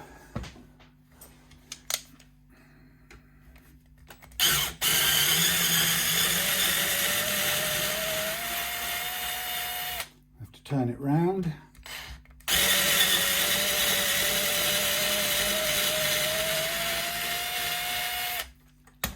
Hope that it fits the other way. Sometimes the new jack is just slightly larger than the hole likes, and it prevents it from opening up. Curses. So I'm just going to hope for the best here. Let's start by seeing if it goes in at all. Okay, should be. Whoops, there it goes onto the floor.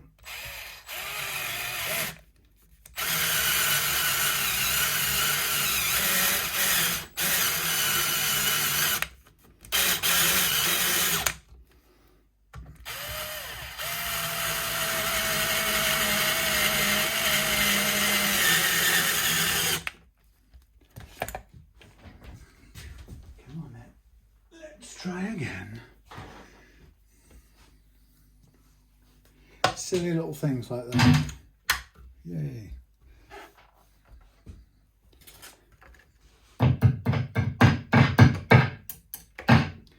Good. Everything's good. Okay, let's put that there for a minute. Tread on the wire, make a noise. Okay, so that's those two things off. Don't need them on. 2:32 and we're still running. 13:58. Okay, so let's clear up some of this stuff, and then we'll be into time to put on the new strings. Get some things out of the way.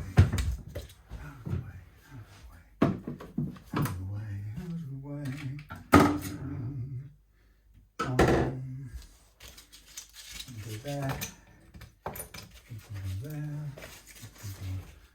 there, and we can go on the floor. There. Oh, hellfire! Why don't you stand where I put you? Thank you. Down the other end, over there. Magnets into there. Over to the electrics department.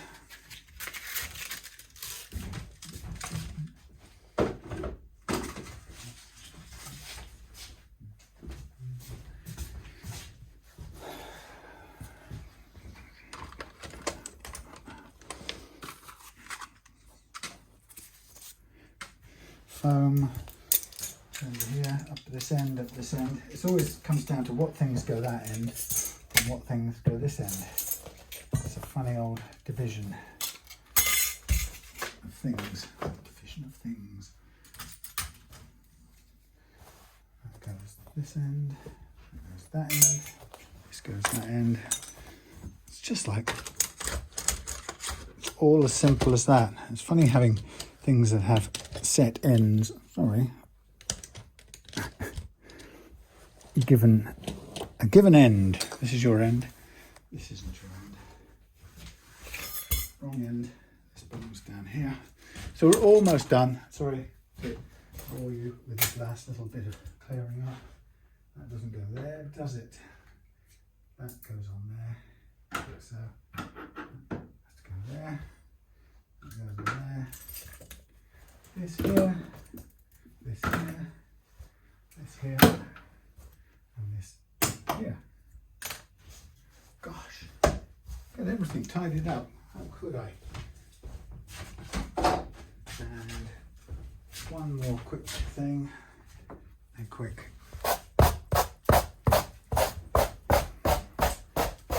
thing down. Make sure bits of fret or whatever are clear off the carpet.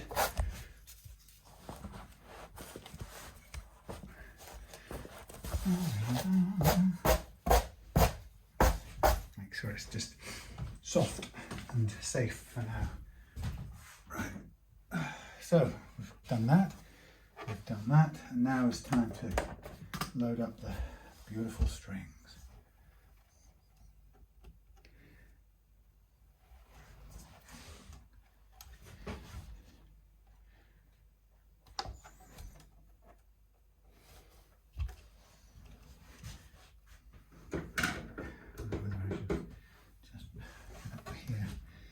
Tiny little round off here.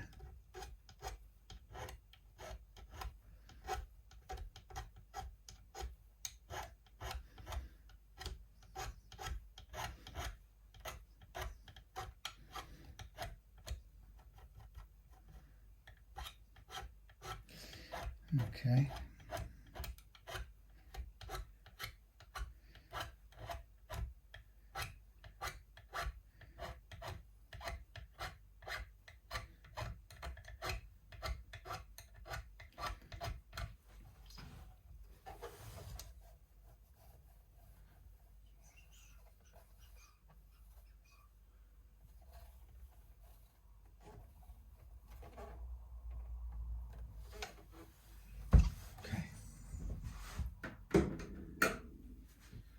So here we are with these, what's this? What am I thinking of?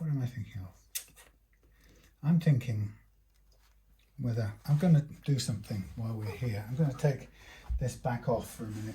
The reason I'm going to do it is I want to just make sure this last bit of, I want to make sure this is as smooth as I want it to be. So I'm not 100% ready yet, which is cool. So I think what I'll probably do is I'll probably kill the video any second now while I fiddle with this, because it's just going to be a small fiddly thing. It's just going to go on and on and on. And I may, if I take it back down to where I want it to go.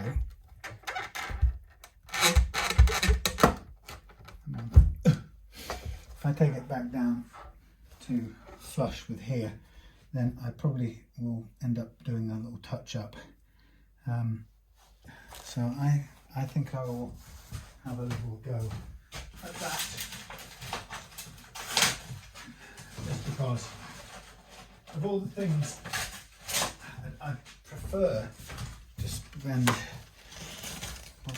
Maybe it could be tomorrow, couldn't it? I could tonight and tomorrow just to do a tiny bit of touch up on the end if I had to, rather than leave anything just slightly sharp, which I don't like. So I'll just keep running for a minute and just see what it feels like to me. So I use a block of foam as well. So the easiest way to get this to where you want it is to literally go down the edge of it like so, and that can, as I said before, take off some of the finish. Even if you put paper over it, bizarrely it doesn't really stop it from doing that. So it's kind of like a bit like this. Now what it tends to do is it tends to cut a little bit into the edge of the fretboard.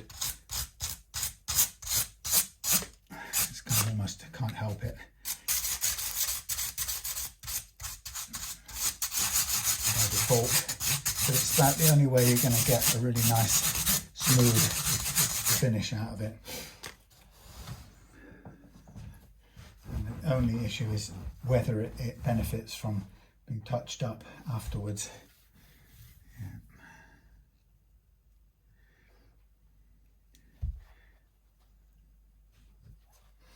Oh, yeah.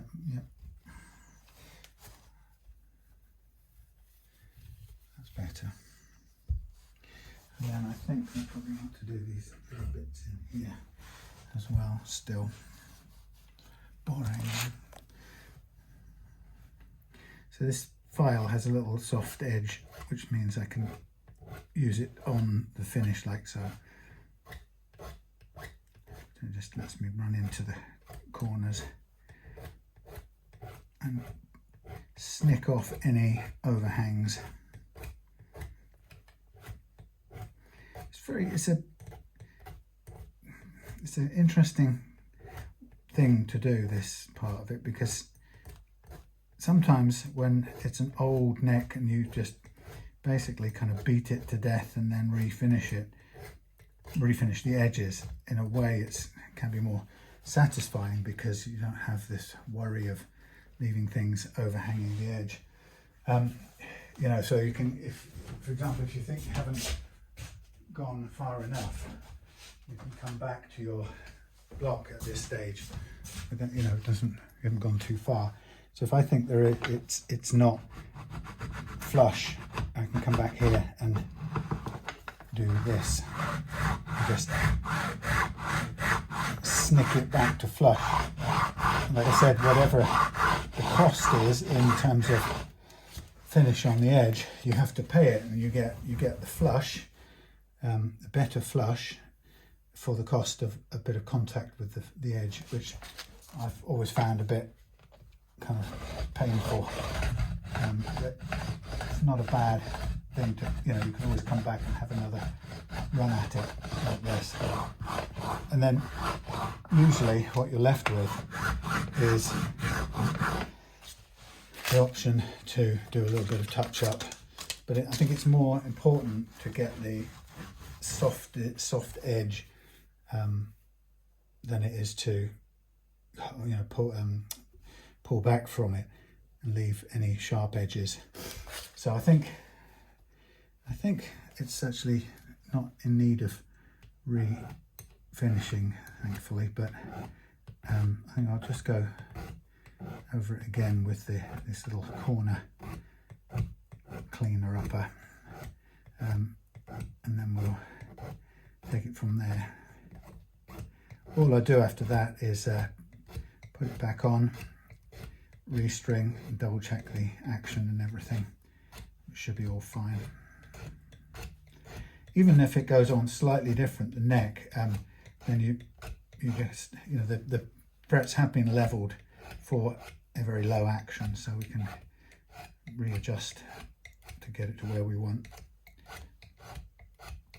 Because believe it or not, refitting a neck, it can sit a fraction of a millimetre different from where it was before. It's kind of slightly outside of your control, really. So that's the nature of the beast.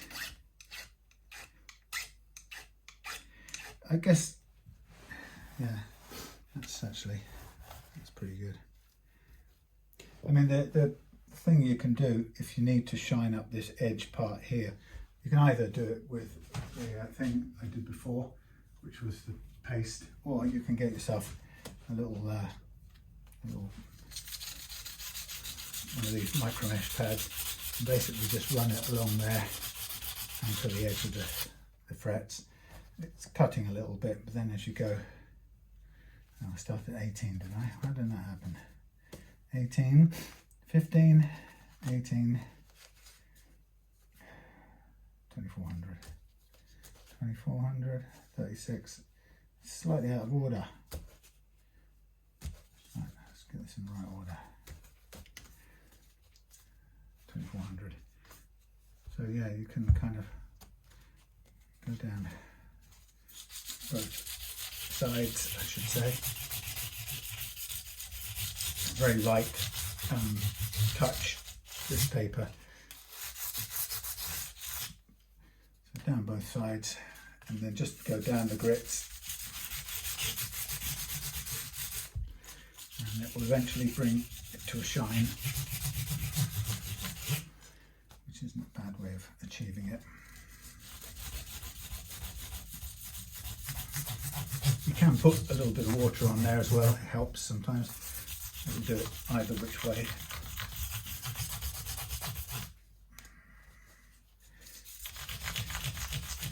And then usually, because it sometimes leaves a little bit of discolouring on the edge, I then typically would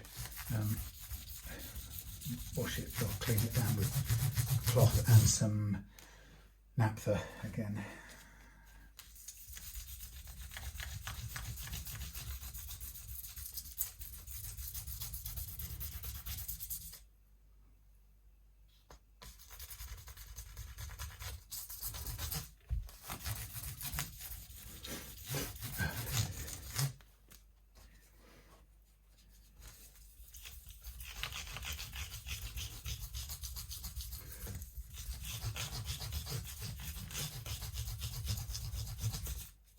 Yeah, see, it gets a bit sticky sometimes, so you do need the cleaning stuff. Let's get some.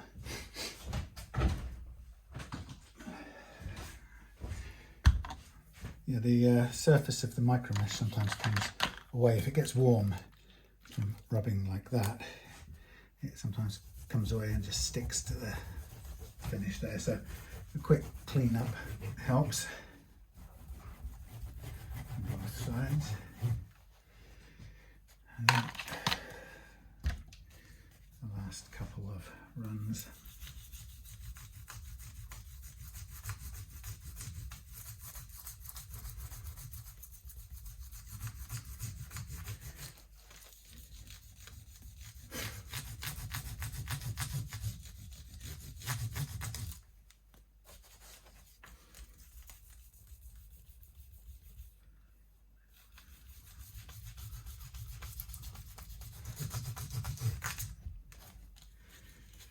Right, that's a bit better.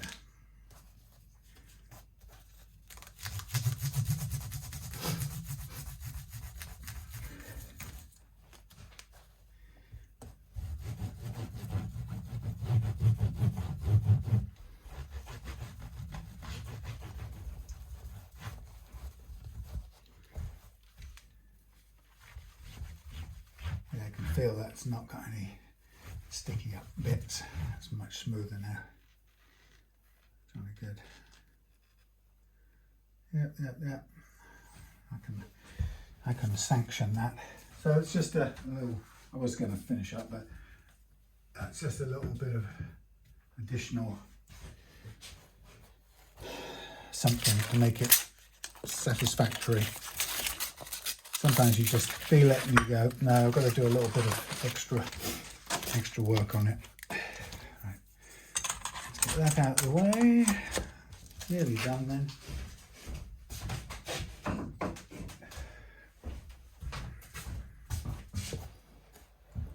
Back in here. Yeah.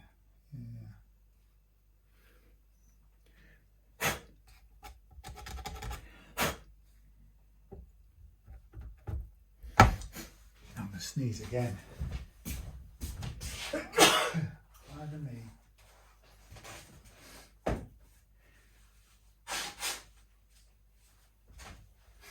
It's the cold, I tell you.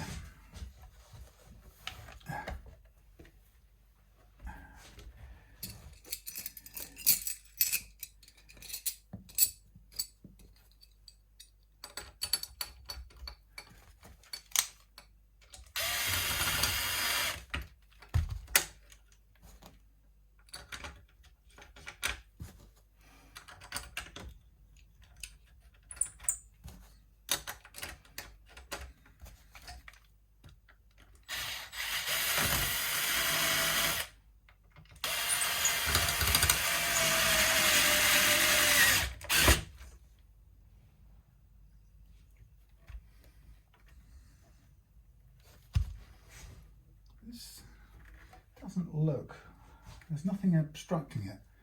It doesn't quite look like it's seated. I wonder if there's some grime on the heel side of it. It's quite possible. Not uncommon. Let's just double check before I put this back together.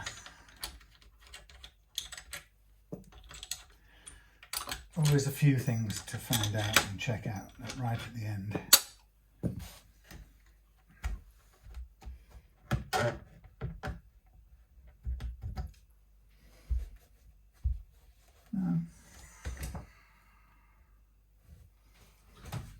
If it's straight, sometimes you get the heel that isn't exactly straight.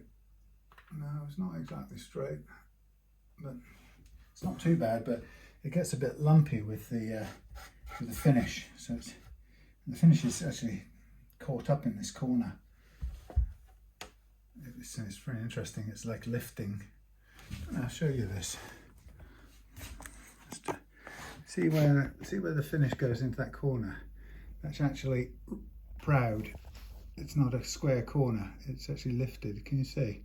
So that's tipping the neck very slightly. I'm not going to clean it up because I don't want to risk breaking the finish around here. But that's just a little tiny detail of what happens when the thing is slightly gloopily done.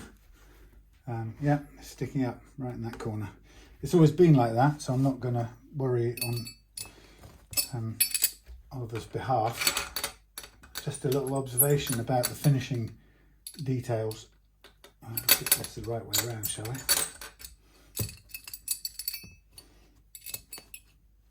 Thank you.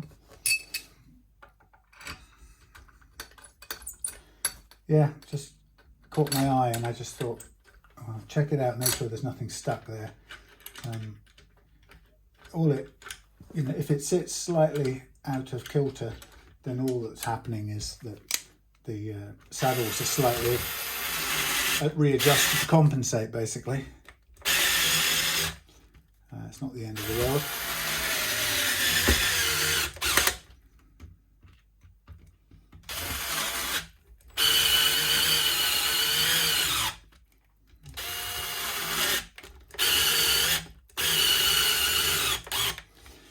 Like I say, if I were to cut it, I don't know whether it would, make a split or something. I don't want to be in that position.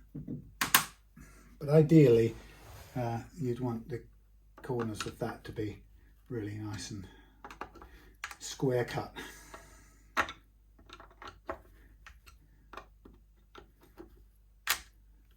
Scrunch. Okay. All right, so now for the Optimo golden strings of loveliness.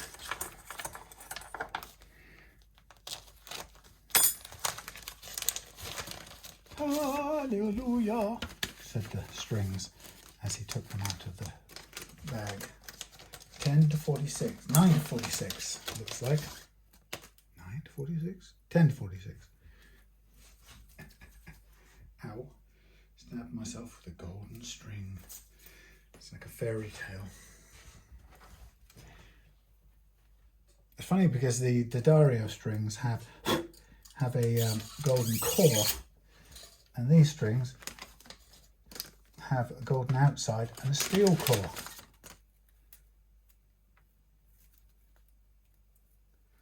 Hello, hello. Ow. Come undone, please. Ow. Just got lashed in the face. Look at that, 2 and something hours. Please go through the hole. Please go through the hole, thank you. Yeah, pretty strings, I've got to say that. I give it that much.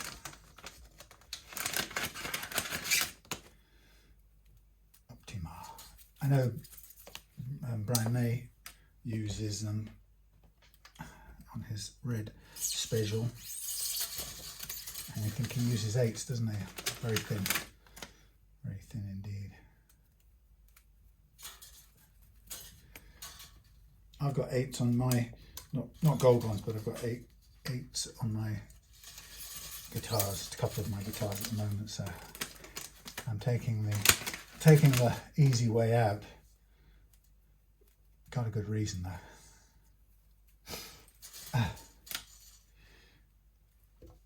So we had a good band practice since I think the first half of this video.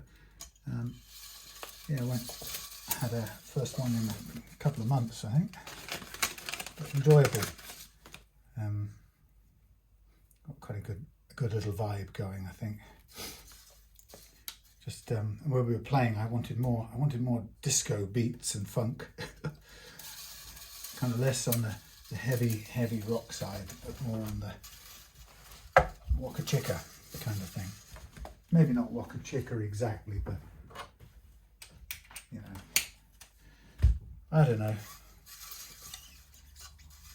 Not so much massive heavy stuff, in other words. Right, so I'm just lining up the tuner posts, and then we shall be good to go. Line up.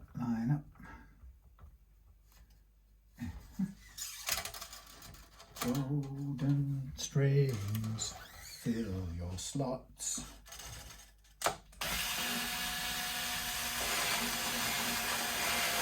Okay.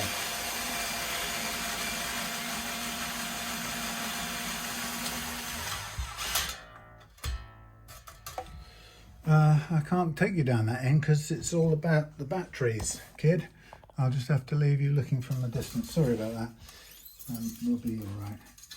Not like I haven't shown this operation 1,000 times before on 1,000 different videos.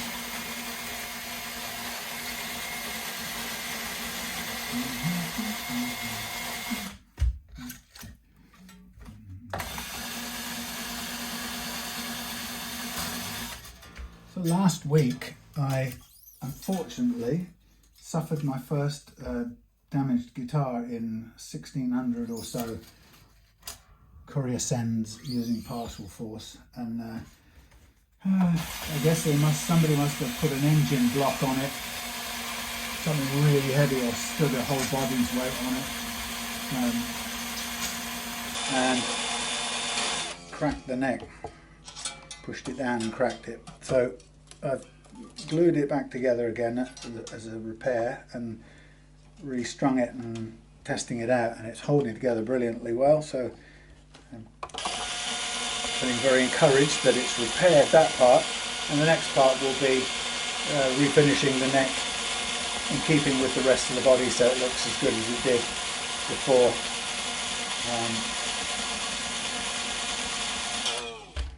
So it's such a shame.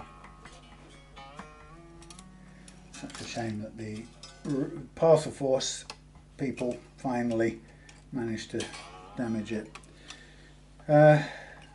You know, I'm not being unkind to them to blame it on them, because those who know my packaging know that if I hadn't packaged the way I did, I wouldn't have got 1,600 or so, you know, problem-free courier sends as I have. So it's obvious that I pack adequately, but it's reached the 1,000-year, 100-year wave, as I used to say on the offshore oil rigs. You know, that piece of once in 100 years piece of bad handling, I'm afraid. You know, where something really unusually heavy's tipped off onto it in transit, and nothing could have prevented it. So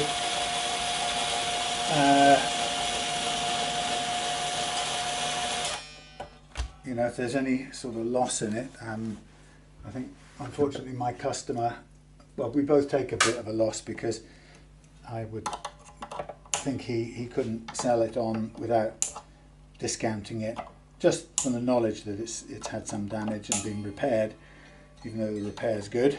And I take a hit in that I'm just going to spend a few weeks repairing it and making it the best it can be. But I'm happy to do that. It's, you know, absolutely want it to be the best it can be.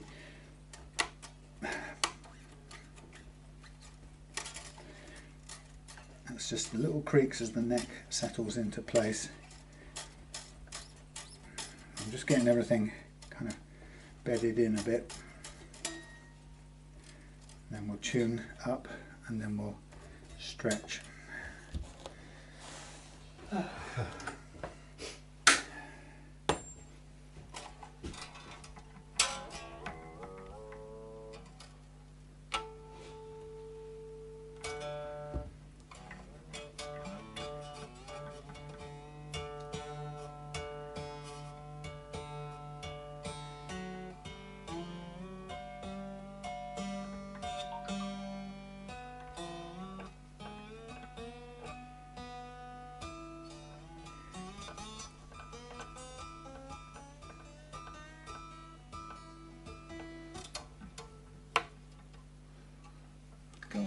there, would you please?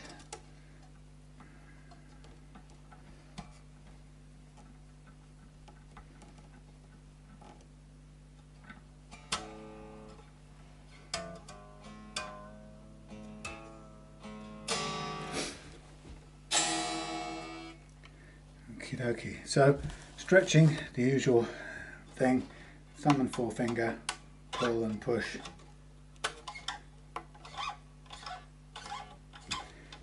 Pull and push until we get rid of all of the slack that's in there. Now as I'm tuning everything, I'm listening up to make sure this nut is performing satisfactorily. That's not got any binding or anything, because I would have to make a custom one if it was. So I'm just listening out. Most important thing is that it works without friction.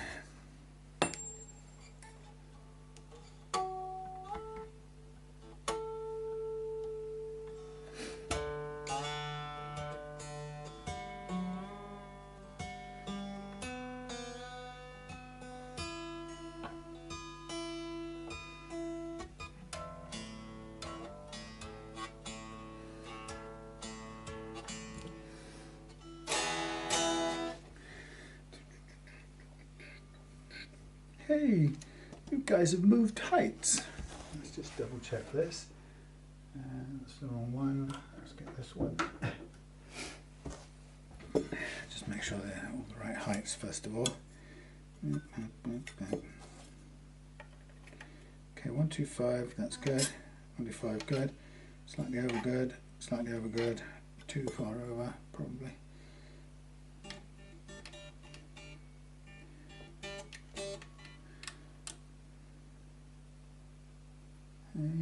Hey you. Oh, that's because it's not in the slot. Gosh darn it. Damn. That's why. Little details. Nicely in tune. That's annoying. 125, 125. A bit over. Coming out. Too far. Down a bit.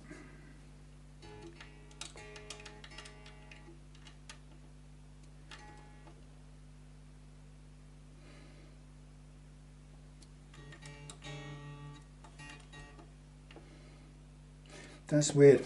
It's kind of risky that you can't see. Well, it's too easy not to get these in the little slots. So, got to be really careful. Get them in the slots.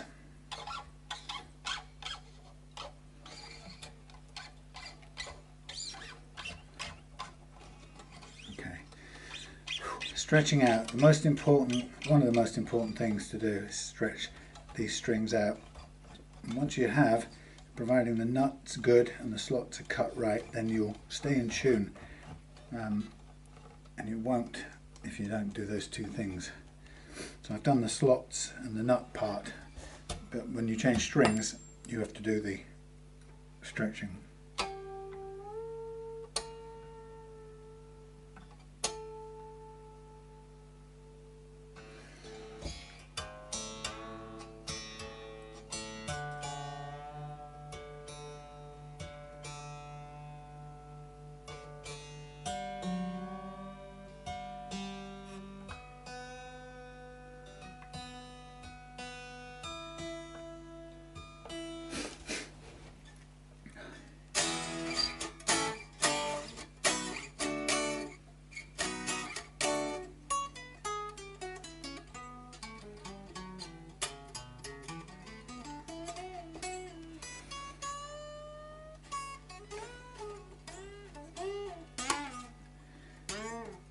Interesting little creak in the neck there.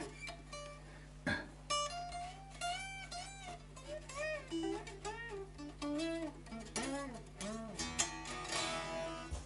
think we're pretty settled.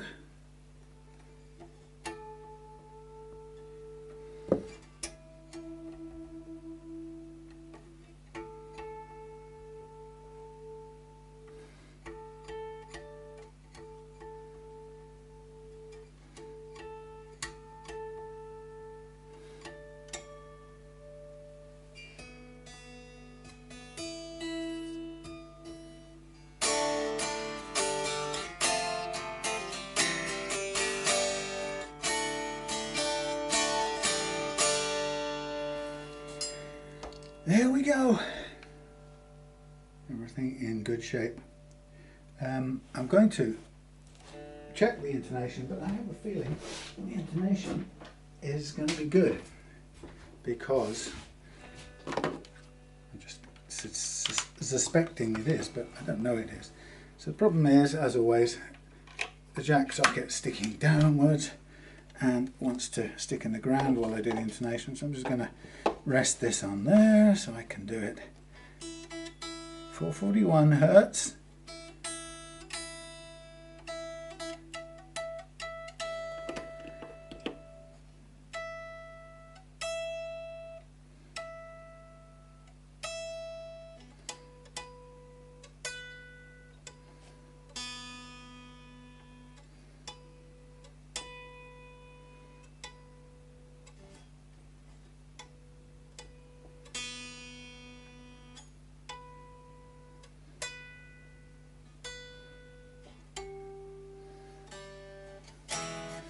Yep, the sequence is good. I'm not going to adjust the other ones because they're all in keeping with that sequence as I predicted. So there we go, refretted. Yeah, refretted and set up, ready to go, without really needing any extra finish putting on. There's an unusual little tiny mark hole on the end of the nut, which is from where we took it off, but I'm choosing to leave it there, and it saves a little bit of money as well. We're reusing the one that was on there, but as long as it's right and it works, that's the important thing. Okay, there we go. Thank you for watching. Sorry it was a bit long and drawn out, and this one's conked out anyway. I don't trust anything about this. Can't do 2 hours in a row. Useless thing.